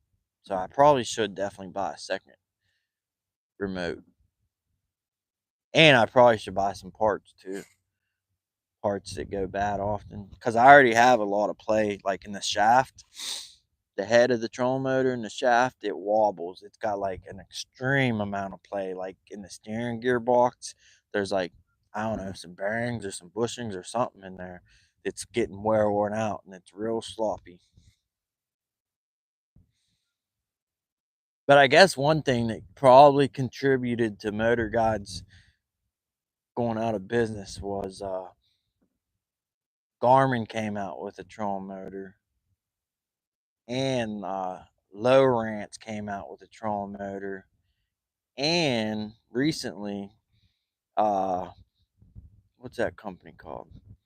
It's not Talon, but they make it's whoever makes the Talons, the anchors, the the shot, the blah, blah, blah, blah, the shallow water anchors. They call them like Talons that deploy from the rear of the boat. Who makes them? Someone in chat help me out. What's that company? But whoever makes them Talons and shallow water anchors, they make a trolling motor too. I think it's called Pilot, something Pilot, iPilot, or something. I forget the name. But they make a trolling motor. But them are all trolling motors that cost like $3 and $4 and $5,000. So I wouldn't think that many people would buy them, and I definitely wouldn't think that would affect Motor Guide sales. Plus, Motor Guide, like the XI3, I think you can get that for like $800. So like they make lower end trolling motors. I mean, $800 ain't cheap, but it is compared to a $3,000 or $4,000 trolling motor.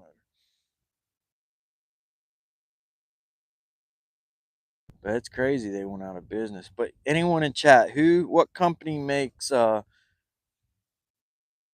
shallow water anchors and the talons and stuff they're called? Heather with the cat call here. Kitty kitty.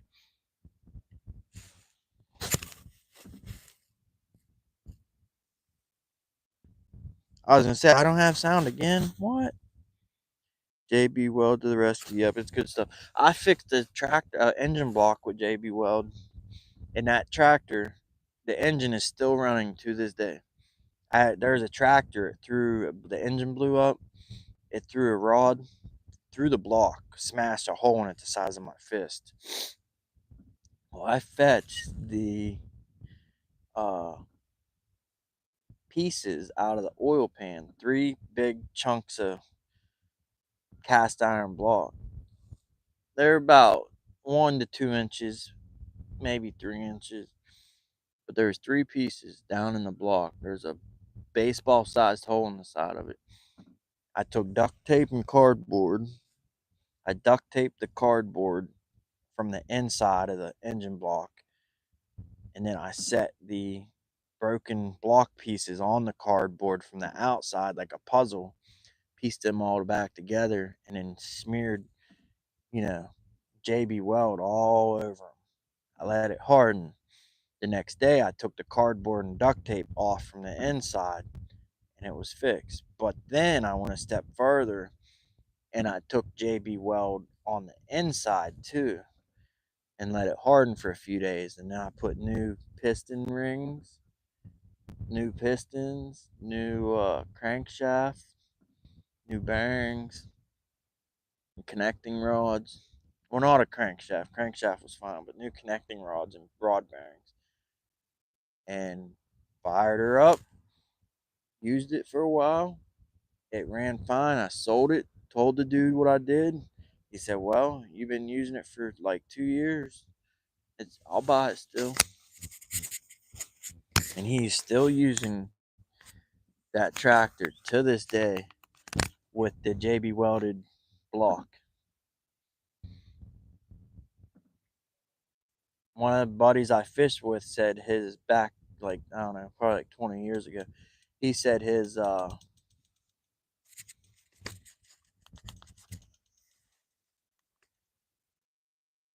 which rod is that? He said his bought a truck for his son, and the bell housing broke. I forgot, they broke it somehow. I think like having the bolts not in, or tightening the bolts down and not having the bell housing flush up against the engine.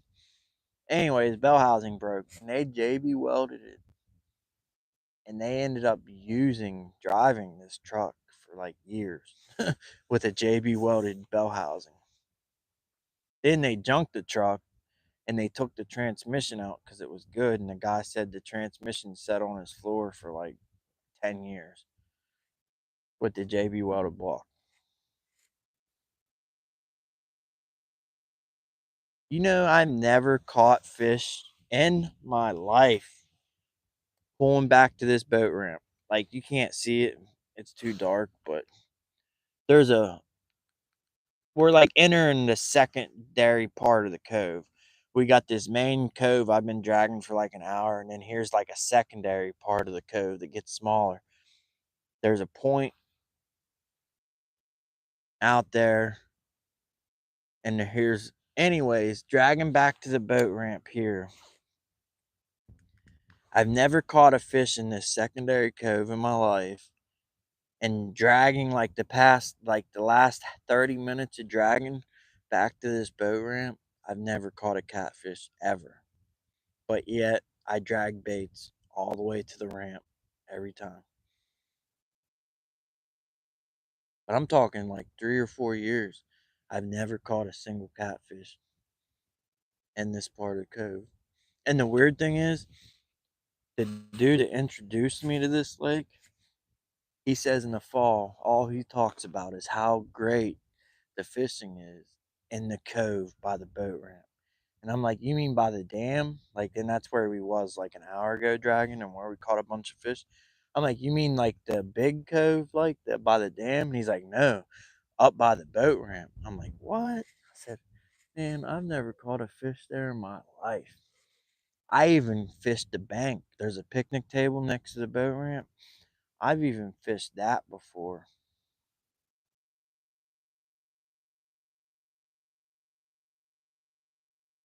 on the bank, and had 3 rods casted out and never caught anything. I even done a live from there and didn't catch anything. I don't know, and it's great water, full chock full of bait, uh, crappie everywhere, white bass everywhere, shad everywhere.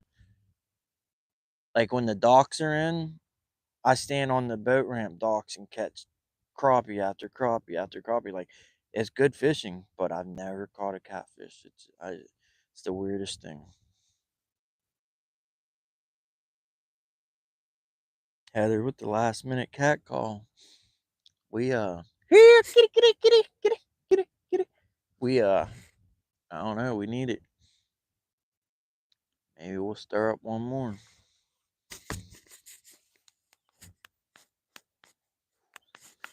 Yeah, I wish I could take this center console T-top off and throw it in the bed of my truck, but that's something I'd have to plan for. One, I'd have to clean out the bed of my truck. I got weeds. I got weeds growing in my bed right now. They're rooted pretty good.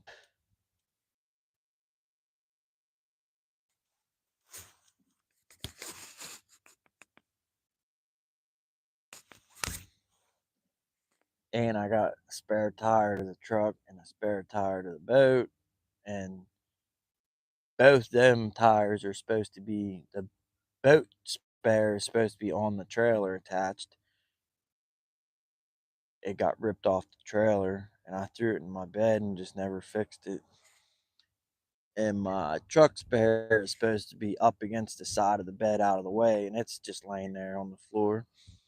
And then I got 800 pounds of sand in the bed, sandbags that busted open. So now it's just basically sand. That's why the weeds started to grow in my bed, because all that sand and dirt and stuff. And there's a whole bunch of other stuff, jacks and breaker bars and trailer hitches and too much junk back there to throw this top back there. Because one, the top could get ripped, and two, the aluminum tubing, the finish would get so scratched and ruined. But I've been needing to clean the bed of my truck out, and it would be so easy to just pop this top off and put it in the bed upside down and put some bricks on it or something, or some sandbags.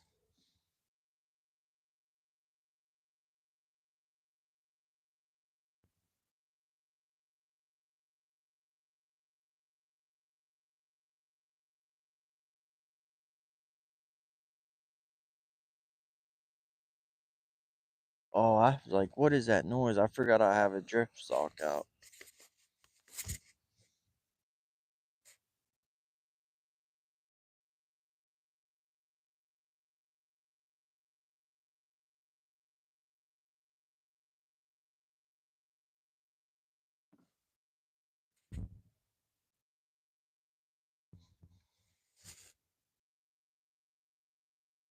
Well, I guess we'll reel in the triple hook rig.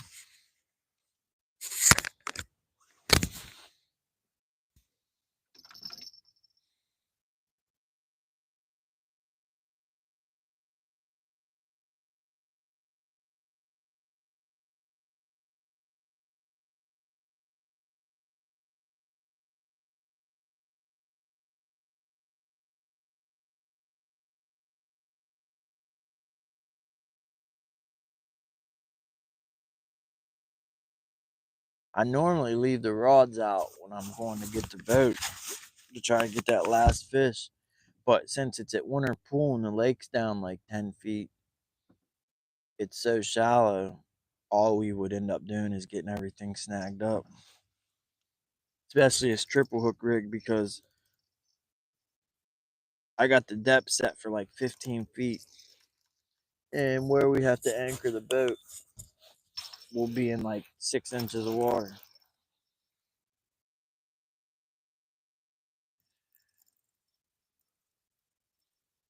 Yeah, I wish I would have left them when it was daylight, but we were catching fish. It's hard to leave when you're catching fish, especially after many, many nights of skunking. And when you finally get on a good one, it's like impossible to leave.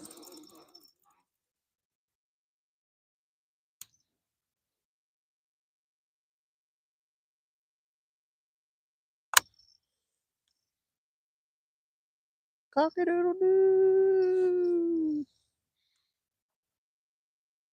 I hear an owl. That dog I said that was going nuts, it is still going nuts. It's been at it for like 2 hours now. Just constant bark and bark and bark. Like, man, imagine being neighbors with them. Oh, that's right, I am. My neighbors are the worst when it comes to barking dogs. They're like the most irresponsible dog owners ever. Like the people directly next to me, they let their dog, they got 3 dogs. Like I have a fenced in yard. My yard is fully fenced in. And when I had my dog and let my dog out, I had to chain my dog up on a leash, even though my yard was fenced in, because these dogs next door were so mean and vicious. They would try to bite her. They did bite her. They bit her. They would come up to the chain link fence and be going, "Rrr, rrr, rrr, rrr," going nuts. And she would come over being a good dog and she never barked. She's never barked at them dogs once. They barked at her for years, thousands of times. She never once barked back. And she was a Great Dane. Big old dog. She could freaking whoop all 3 of them. Biggest dog on the block. Never made a peep. And she would go sniff the fence like a dog would do in her own yard, and they bit her snout through the fence, and she was bleeding something awful. And I told the people about that, and they didn't say nothing, didn't do nothing, just shrugged and was like, dogs will be dogs. And these dogs still live, they still terrorize us. Like my kid, he don't even like going out in the yard to play because he's scared these dogs are gonna get him. Because the only thing that divides our yard is a 4-foot chain link fence and a row of hedges. And the dogs shove their way through the hedges to where they get on my side of the hedges to where they're flush up against my fence. And they'll stay, there's like 6 inches between the hedges and the chain link fence, and they will stay on this side of the hedges to where they're up on the fence going nuts. And what's messed up is you can get a bark collar. You can get a no bark collar on Amazon that sprays like citronella oil or peppermint, and the dogs don't like it. Like $15. I bought 3 of them and gave them to the people, and they gave them back to me. So I zip tied the bark collars to the chain link fence. So when they would come near it and bark, it would spray the citronella. Well, it didn't work like I thought. The dog actually has to be wearing the collar for it to spray. And that's just one neighbor, one set of dogs. I got people behind me with dogs, got people to the other side, I got people across the street. Like, it's insane. The people behind me across the alley, it's one of them beagle dogs that are like, "Boo, boo, boo, boo, boo." They'll let it out at like 1 in the morning and leave it out till like 3 or 3:30. And it's clawing at the door. I mean, I can't believe no one calls. I mean, and the reason no one calls the cops is because they all have dogs and they all do it. And I had 2 Great Danes, the biggest dogs on the block, and you didn't even know they were there because they were so trained and good and quiet.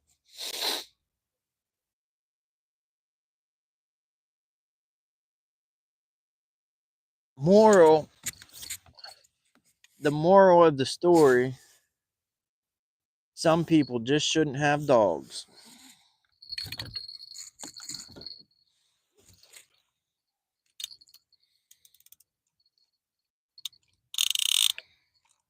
Anyways, the reason I'm going on about dogs is because this dog has been barking for 2 hours now. It just reminded me of the dogs in my neighborhood and how rude the owners are.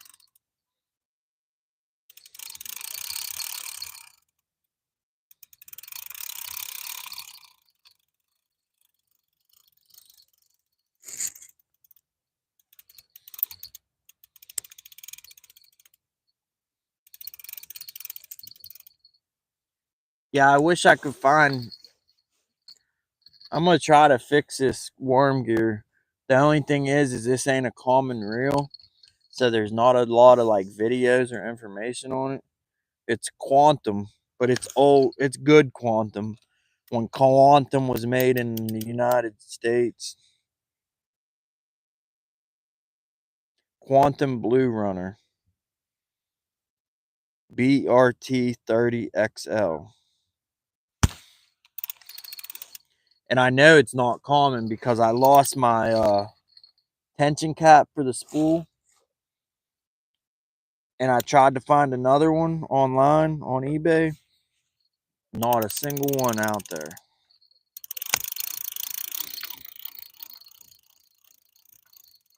That's why I love my pin reels. They're so popular, common, to where you can get any part you need, find any diagram, any parts book, part numbers.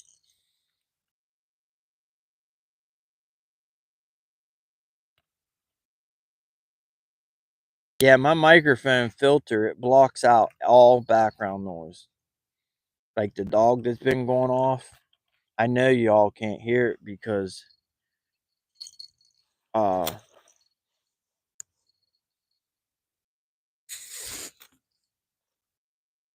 somebody was shooting a 20 gauge one day repeatedly going crazy, and I was talking on chat about hearing it.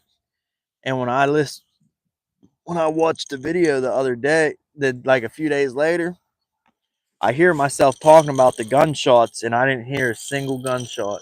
It filtered the noise out completely. Y'all, we've had the same white bass fillet since 11 o'clock.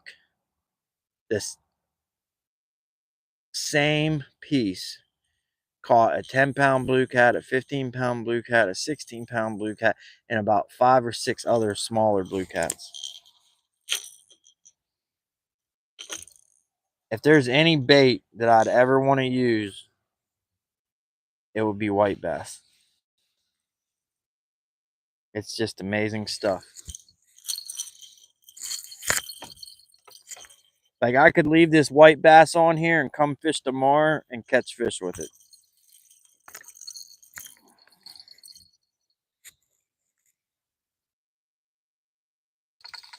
They should make songs about the stuff. It's so great.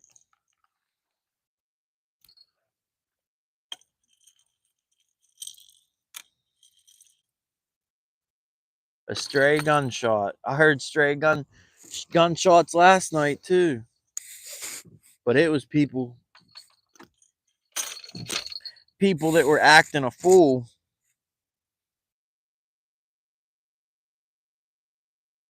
People were acting a fool, shooting a sign out of their car in the parking lot. And then they drove across the dam road, and when they got to the other side of the dam, there was another shot. They were shooting while they were driving down the road.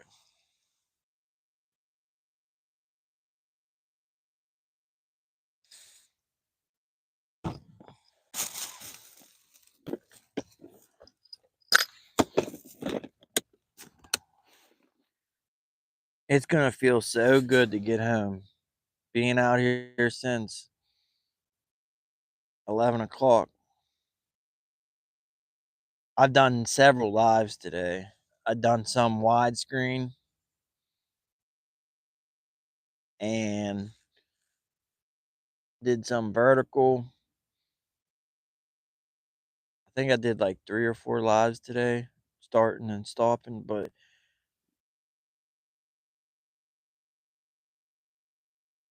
we basically been fishing since 11 o'clock. Well, we 12 o'clock. It was 11:57 when I got on the water.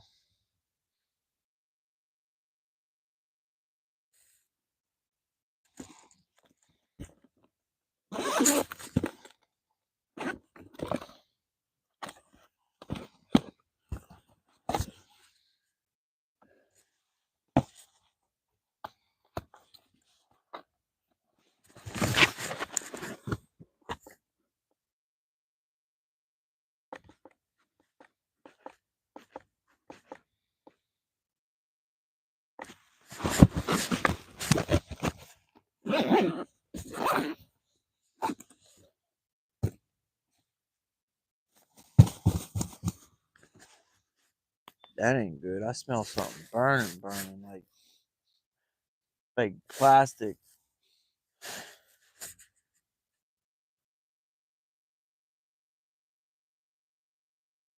I hope it's nothing on my boat.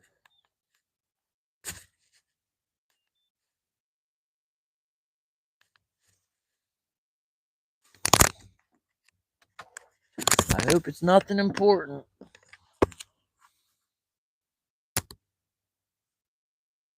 That's crazy. That tablet is still dead. It's been plugged in since 4 o'clock. I think the battery went kaput.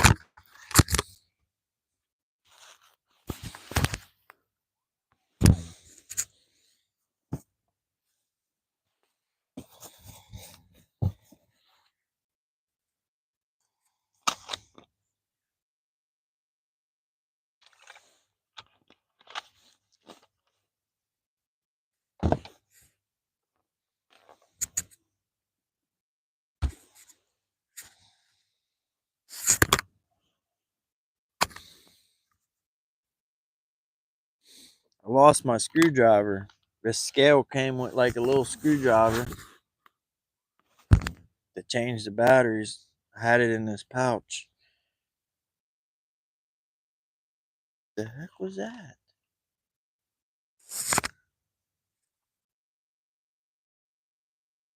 I need to put that drift sock in. Because if I don't, I'm going to forget that it's out there. And then I'm going to put the boat on the trailer with the drift sock hanging out the back and probably freaking ruin it. Well, we'll bring that planer board in and then we'll get the drift sock.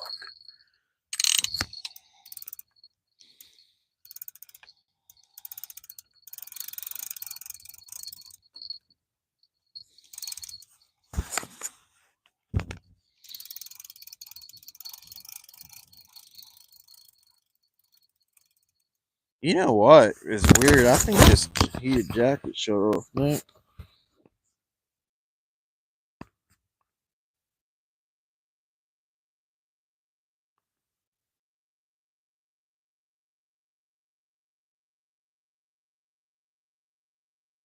I forgot.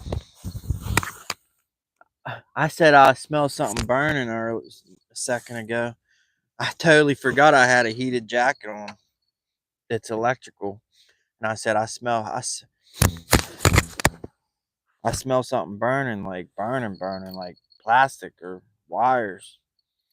No, I didn't even think about the first thing I should have thought of was the electric coat that you're wearing. Wouldn't that be something? Electric coat catch fire while you're wearing it.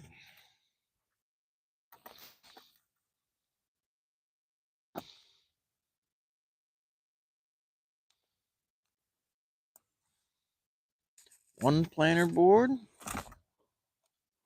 two planer board. 1, 2, 3. That's the number of the day.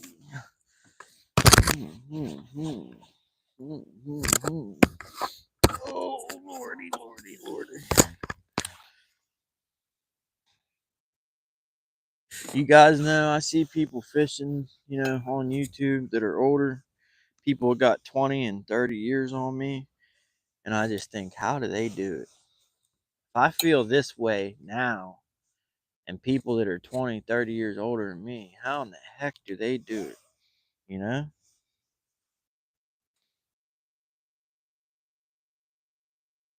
I still smell something burning. I don't know. Maybe somebody's burning trash. Burning the trash, burning the trash.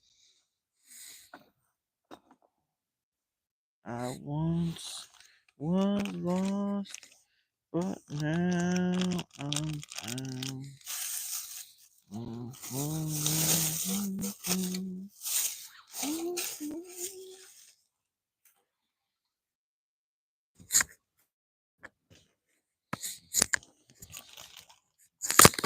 Burning the trash, burning the trash. I once was lost, and now I'm found.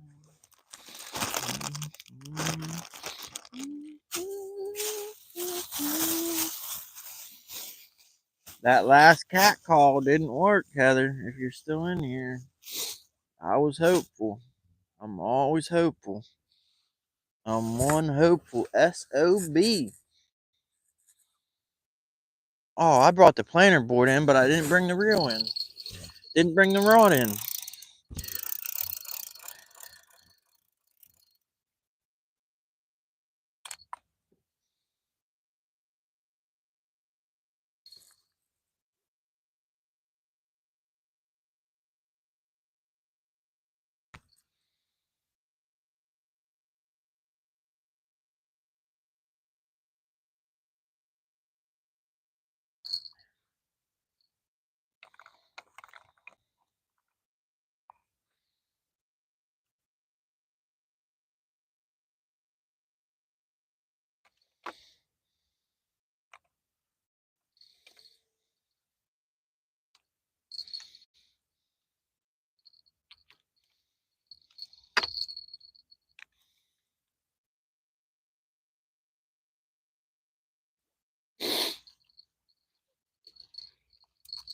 My neighbors, I don't know which one,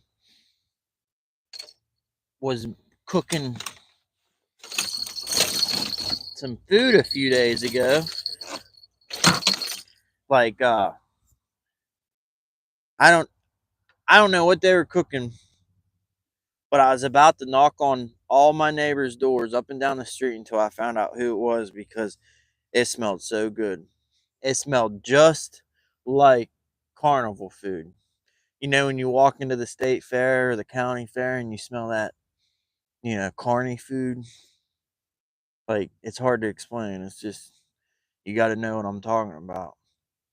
The deep fried Oreos and the cinnamon pretzels and the kettle corn and the steak fajitas and just all that good food, the Italian sausages, corny food. It smelled identical.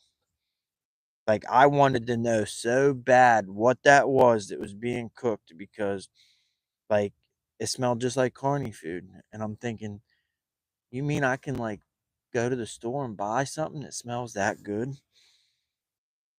Like if it was homemade, then that's insane. But it had to be something that you buy in the store that's not healthy for you because it smelled so good. It's like there's no way something healthy would smell that good. But it smelled just like carny food. Like it smelled like I was walking into the state fair or the county fair. Oh, I put that planer board on the wrong side. Check out this mini planer board I made out of a motorcycle street bike license plate. It works. Works real good. I actually forgot I had that.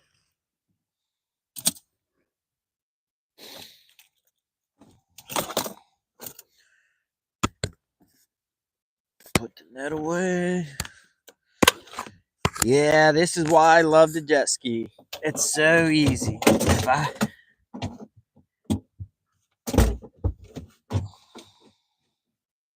If I had the jet ski, I'd already be on the trailer pulling out of here. But the boat is a process.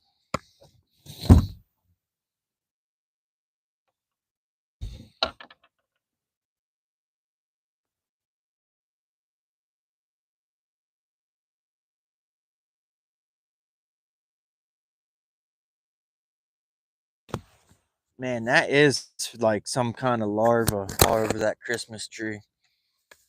Since it came off the bottom, I'm guessing like mayfly larva. But I really wish it wasn't all over my boat. There's like a million larvae. Nasty looking things.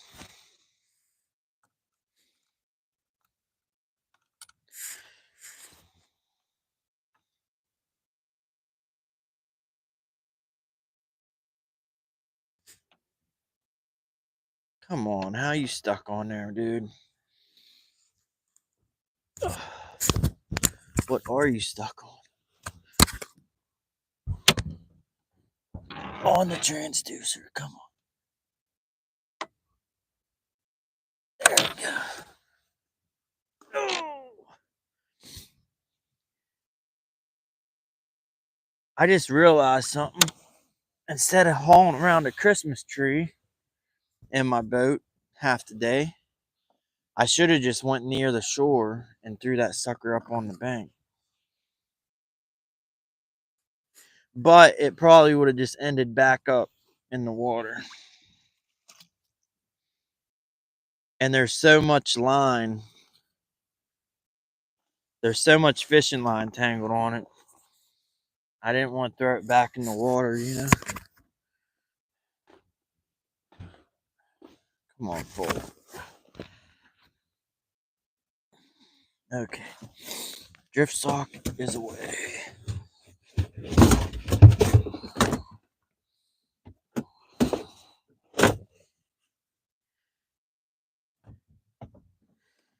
Yeah, the reason I forgot I was wearing a heated coat was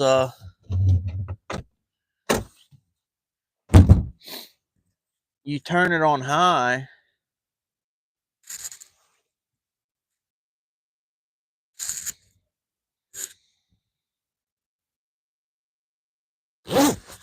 You turn it on high and it stays on high for like, I don't know, a half hour, 30, 40 minutes, and it will turn itself not off, but it will switch. It'll switch itself from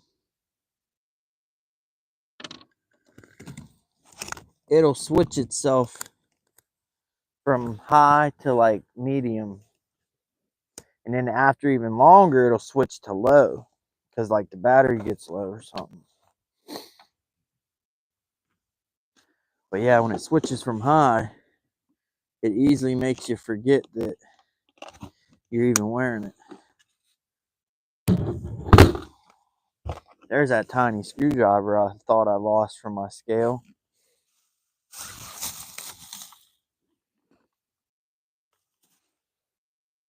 We might stop and get some Chinese food on the way home. It's the last thing I need. I started talking about that burger earlier. It's like some gourmet burger made with like the meat that they'd make like filet out of or tenderloin. But oh, this burger is so good. I cooked it on the George Foreman grill and bit into it, and it tastes like you're biting into a steak. Like it's got that steak taste, you know. But it's hamburger. Basically, it's hamburger that nobody in their right mind. It's made out of like brisket and like tenderloin or something, or sirloin. Basically, steak that no one in their right mind would ground up into burger, because you're taking a perfectly good steak and ruining it. But it's burger, and it's so good. I got it at Kroger's. I got some last week, and it was great. And I went and bought back and bought more. I should eat that, but it's much easier to just pick up the phone and say I want some food and pick it up on the way home. But by the time the Chinese is near home, by the time I get that far, I'll probably be tired and not want to stop. We'll see. It only takes 10 minutes. Chicken fried rice, 10 minutes. Okay. Okay. Let's see, what else do we got to put away? I try to get most of the stuff put away so when I do get the boat on the trailer, we can hit the road.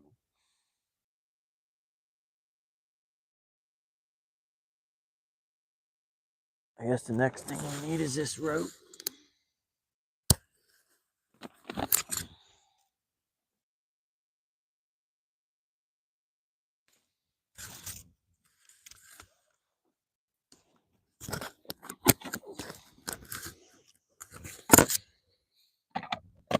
Ouch, that hurt.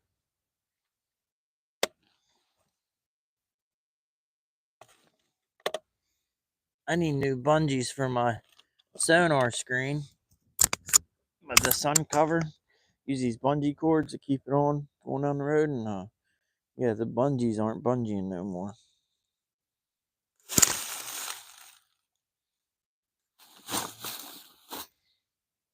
The bungees aren't bungeeing.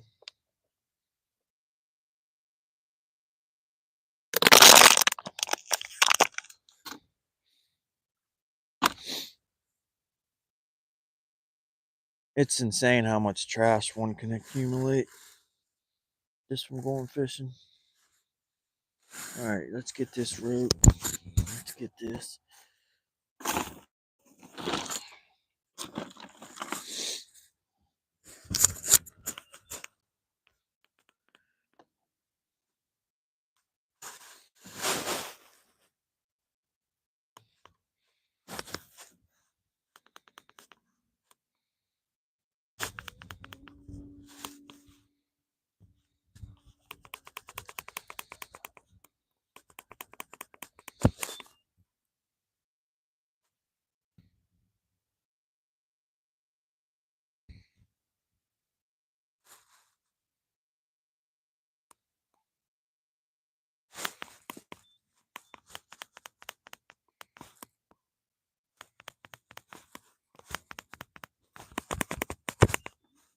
Whoa.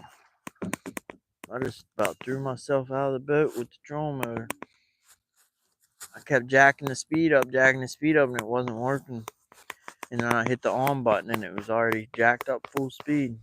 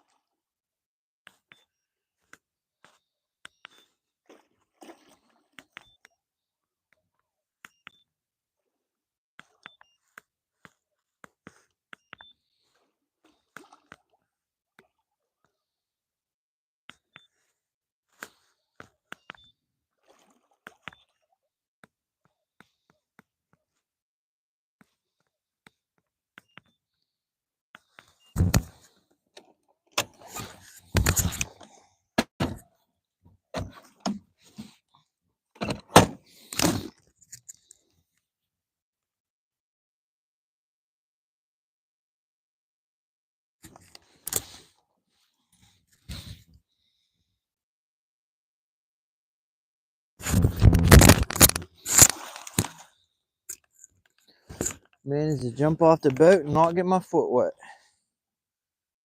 There's no docks in here.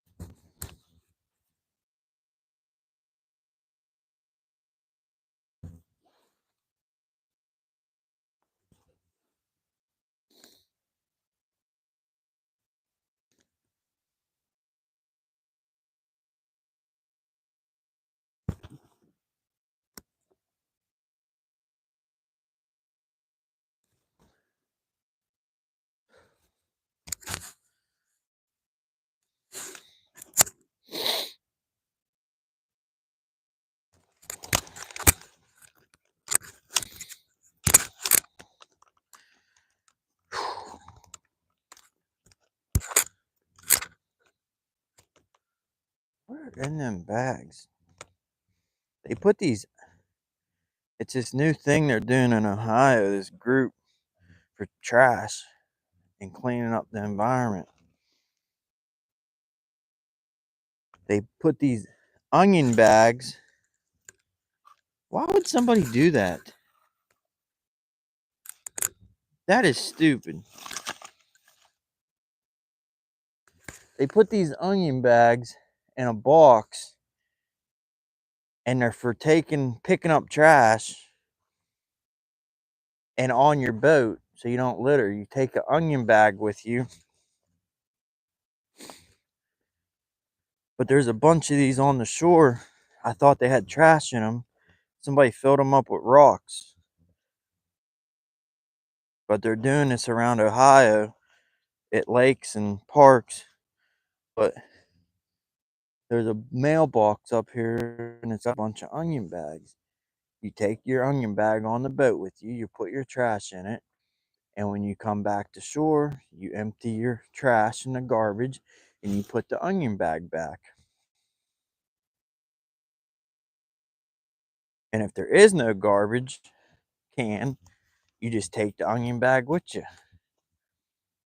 But somebody filled the bags up with rocks and just left them there. Like, that is stupid. Like, here's another one. Full rocks. Who in the heck does that? This one's got, see, that's messed up. This one's got holes all in it because somebody put 50 pounds of rocks in them. Like, that is dumb.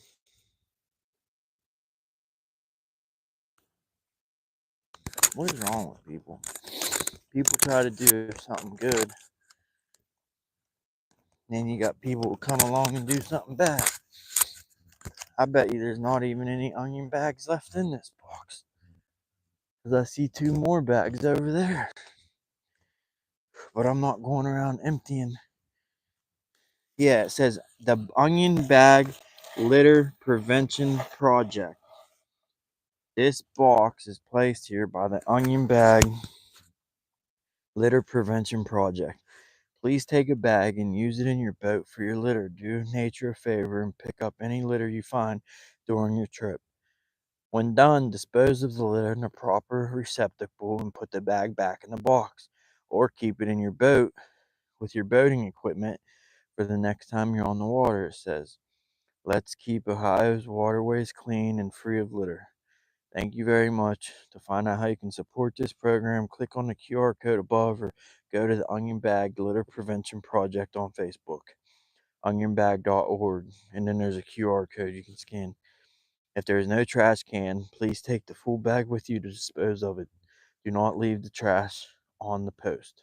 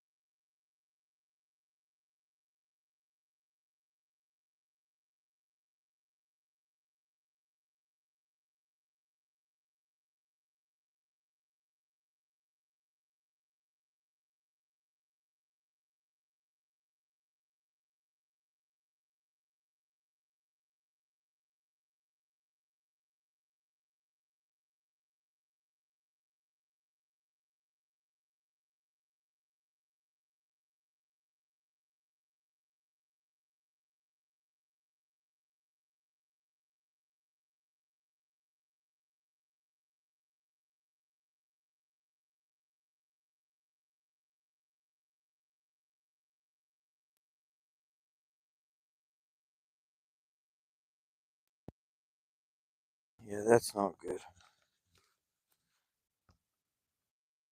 My trailer, I'll have to sink my trailer 6 feet deep because the trolling motor doesn't clear the bow roller. I'm so far. And these ramps are so dang steep and this water level's so low.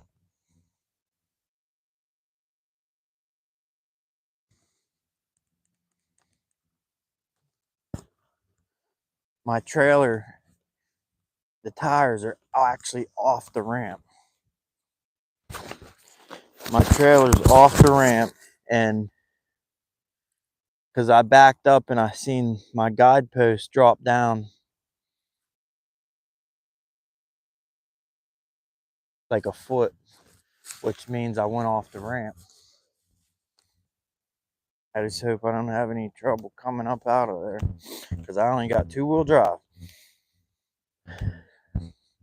I think the other ramp is longer because I didn't go off of it yesterday, but I did back my license plate and taillight into, I'm guessing, a rock or a boulder, because when I pulled out, my license plate frame was busted and the license plate was smashed in half. Oh, I just realized my black lights. I didn't put my black lights away. I'm glad they didn't die, because if they would have died, I wouldn't have just seen them glowing. They're real low on juice because I didn't even, when I was on the boat, I didn't even see that they were on. But when I was walking up to the boat, I seen a purple glow. That would have sucked. I would have lost them down the, them would have blew off for sure. I usually Velcro them to this top. I just have them hanging and sitting there. I got 3 of them out too. I would have lost all 3 of them. I only got 5 of them.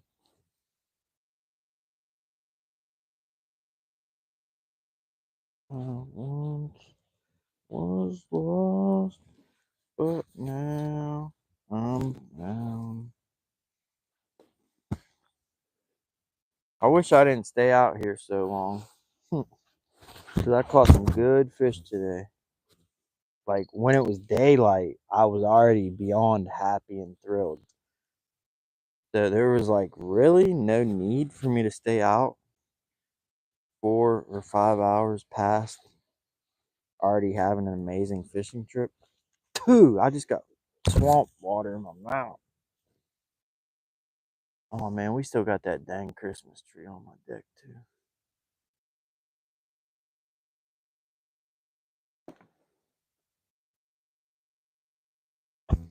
I do that all the time though. Go fishing and end up being, oh man, that, cramp in my side. Oh, or cramp in my abdomen. Goodness gracious. Great balls of fire. And I ate yogurt, banana, drank ice water, and I'm still cramping. What the heck, man? I wish I knew. Wish there was a way to stop that, you know?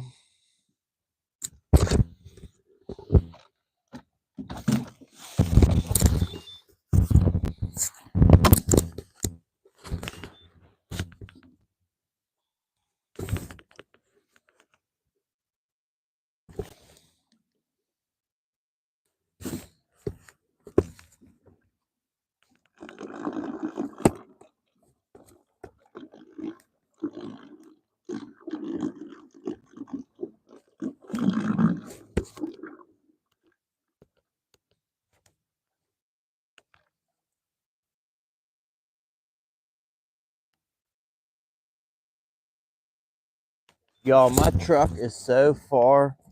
Like, this boat ramp is so nuts. Like,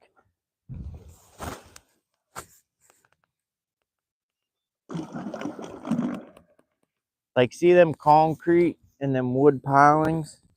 My truck is behind them, sunken into the water. Like, that's how deep, how low this water level is. Like y'all will see when we get on the other side of it, you'll see how my truck is down in. Like down in. And I only got 2-wheel peel, so I hope we don't have any problems.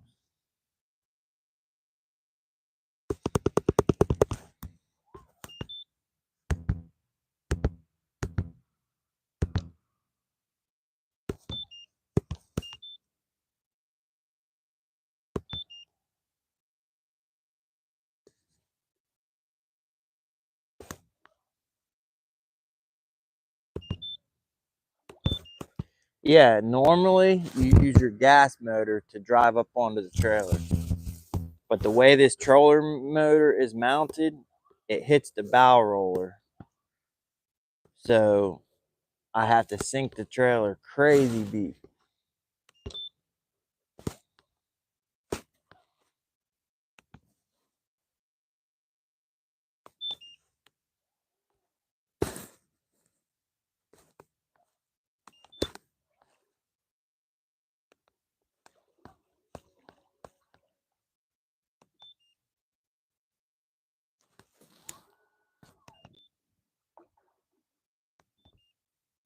Well, that ain't good.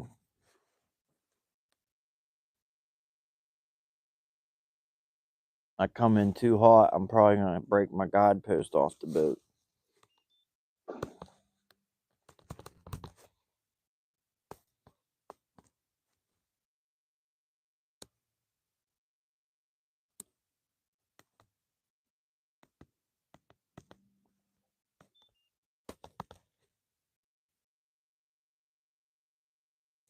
And we got that bait bucket hanging over the side. It's going to get hung. It's going to get hung on that guide post.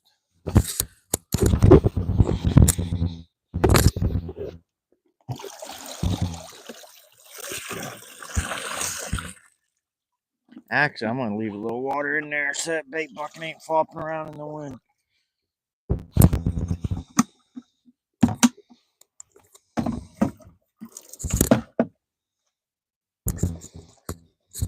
Try to put my shoe back on. Oh, shoot, my boot. Dang, man. My boots are in the truck. And I only got tennis shoes on. This is the part where I get up into my ankle, knees wet. Well, maybe I can jump. Y'all are probably going to see me drop in the water.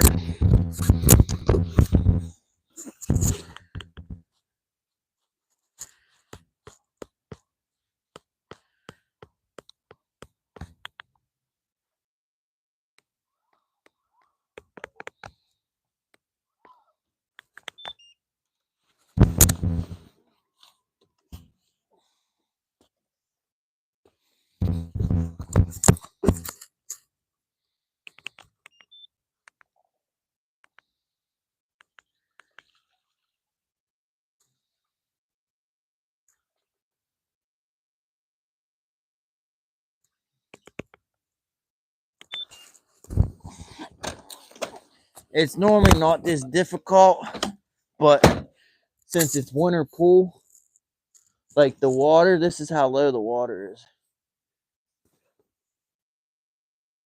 See that water line? The water is usually all the way up to the top of that concrete.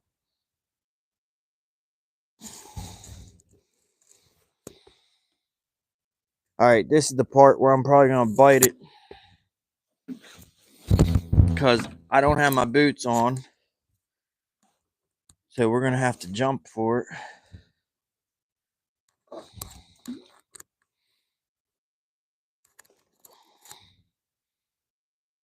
Oh, shoot. I was just exaggerating about falling.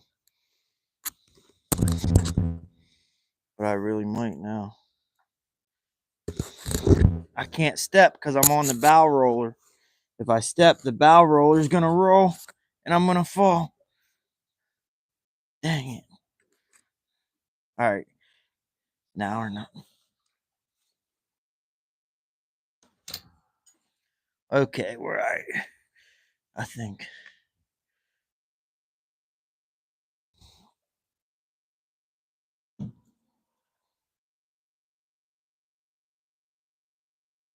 Woo!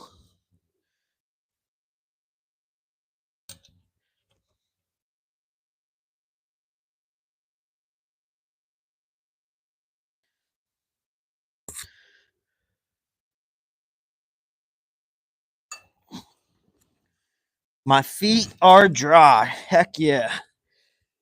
I was trying not to get my feet wet. Oh, huh.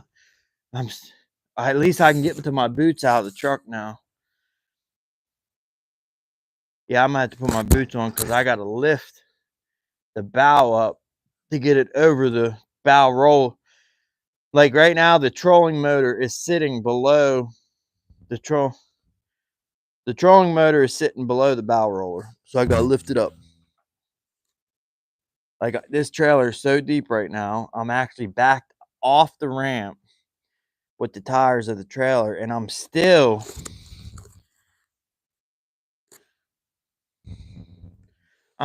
not deep enough in the water to clear the trolling motor, which is insane.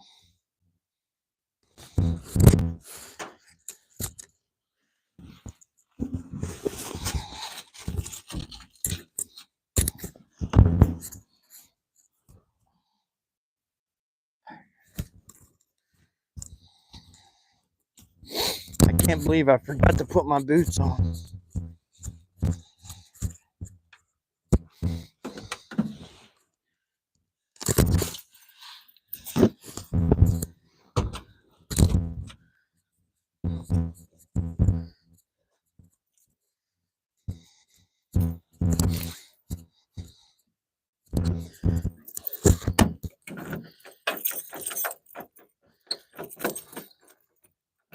I said I wanted some Chinese food, but it's a Sunday.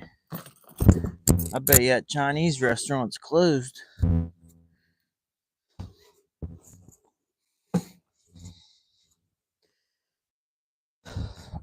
Alright. Now we got our boots. Boot scooting boogie. I just about shut my fingers in the dang door.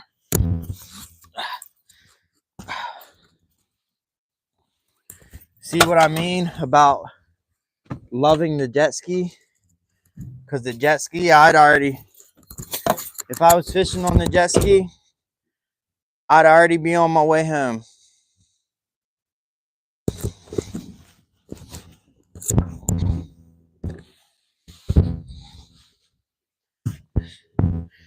The boat, not so much.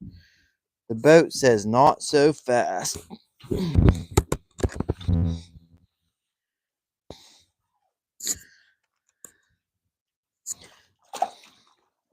I've been saying I'm going to put some sandpaper grip on this trailer tongue because it's like ice, but I haven't done that yet.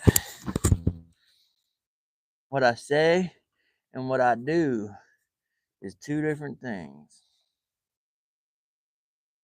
Yeah, see, normally a boat should be on the bunks and you drive it up with the gas motor. But since this troller motor doesn't clear the bow roller, I have to basically sink the trailer deeper than any boat trailer should ever be sunk. And paddle it or push it or pull it. See, it's staying. I'm going to have to probably start the truck up and back it up some more. Because I don't think I can get it this high.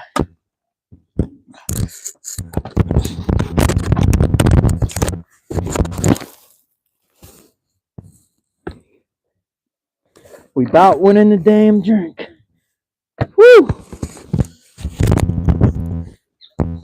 Alright, let's get on the other side and do that.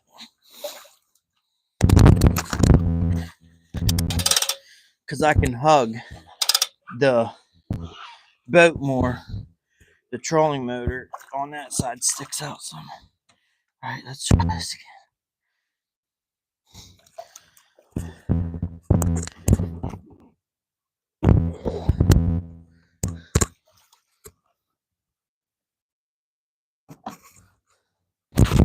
Alright, we're over the bow roller. Now I just gotta get the strap connected.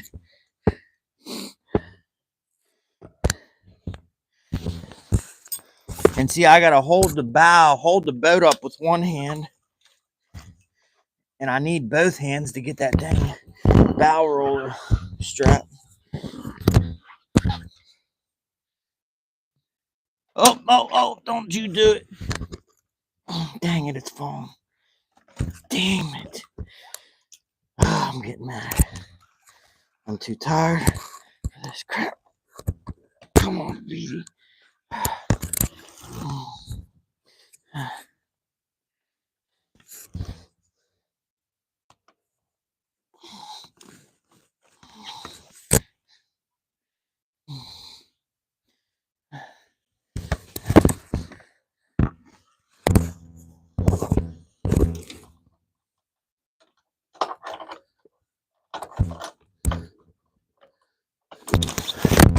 Alright, we're hooked. We are hooked. Good gracious. I usually never have that much trouble. It all started from me leaving my boots in the truck. There we go. Good. Whew! My arm's about to fall off.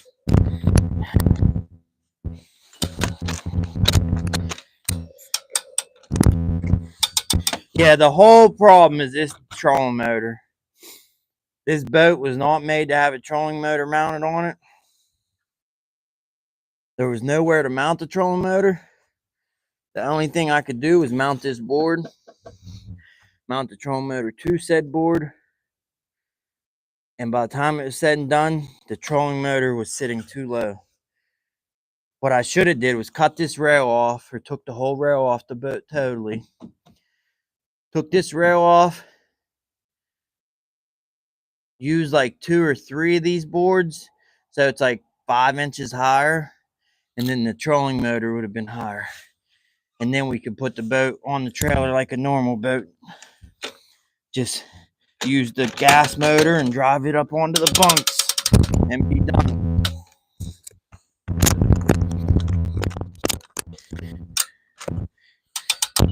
Normally it's not this much trouble.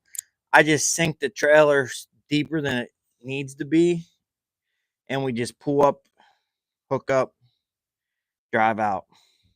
But since it's winter pool, I don't want to back up too far because I'm already off the concrete ramp.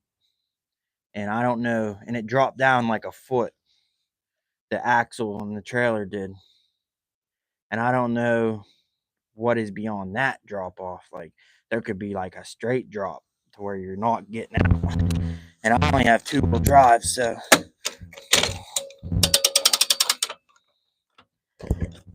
we had to be very careful. All right, hook the safety chain up.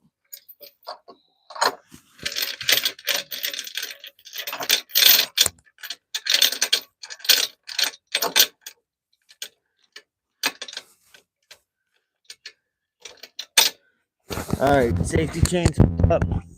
Now we let her eat. To the mats where it's at. Good Lord. And when you're tired, everything's 10 times harder.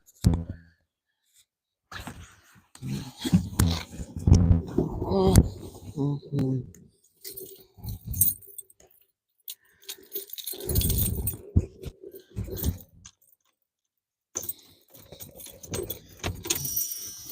All right.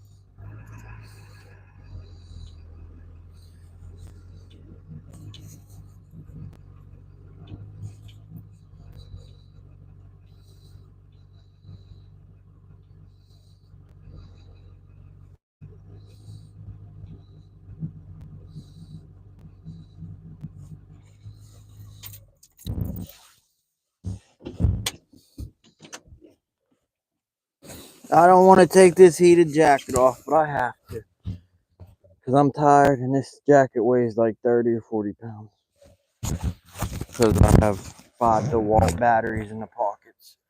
Good Lord. The boat's a little crooked on the trailer, but we can just give her a shake. We can just rock and roll. How did that battery come out of my pocket?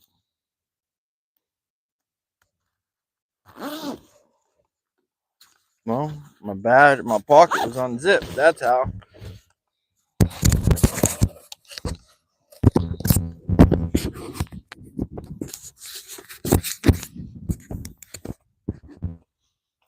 All right. Oh, I still got my black lights up there. Dang. Oh, and I still got a Christmas tree on the back deck too. I don't even know where to throw this thing to where it's not going to end up back in the lake. I know where. We'll throw it over there.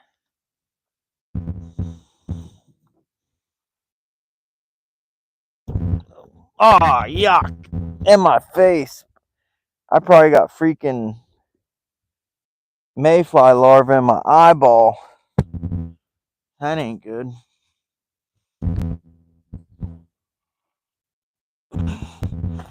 Throwing Christmas... Oh, man, this is disgusting.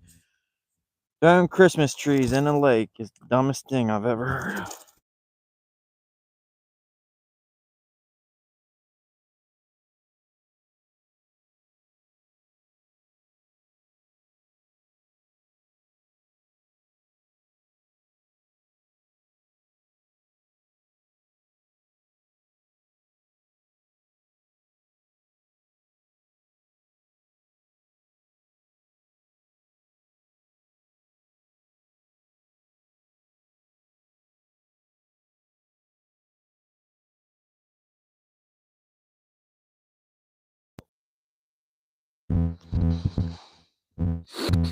Okay.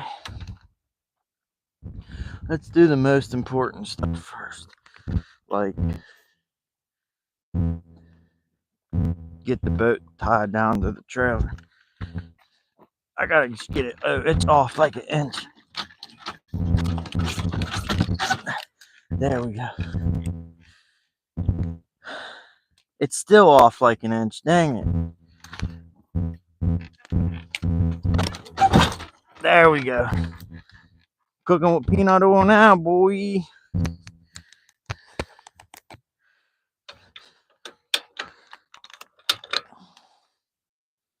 Alright, that's on, that's on. Get them ratchet straps on.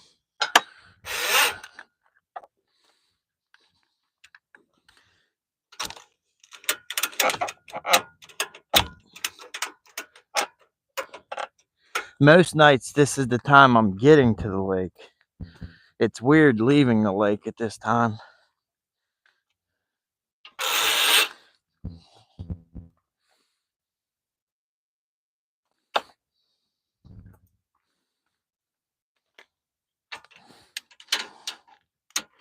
I even have things to speed up the process of loading the boat on the trailer.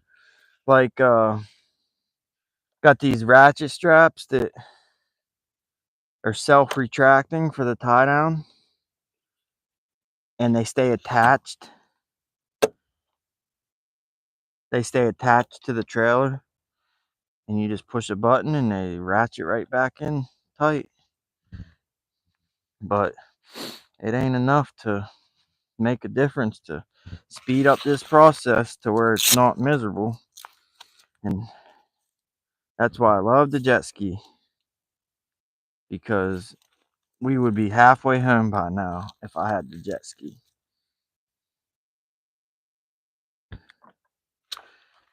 We'd be halfway to somewhere. Don't know where, but we'd be halfway there.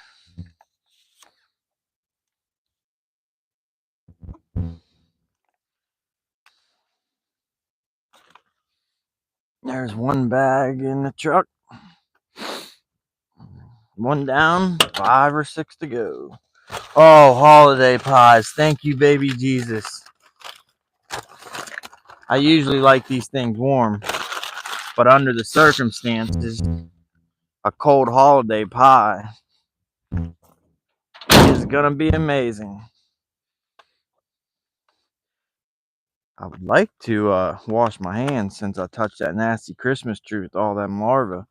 Bad enough I got mayfly larvae in my eye. Now I'm about to get some in my inside my body, in my stomach. Mm, mm, mm, mm.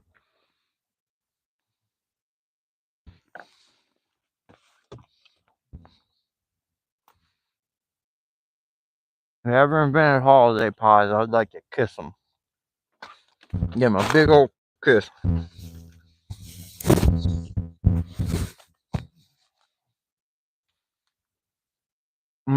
Man, this holiday pie tastes like $1,000,000.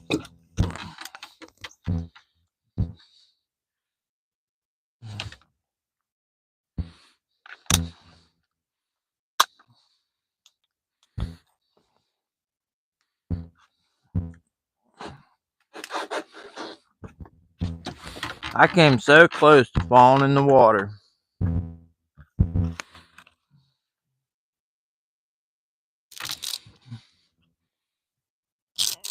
Closer than y'all realize.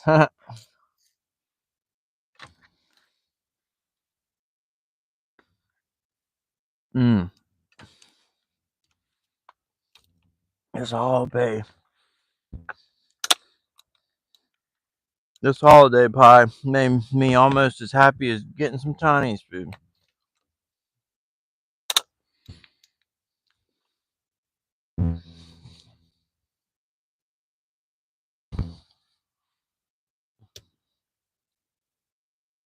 All right.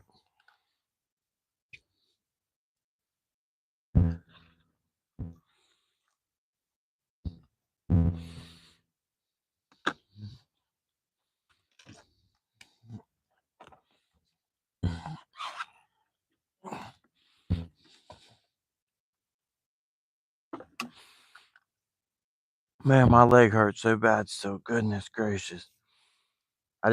I shouldn't have did that, but I kind of had to. I just stepped out of the boat using one leg, and man,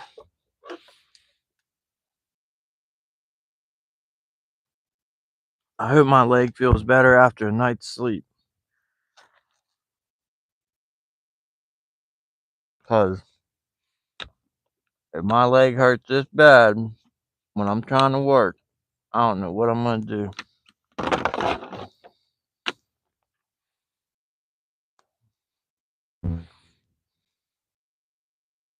That's when you wish you had some Aflac.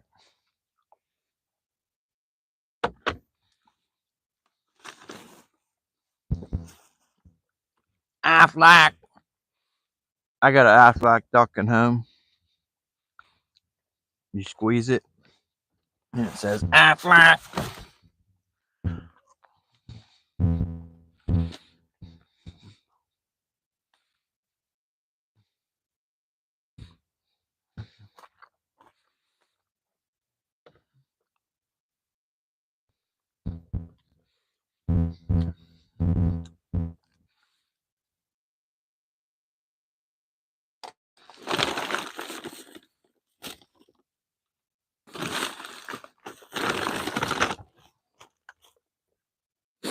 Aflac.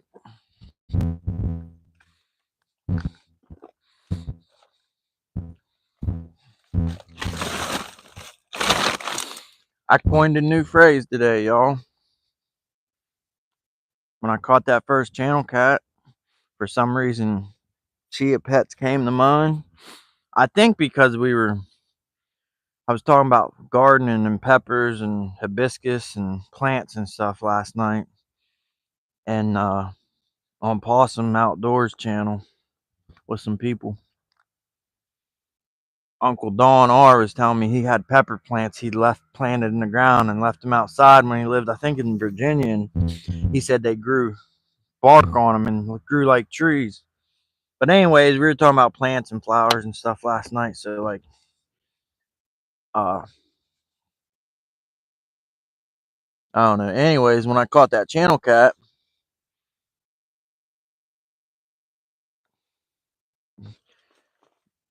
Chia Pet was kind of on my mind, and when I held the channel cat up, I said, channel. So I officially coining for channel cats that phrase. Instead of chia, it's channel. Silly, huh? But you gotta do something to entertain yourself when you're out here on the water 90% of the time by yourself. All right, I'm getting distracted. I got to process here. That can stay in the boat. That can stay in the boat.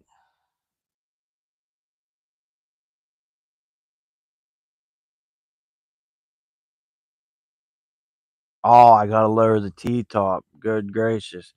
The worst thing of the night that I have to do. I almost forgot. That thing would have got blowed off on Interstate 70. Channel.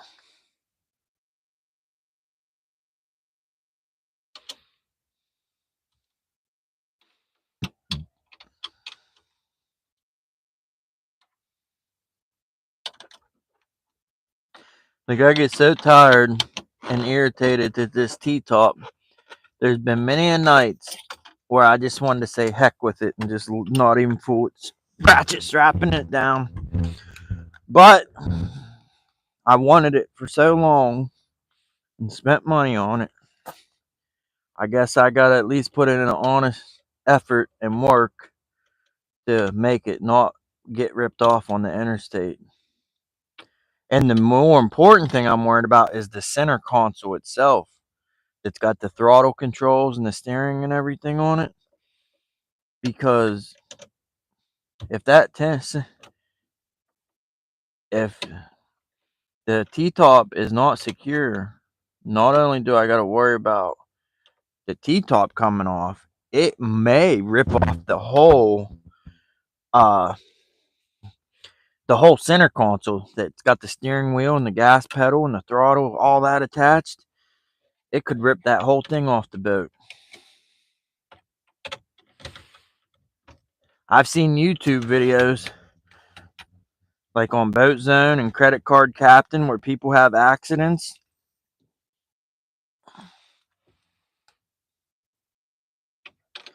And the whole, like, they hit something with the center console and it rips off the whole center console of the boat. Just peels it back to where they don't have no steering wheel, no gauges. Yeah, that's the thing. This center console, it's got a fish finder on it. It's got all my voltage and speedo and RPM gauge, steering wheel, the throttle lever, the forward and reverse lever.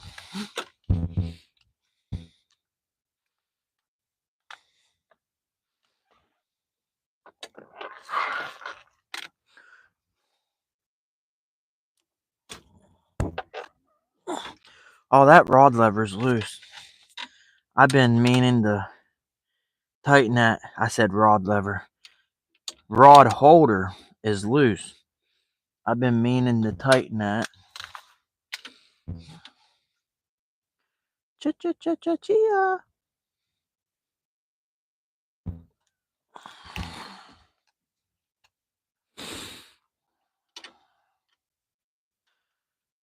Oh, I'm falling apart. My leg's hurting me so bad. I just hope it feels better by work tomorrow.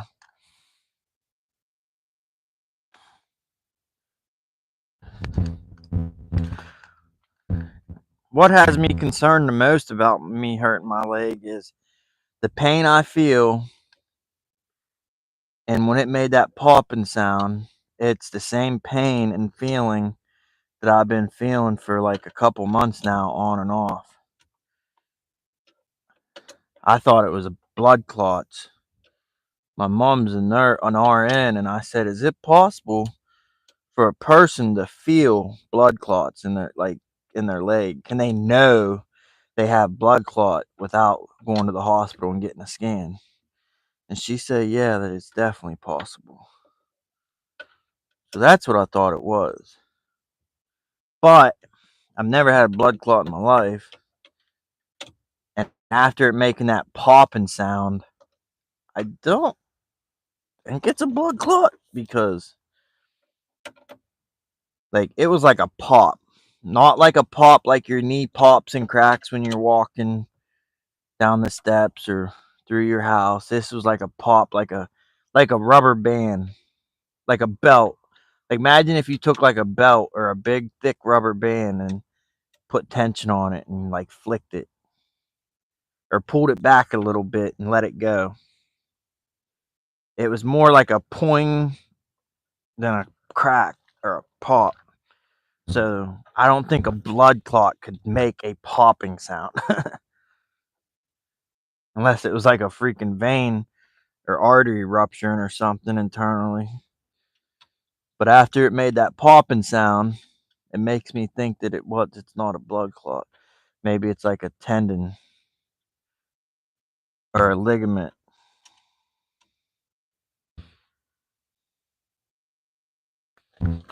All I know is I'm too dang young to be having these kinds of problems.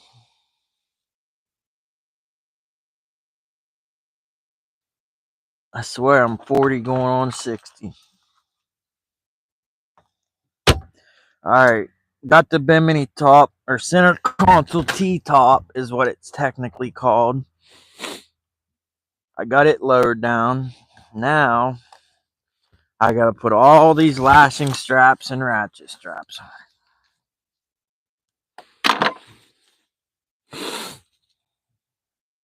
I start with the front because that's the most important, because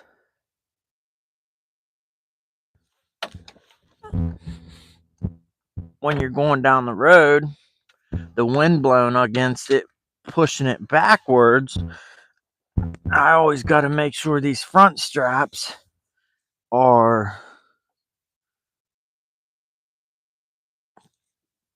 very tight and pulling the center console T-top downward, so that way going down the interstate the wind doesn't push it back, because I can't have any pressure on the center console, because it could rip it off the boat.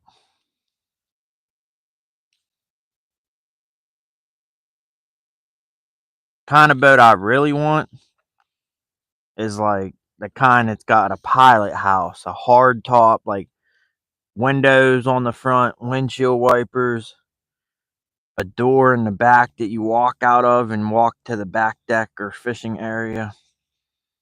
That way you got protection from the elements. It's hard top and it's fixed and rigid. You don't have to worry about it shaking or blowing off going down the highway.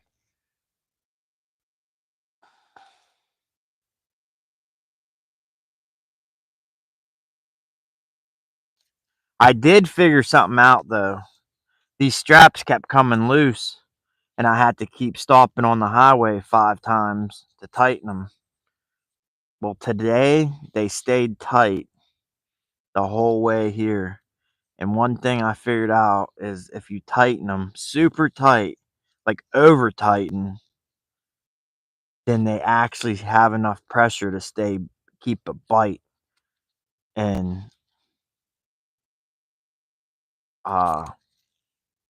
not come work themselves loose.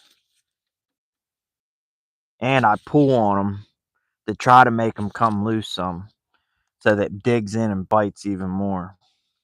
Because they're not ratchet straps, they're like the cam, like the buckles, like a lashing strap. Which I wanted lashing straps, that way it's easier to get them on and off, and I don't have to fool with ratchet straps.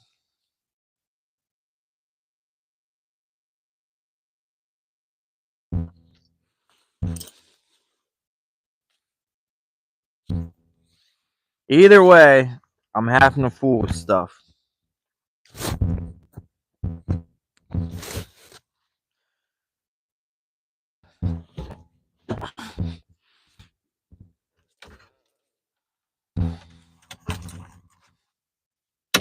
If the Chinese restaurant was open, probably not going to be open by the time I'm done fooling around. If it was, it ain't now.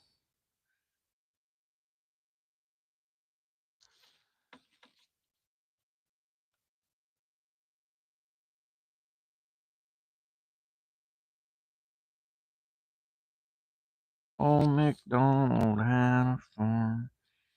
E-I-E-I-O. I can't believe old Burrito said Swedish fish, yuck. I don't think I've ever heard of someone not liking some Swedish fish. My kid might kick her in the kneecaps if he heard her say that. He loves them. That's his favorite candy. Swedish fish.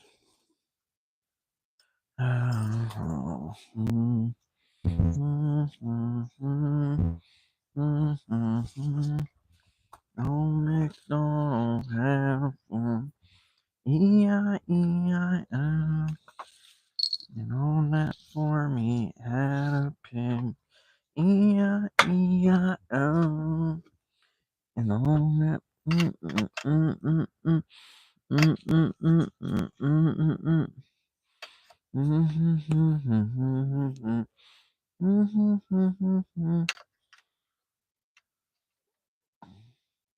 man, that ain't the right strap. Dang it.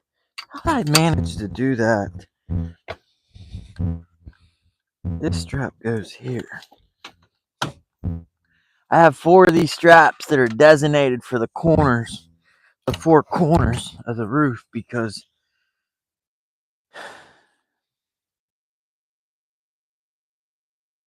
some of them are starting to like rub and wear holes in them, and they're ripping. And I don't want one of my main 4 corner ones to be the one that rips. I'd rather it be one of the side ones.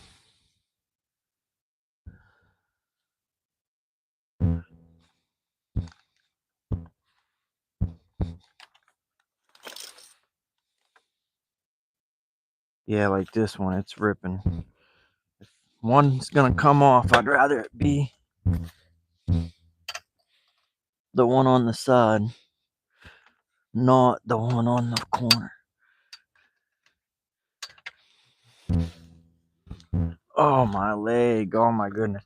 I'm hoping once I get in the warm house and turn the heat up, my legs quits hurting as bad, you know?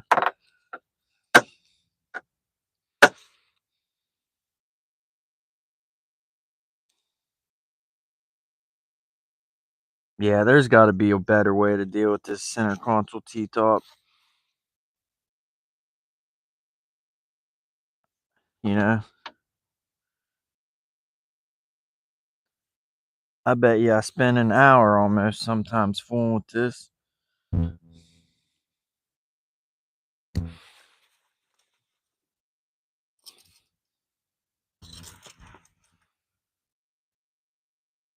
Yeah, because I can pull the top off in 30 seconds. But I'd have to have somewhere to put it. And the bed of my truck just isn't an option because there's so much stuff in there.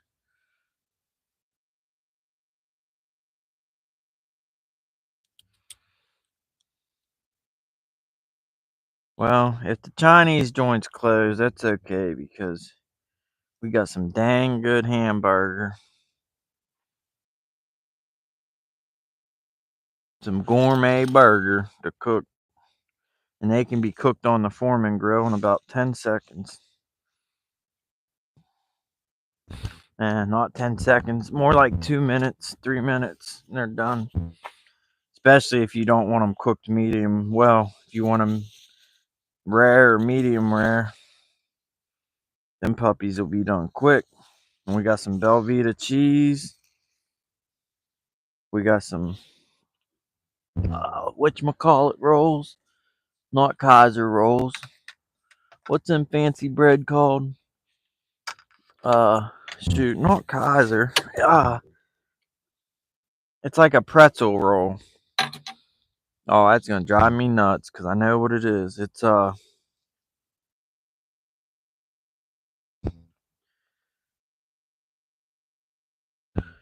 man, what are them called?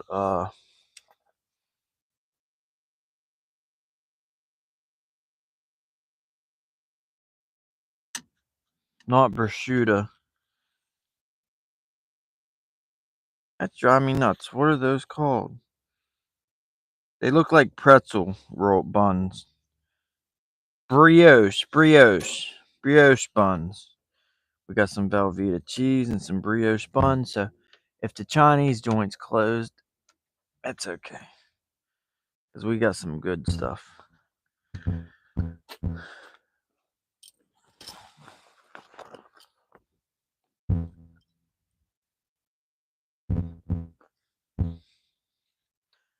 You know you're tired when you think a bobcat's running by you. There's bobcats out here, and I thought I seen something running on the other side of the boat, but it was just my headlamp reflecting off the chrome rod holder. It looked like a streak or something running. We're missing a strap. 1, 2, 3, 4, 5. Oh, okay, there it is.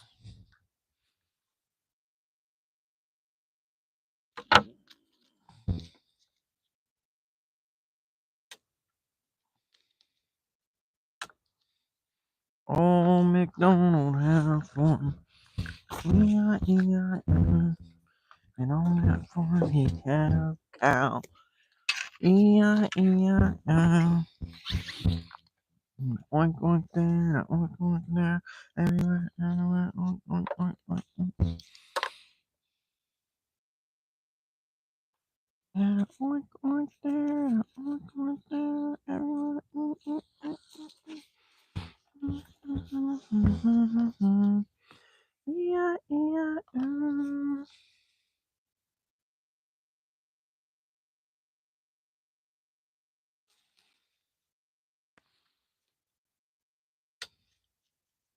See, that one's nice and tight.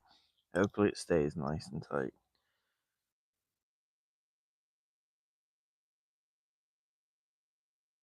Because I do not want to stop going down the highway and have to tighten these things.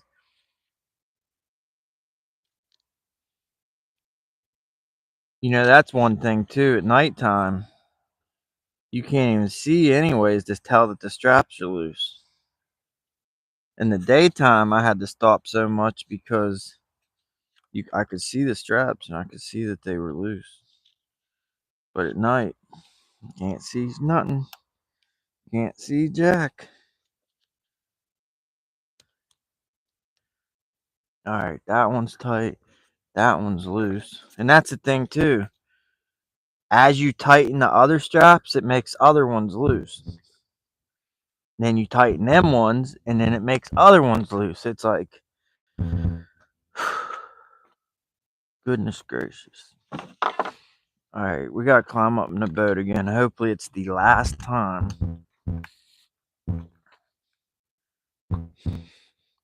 I have a cuddy cap. Oh, and it's so hard to climb up in the boat because I got all these straps going around everything.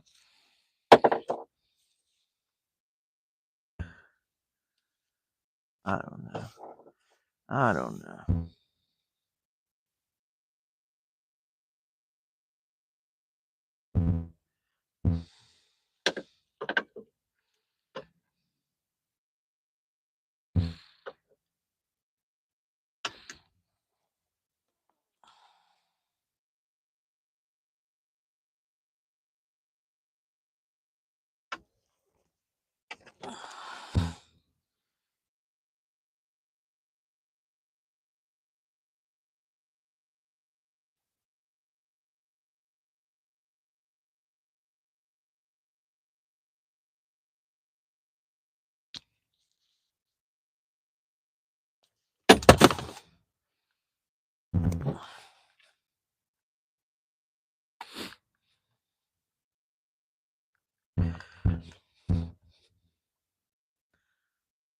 I put this new floor in a cuddy cabin boat once, like a 21-foot cabin cruiser.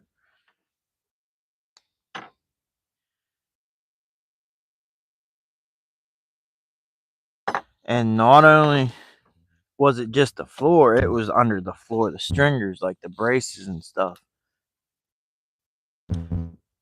Well, let me tell you, it was a nightmare. And after that, I said never again. The worst part of it all was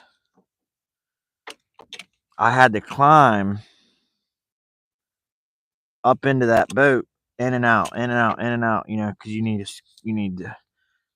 tools, you need drill bits, you need sandpaper, you need wood, you just so many things needed. I climbed in and out of that boat over like a 2-week period, doing the floor and the stringer repairs, pouring fiberglass, putting new wood. I bet you I climbed in and out of that boat easy 200 times, up and down, up maybe 300 times. And after that, I said I will never, ever, ever do that again. It was awful. Like you couldn't pay me to do that again.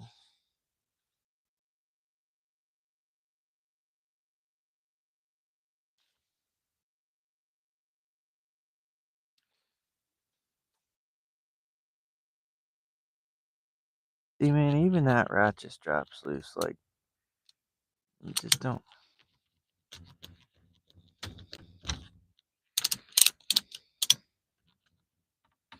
All right, now that's nice and tight. That should be good.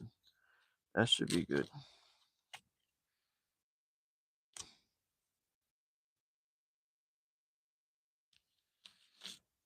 Normally it don't take this long, but my legs hurt and I can't jump up and down as quick. All right, that's nice and tight. And I'm tired. And I got these big old dry shod muck boots on that come up to my knees. Usually I'm barefoot or got flip flops or Crocs or Hey Dudes or just some plain old tennis shoes.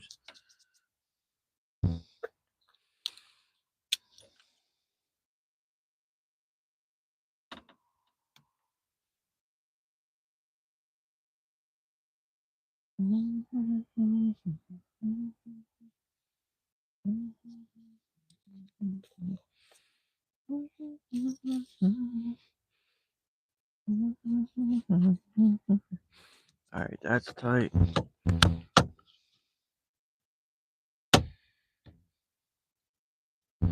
Uh, that could be tighter. I had them so tight earlier they were plucking like a bowstring.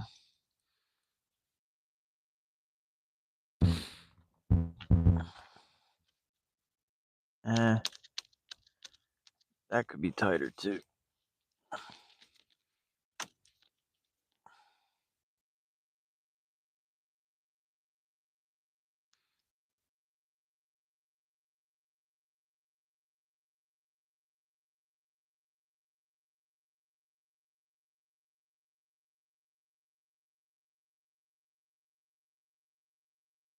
I smell gas so strong, and I didn't even have my gas engine on today.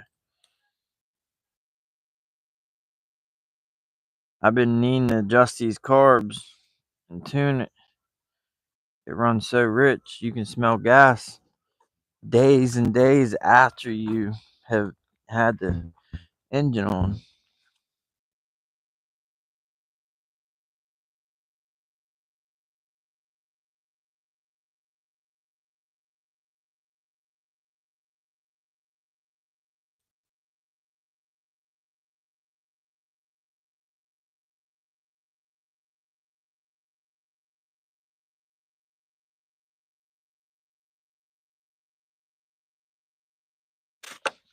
Oh shoot, I'm glad that popped off because it would have popped off on the highway. I'm gonna get in the truck, look online, and see if the Chinese restaurant Juicy is open. Get me some sushi. Sushi.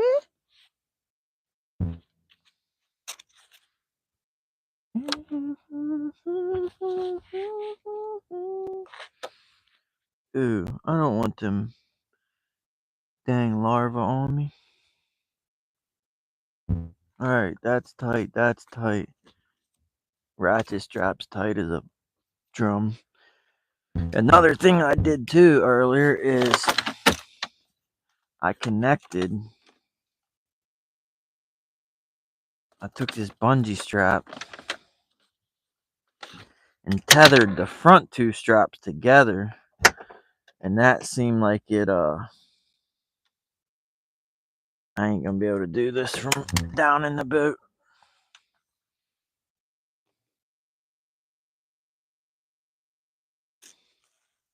I don't think I am. We'll see.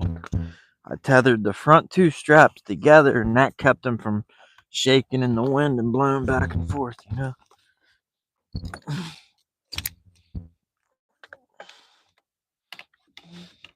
Come on, get up past there. You go.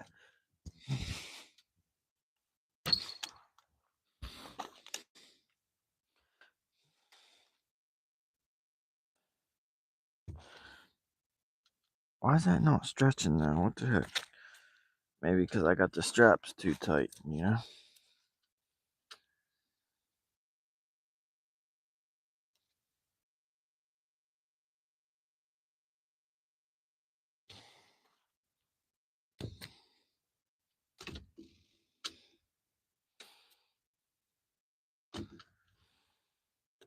I'm gonna ruin that bungee cord.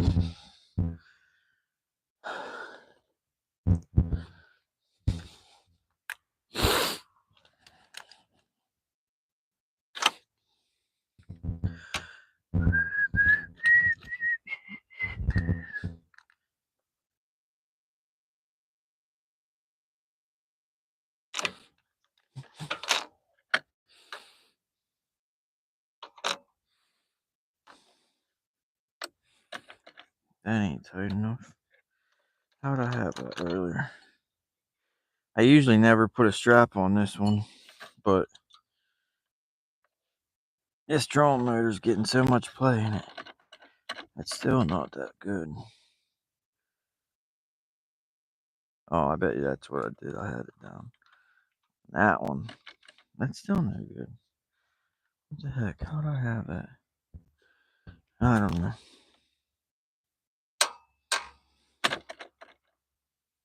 Better than it was. Alright, trolling motor's buttoned down. Gotta put this away. I think we're ready to rock and roll. Oh, nope. Forgot them straps.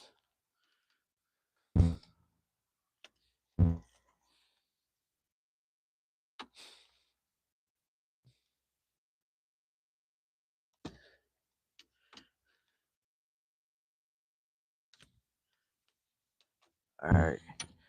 Let them go like that. Normally, earlier I did these straps different too. I put them crossed, made an X, and then tied the X together with a bungee.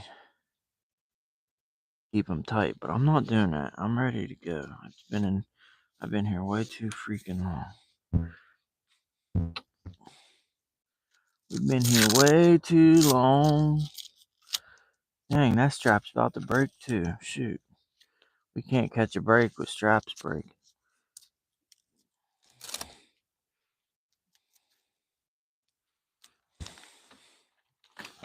Alright.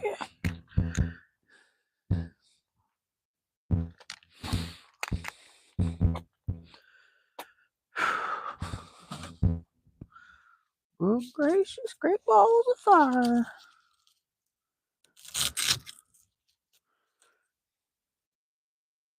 Now I just gotta remember to put the phone in the truck with me, not leave it on the tripod going down the interstate. That wouldn't be good, would it? Be good for views. Probably make a short out of it. whenever I could log back onto my account with a new phone.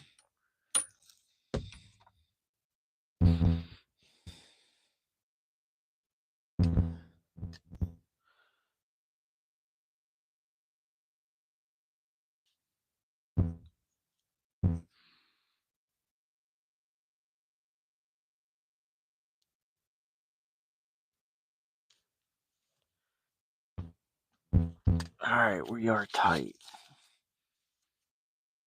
All that for the dang center console T-top. If I would have known putting this top on my boat would add an extra hour to my task of loading it on the trailer. No siree. Usually it only takes about a half hour. But I'm tired and I got a gimp leg.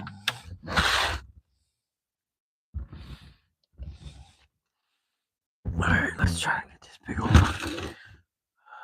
Actually, we'll just transport it like this. Oh, Lordy, you're heavy. This jumper pack weighs 60 pounds, I bet. Oh, Lordy.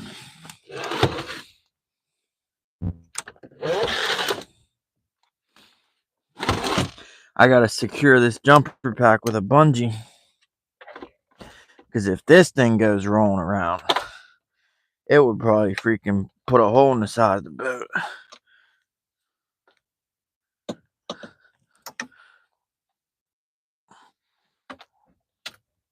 Alright, secure. That's secure, that's secure, that's secure. Last thing is the phone and this tripod.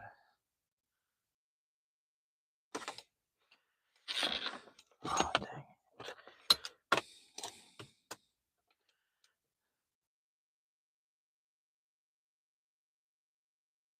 I gotta unplug this mic for a sec.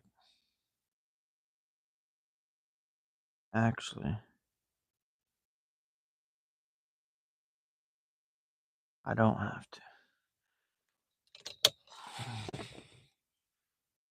Just take the cable with this. Here's my tripod. I got it bungeed so when we get waked by a boat, it won't. It can get knocked over, like, and it will. Whoa, I just about hit myself in the face. But anyways, it'll get knocked over and come right back to its original position. Because I almost lost the phone.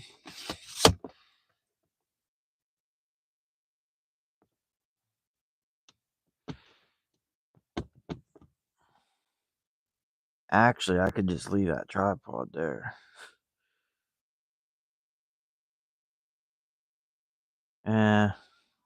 I've never left it there before. I probably shouldn't start.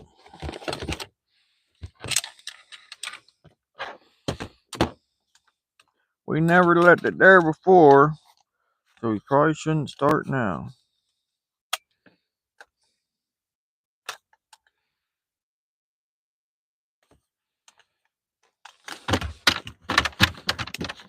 Get off me.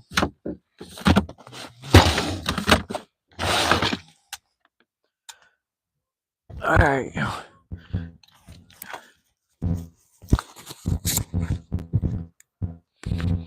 Yeah, for years I put this trolling motor remote, loop it through the rail,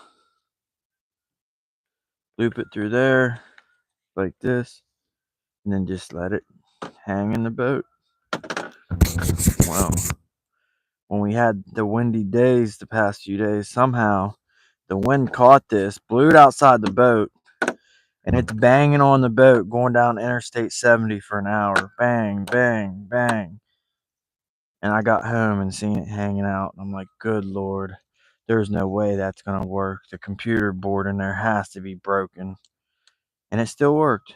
But then it happened a second time. The first time it happened because I wrapped it around this rail twice because it was storming and there were several inches of water in the boat. I didn't want this hanging in the water, so I wrapped it around the rail twice, and that's why it blew out of the boat because it was up higher. But the second time it happened, I only had it wrapped around the rail once, but it was very windy that day. So, but I'm not taking any. And I JB welded this clip. I can't believe that didn't break after banging on the interstate for an hour. But I JB welded that clip, and that clip did not break. Like, you know how amazing that is?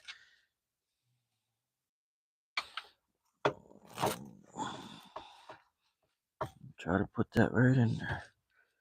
Right in there, just like that.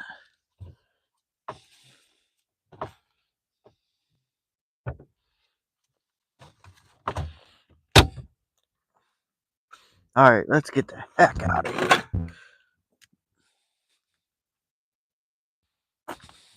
Make sure this is tight. Yep. Make sure this is tight. Yep. Alright.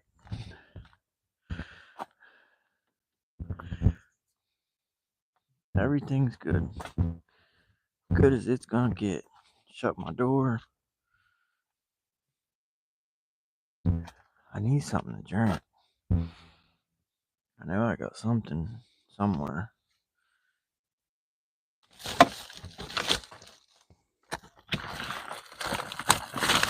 It's ice water.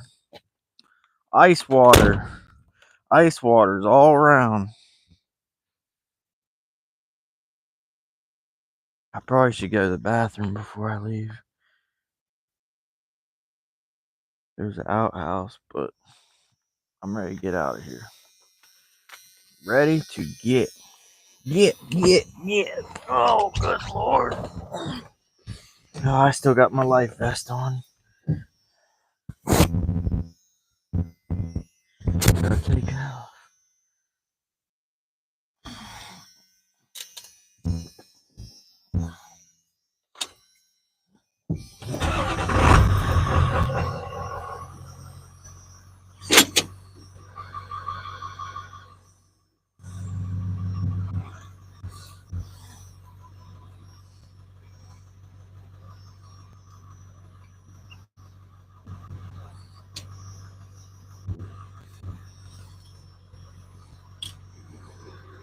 I gotta look and see if this Chinese restaurant's open. Hold on, I'll be.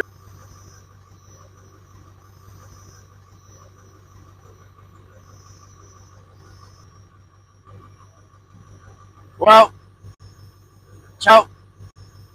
Chinese restaurants closed. They closed at 9:30. Chinese restaurants closed. They closed at 9:30. No Chinese for me.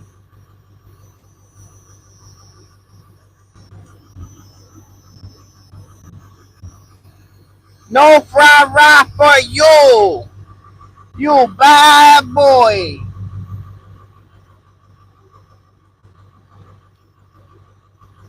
You're a very bad boy. No fried rice for you, boy.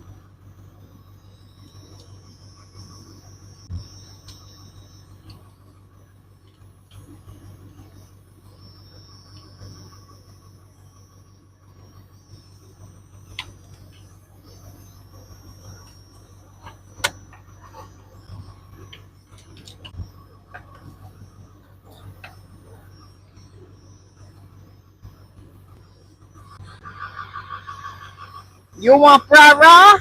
Too bad, we closed. You should have been here in 10 minutes.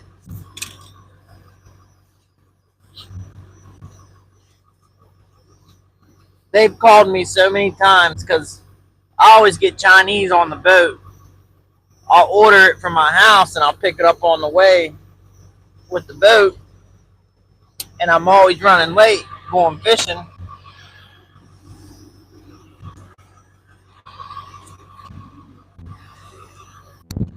And they'll call me and say, we said 10 minutes.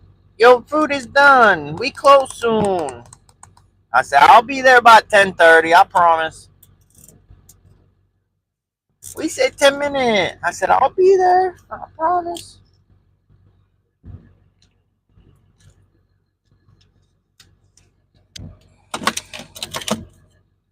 Whew. Come in here. You want fried rice? Oh, shoot. Oh, I was about to say, I'm out of gas. When I got gas earlier,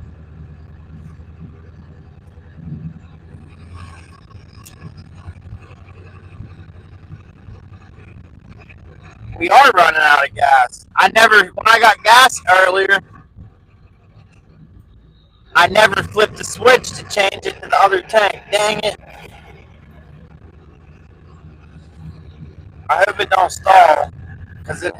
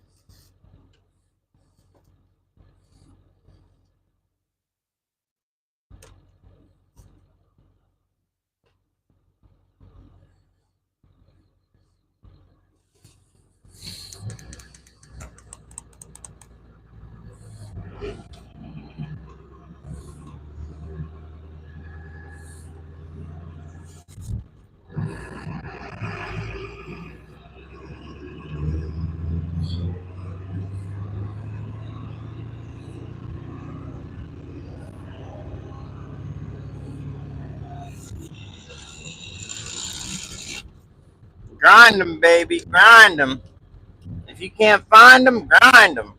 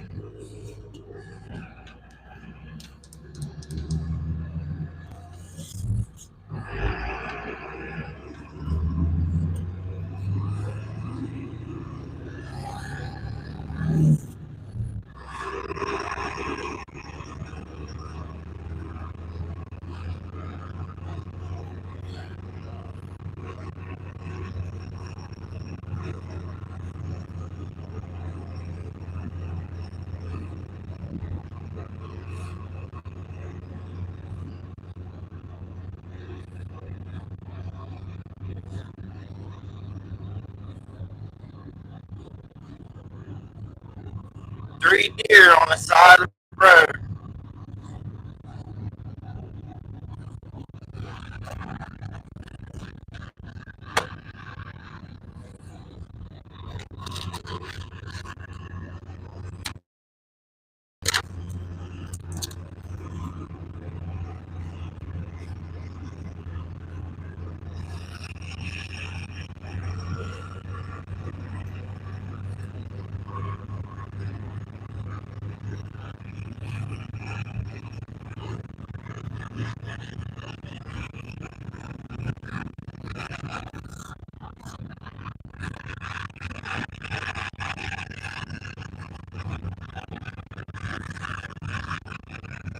Can't find them, grind them.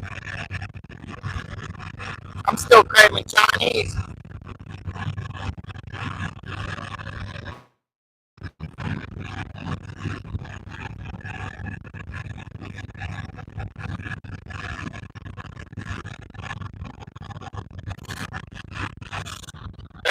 a car lot back there, a little used car lot, and all the dudes' cars were all gone one day. Like probably about 20 or 30 cars. And I'm like, dang, he sold them all. What happened? Then the next day, there was like 20 fracking trucks sitting there. He leased or rented his lot to oil company.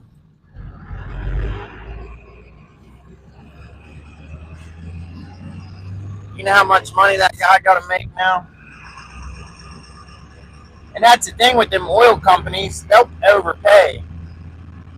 Say if a lot's worth $30,000 a month, or say a lot's worth $1,000 a month, they'll pay you $20,000 a month, no problems, just to get that lot, just because they need it, just because they're making $1 million a month pumping gas and oil.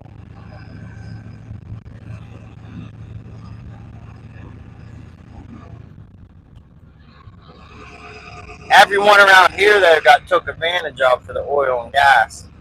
They came around and they flashed some money, and everyone signed their life away for their mineral rights, when everyone should have banded together and held out and asked for shares of stock in the company.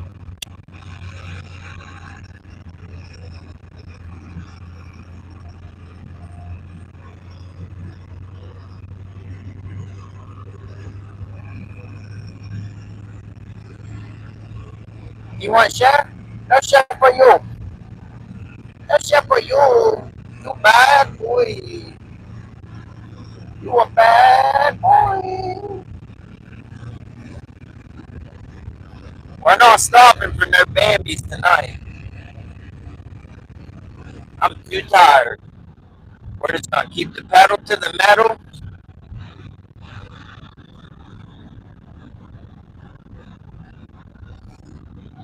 Oh, I shouldn't say that. Watch Bambi jump right out in front of us.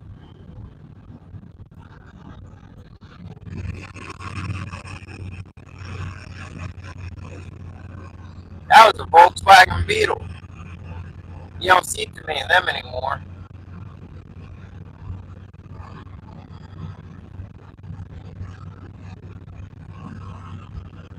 And that was a Honda Accord. You see millions of them. Oh, daylight come and I wanna go home. There's a fracking truck. Frack you, buddy.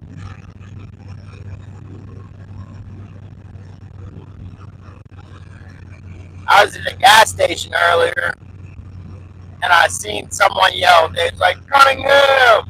And I'm like an hour from home. But I turned to see who it was. Like if we were home in my town, I'd ignore him. Because it's probably somebody I don't want to talk to. But as loud as he yelled it, I'm like, oh, that's somebody that knows me. An hour away from him, yelling my name like that, that's someone I know. And I look, and it is someone I know. And I'm talking, like, as soon as I turn and look at him, I'm like, oh, I'm like, man, I know who you are. But it threw me off being so far away from home. I'm like, and before they even said who they was, I was like, oh, that's right, Terry. I said, I ain't seen you so long. I was like, I knew you. Anyways, we talked for like 5 minutes. I leave the gas station. I get down the road about 20 minutes later, and I get thinking, I'm like, that dude's name was Steve, not Terry. And he never corrected me either. I said, yeah, his name was Stephen Banyas. And I know that. Like, I know him. He actually, when I played Little League or Pinto or something, whatever baseball you play when you're like 8 years old, whatever the first ball that you play, whatever comes after T-ball, he was on my team on the Pirates, and his dad was the coach. So, like, I knew this dude for sure. But at that time, I was just thinking he was someone else. And I knew it wasn't someone else. I knew who he was. I just accidentally said Terry, which I knew it Terry Herring. And that's who I was thinking of, but I knew it wasn't him. But like 20 minutes later down the road, I'm like, that was Steven, not Terry. I can't believe he didn't correct me. I felt bad afterwards.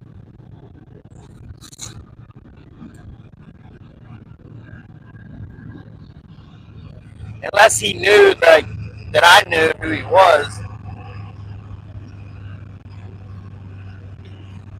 I better slow down.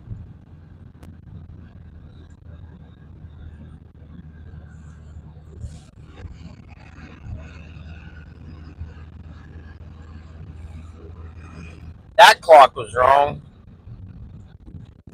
It said it was 15:13, which is military time. If it was 15:13, it would be, well, it would be like 3 a.m.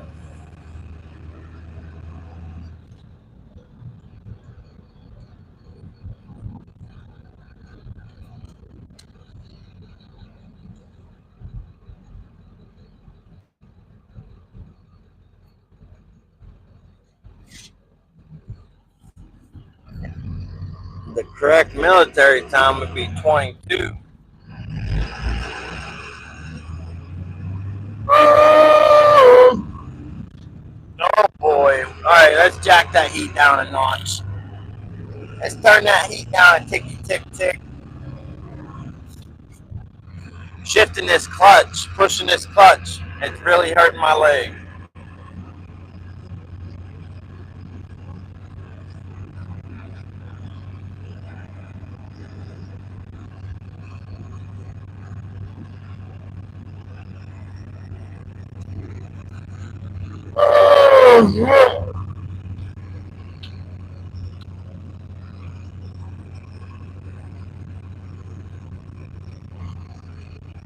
Yeah, what made me think of that dude at the gas station, I asked him what he was doing out this way, and he said he's going to work.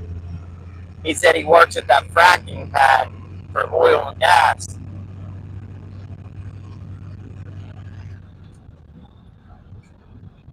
That's what we were talking about, was fracking, actually. Because how everyone hates fracking and says it's bad and stuff. Well,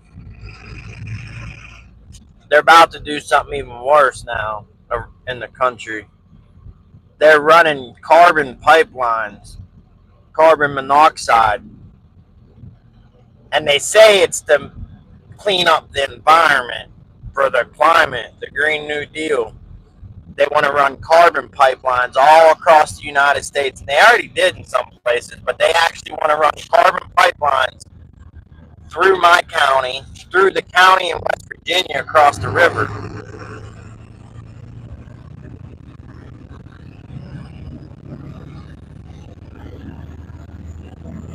And they're even trying to force farmers in Pennsylvania to store underground carbon storage tanks on their property. But the reason it's real bad is because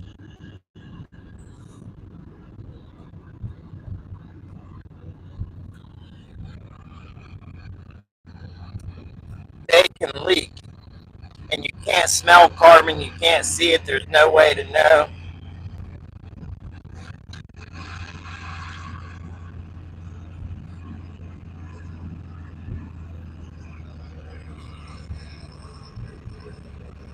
There has been towns where carbon pipelines burst and half the population's died and the stores got buried.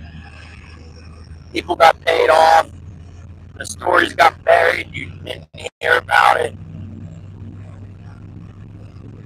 There's actual 911 calls where people called 911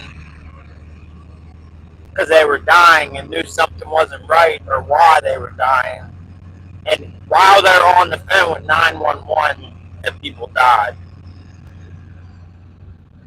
And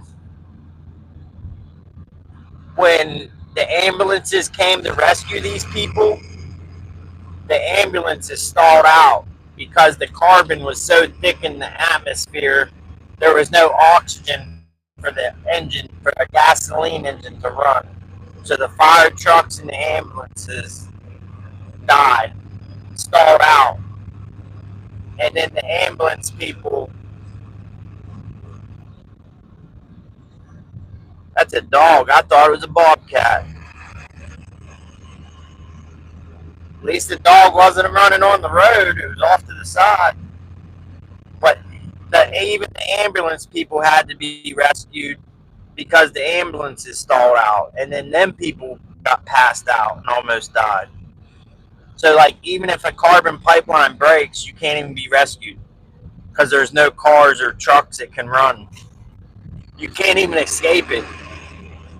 Say they got carbon pipeline in your town and it leaks, and you try to escape, well, your car will stall out. You won't even get away. Like, it's so horrible. But the true reason, they say it's for cleaning up the environment. The real reason they run carbon pipelines is they want to frack. They want to frack with carbon instead of water and sand.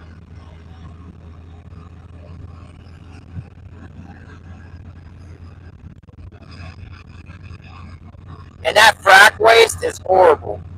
And like, if you look where they run all the carbon pipelines, they run up into Canada, up into the Dakotas, where the biggest oil fields are at, that they already emptied and fracked. But if they frack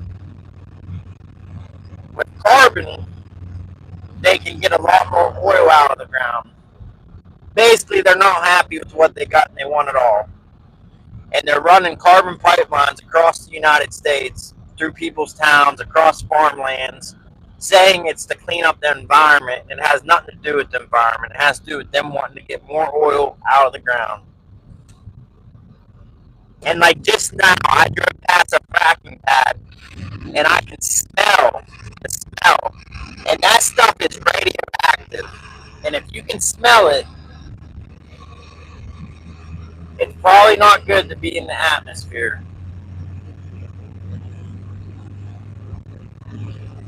There's actually a company that dumped 10,000 metric tons of radioactive solid frack waste in my city, right next to the Ohio River, right next to our high school's football team's field.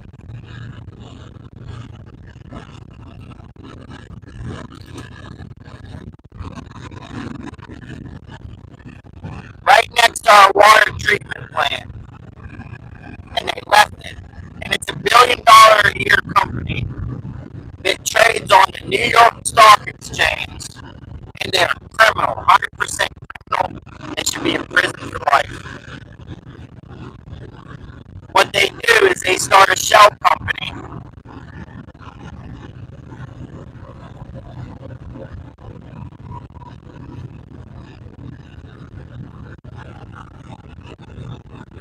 The company's called AEPI, and they even are on the stock exchange.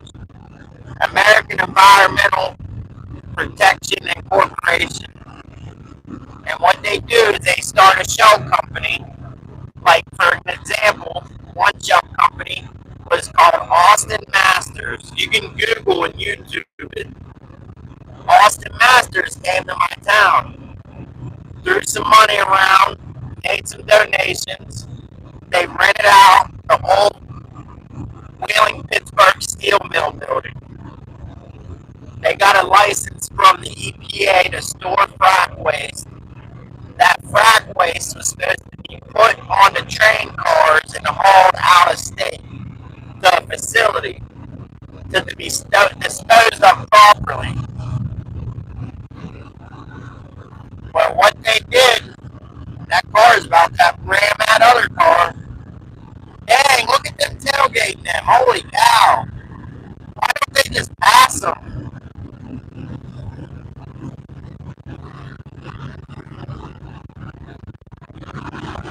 But the EPA said this Austin Masters company could store 600 metric tons at a time in this building.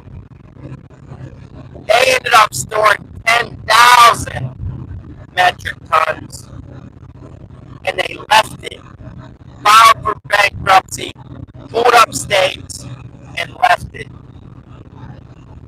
And where it's at, it floods.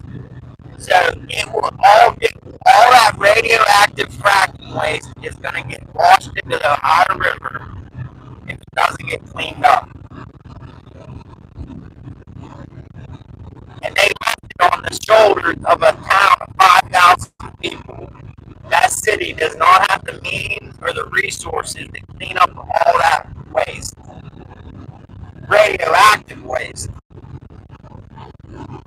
This fracking waste is radioactive. You have solid fracking waste and liquid fracking waste, and both kinds are radioactive. And the frack waste around here in the Utica shale fields in Pennsylvania, Ohio, it is the most radioactive waste in the whole United States. But they left it. They filed bankruptcy.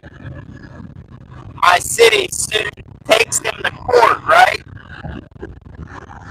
And they say, well, we don't have the money to clean it up. Basically, they got paid to accept the waste, pocketed all the money, and never disposed of it properly. And when they got took to court, they told the judge, we don't have the money to clean it up. We filed for bankruptcy. And that's that. They left it at that. But the company that filed for bankruptcy don't have their money. Yes, the shell company.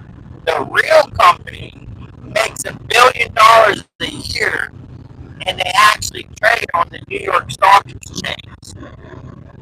Filthy rich. Filthy rich. And how they got filthy rich is by dumping radioactive waste in small towns all across the United States. They are still doing it as we speak. They're filling up an empty building in a small town with radioactive waste right now.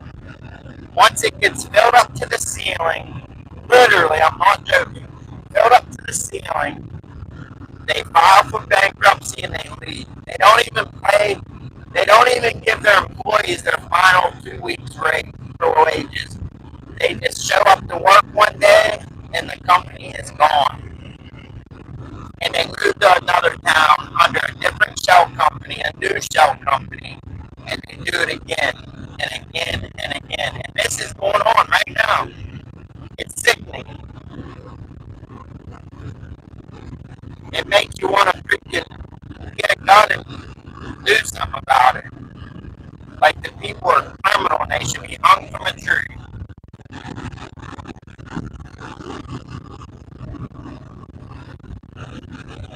And then the company CEO and the owners, they don't even have to show up for court. They just pay a lawyer, shows up and says all this company filed for bankruptcy, they don't have their money, and that's the end of it.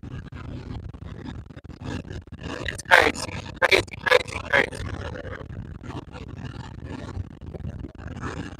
But now they want to crack with carbon pipelines, which is going to make even more waste and make this company do this even more often and frequently on a larger scale.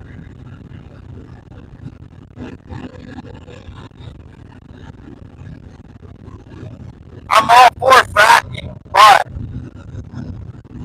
it has to be done responsibly.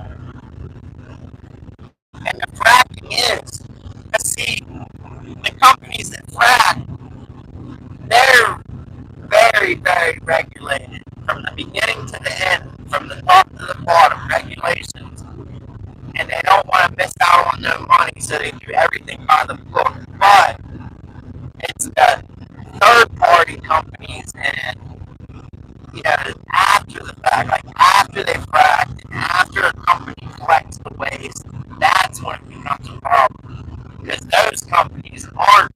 populated as much. And that's when they can do shady stuff like they already done.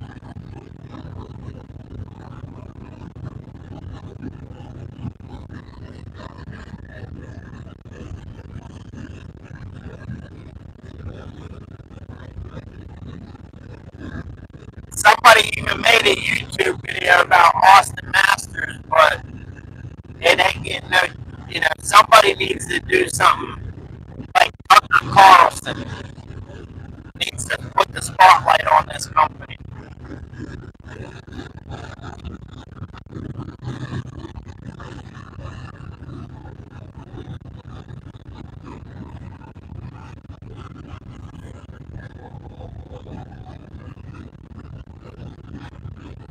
Like where they dumped all this waste.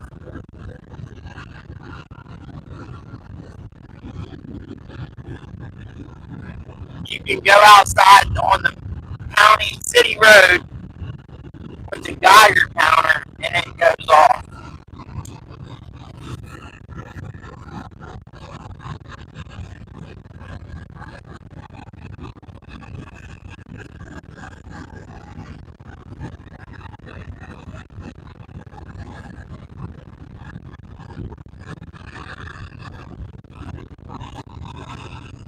Like the same roads that the kids' school buses ride on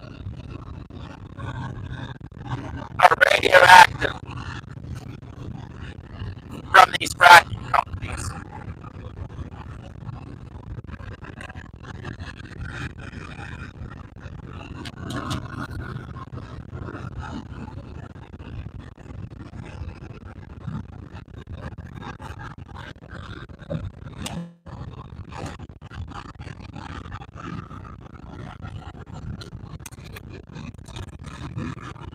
Well, this stream should definitely give me some watch hours. Been going for 434 minutes.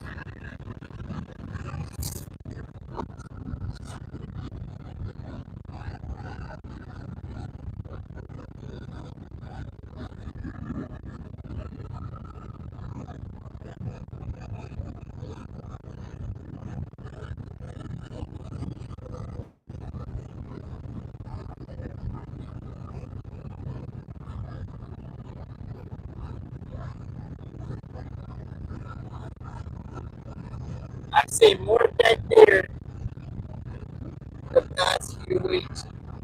I think they were in the rut, or they just got done with the rut and started the rut.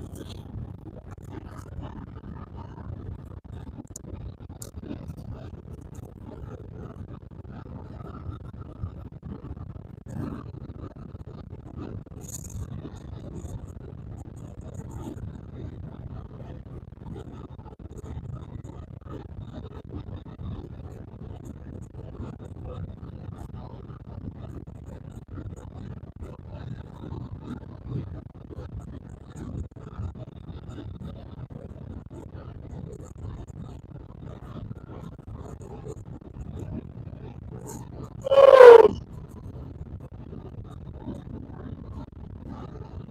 phone's about to die, so I'm gonna end this stream.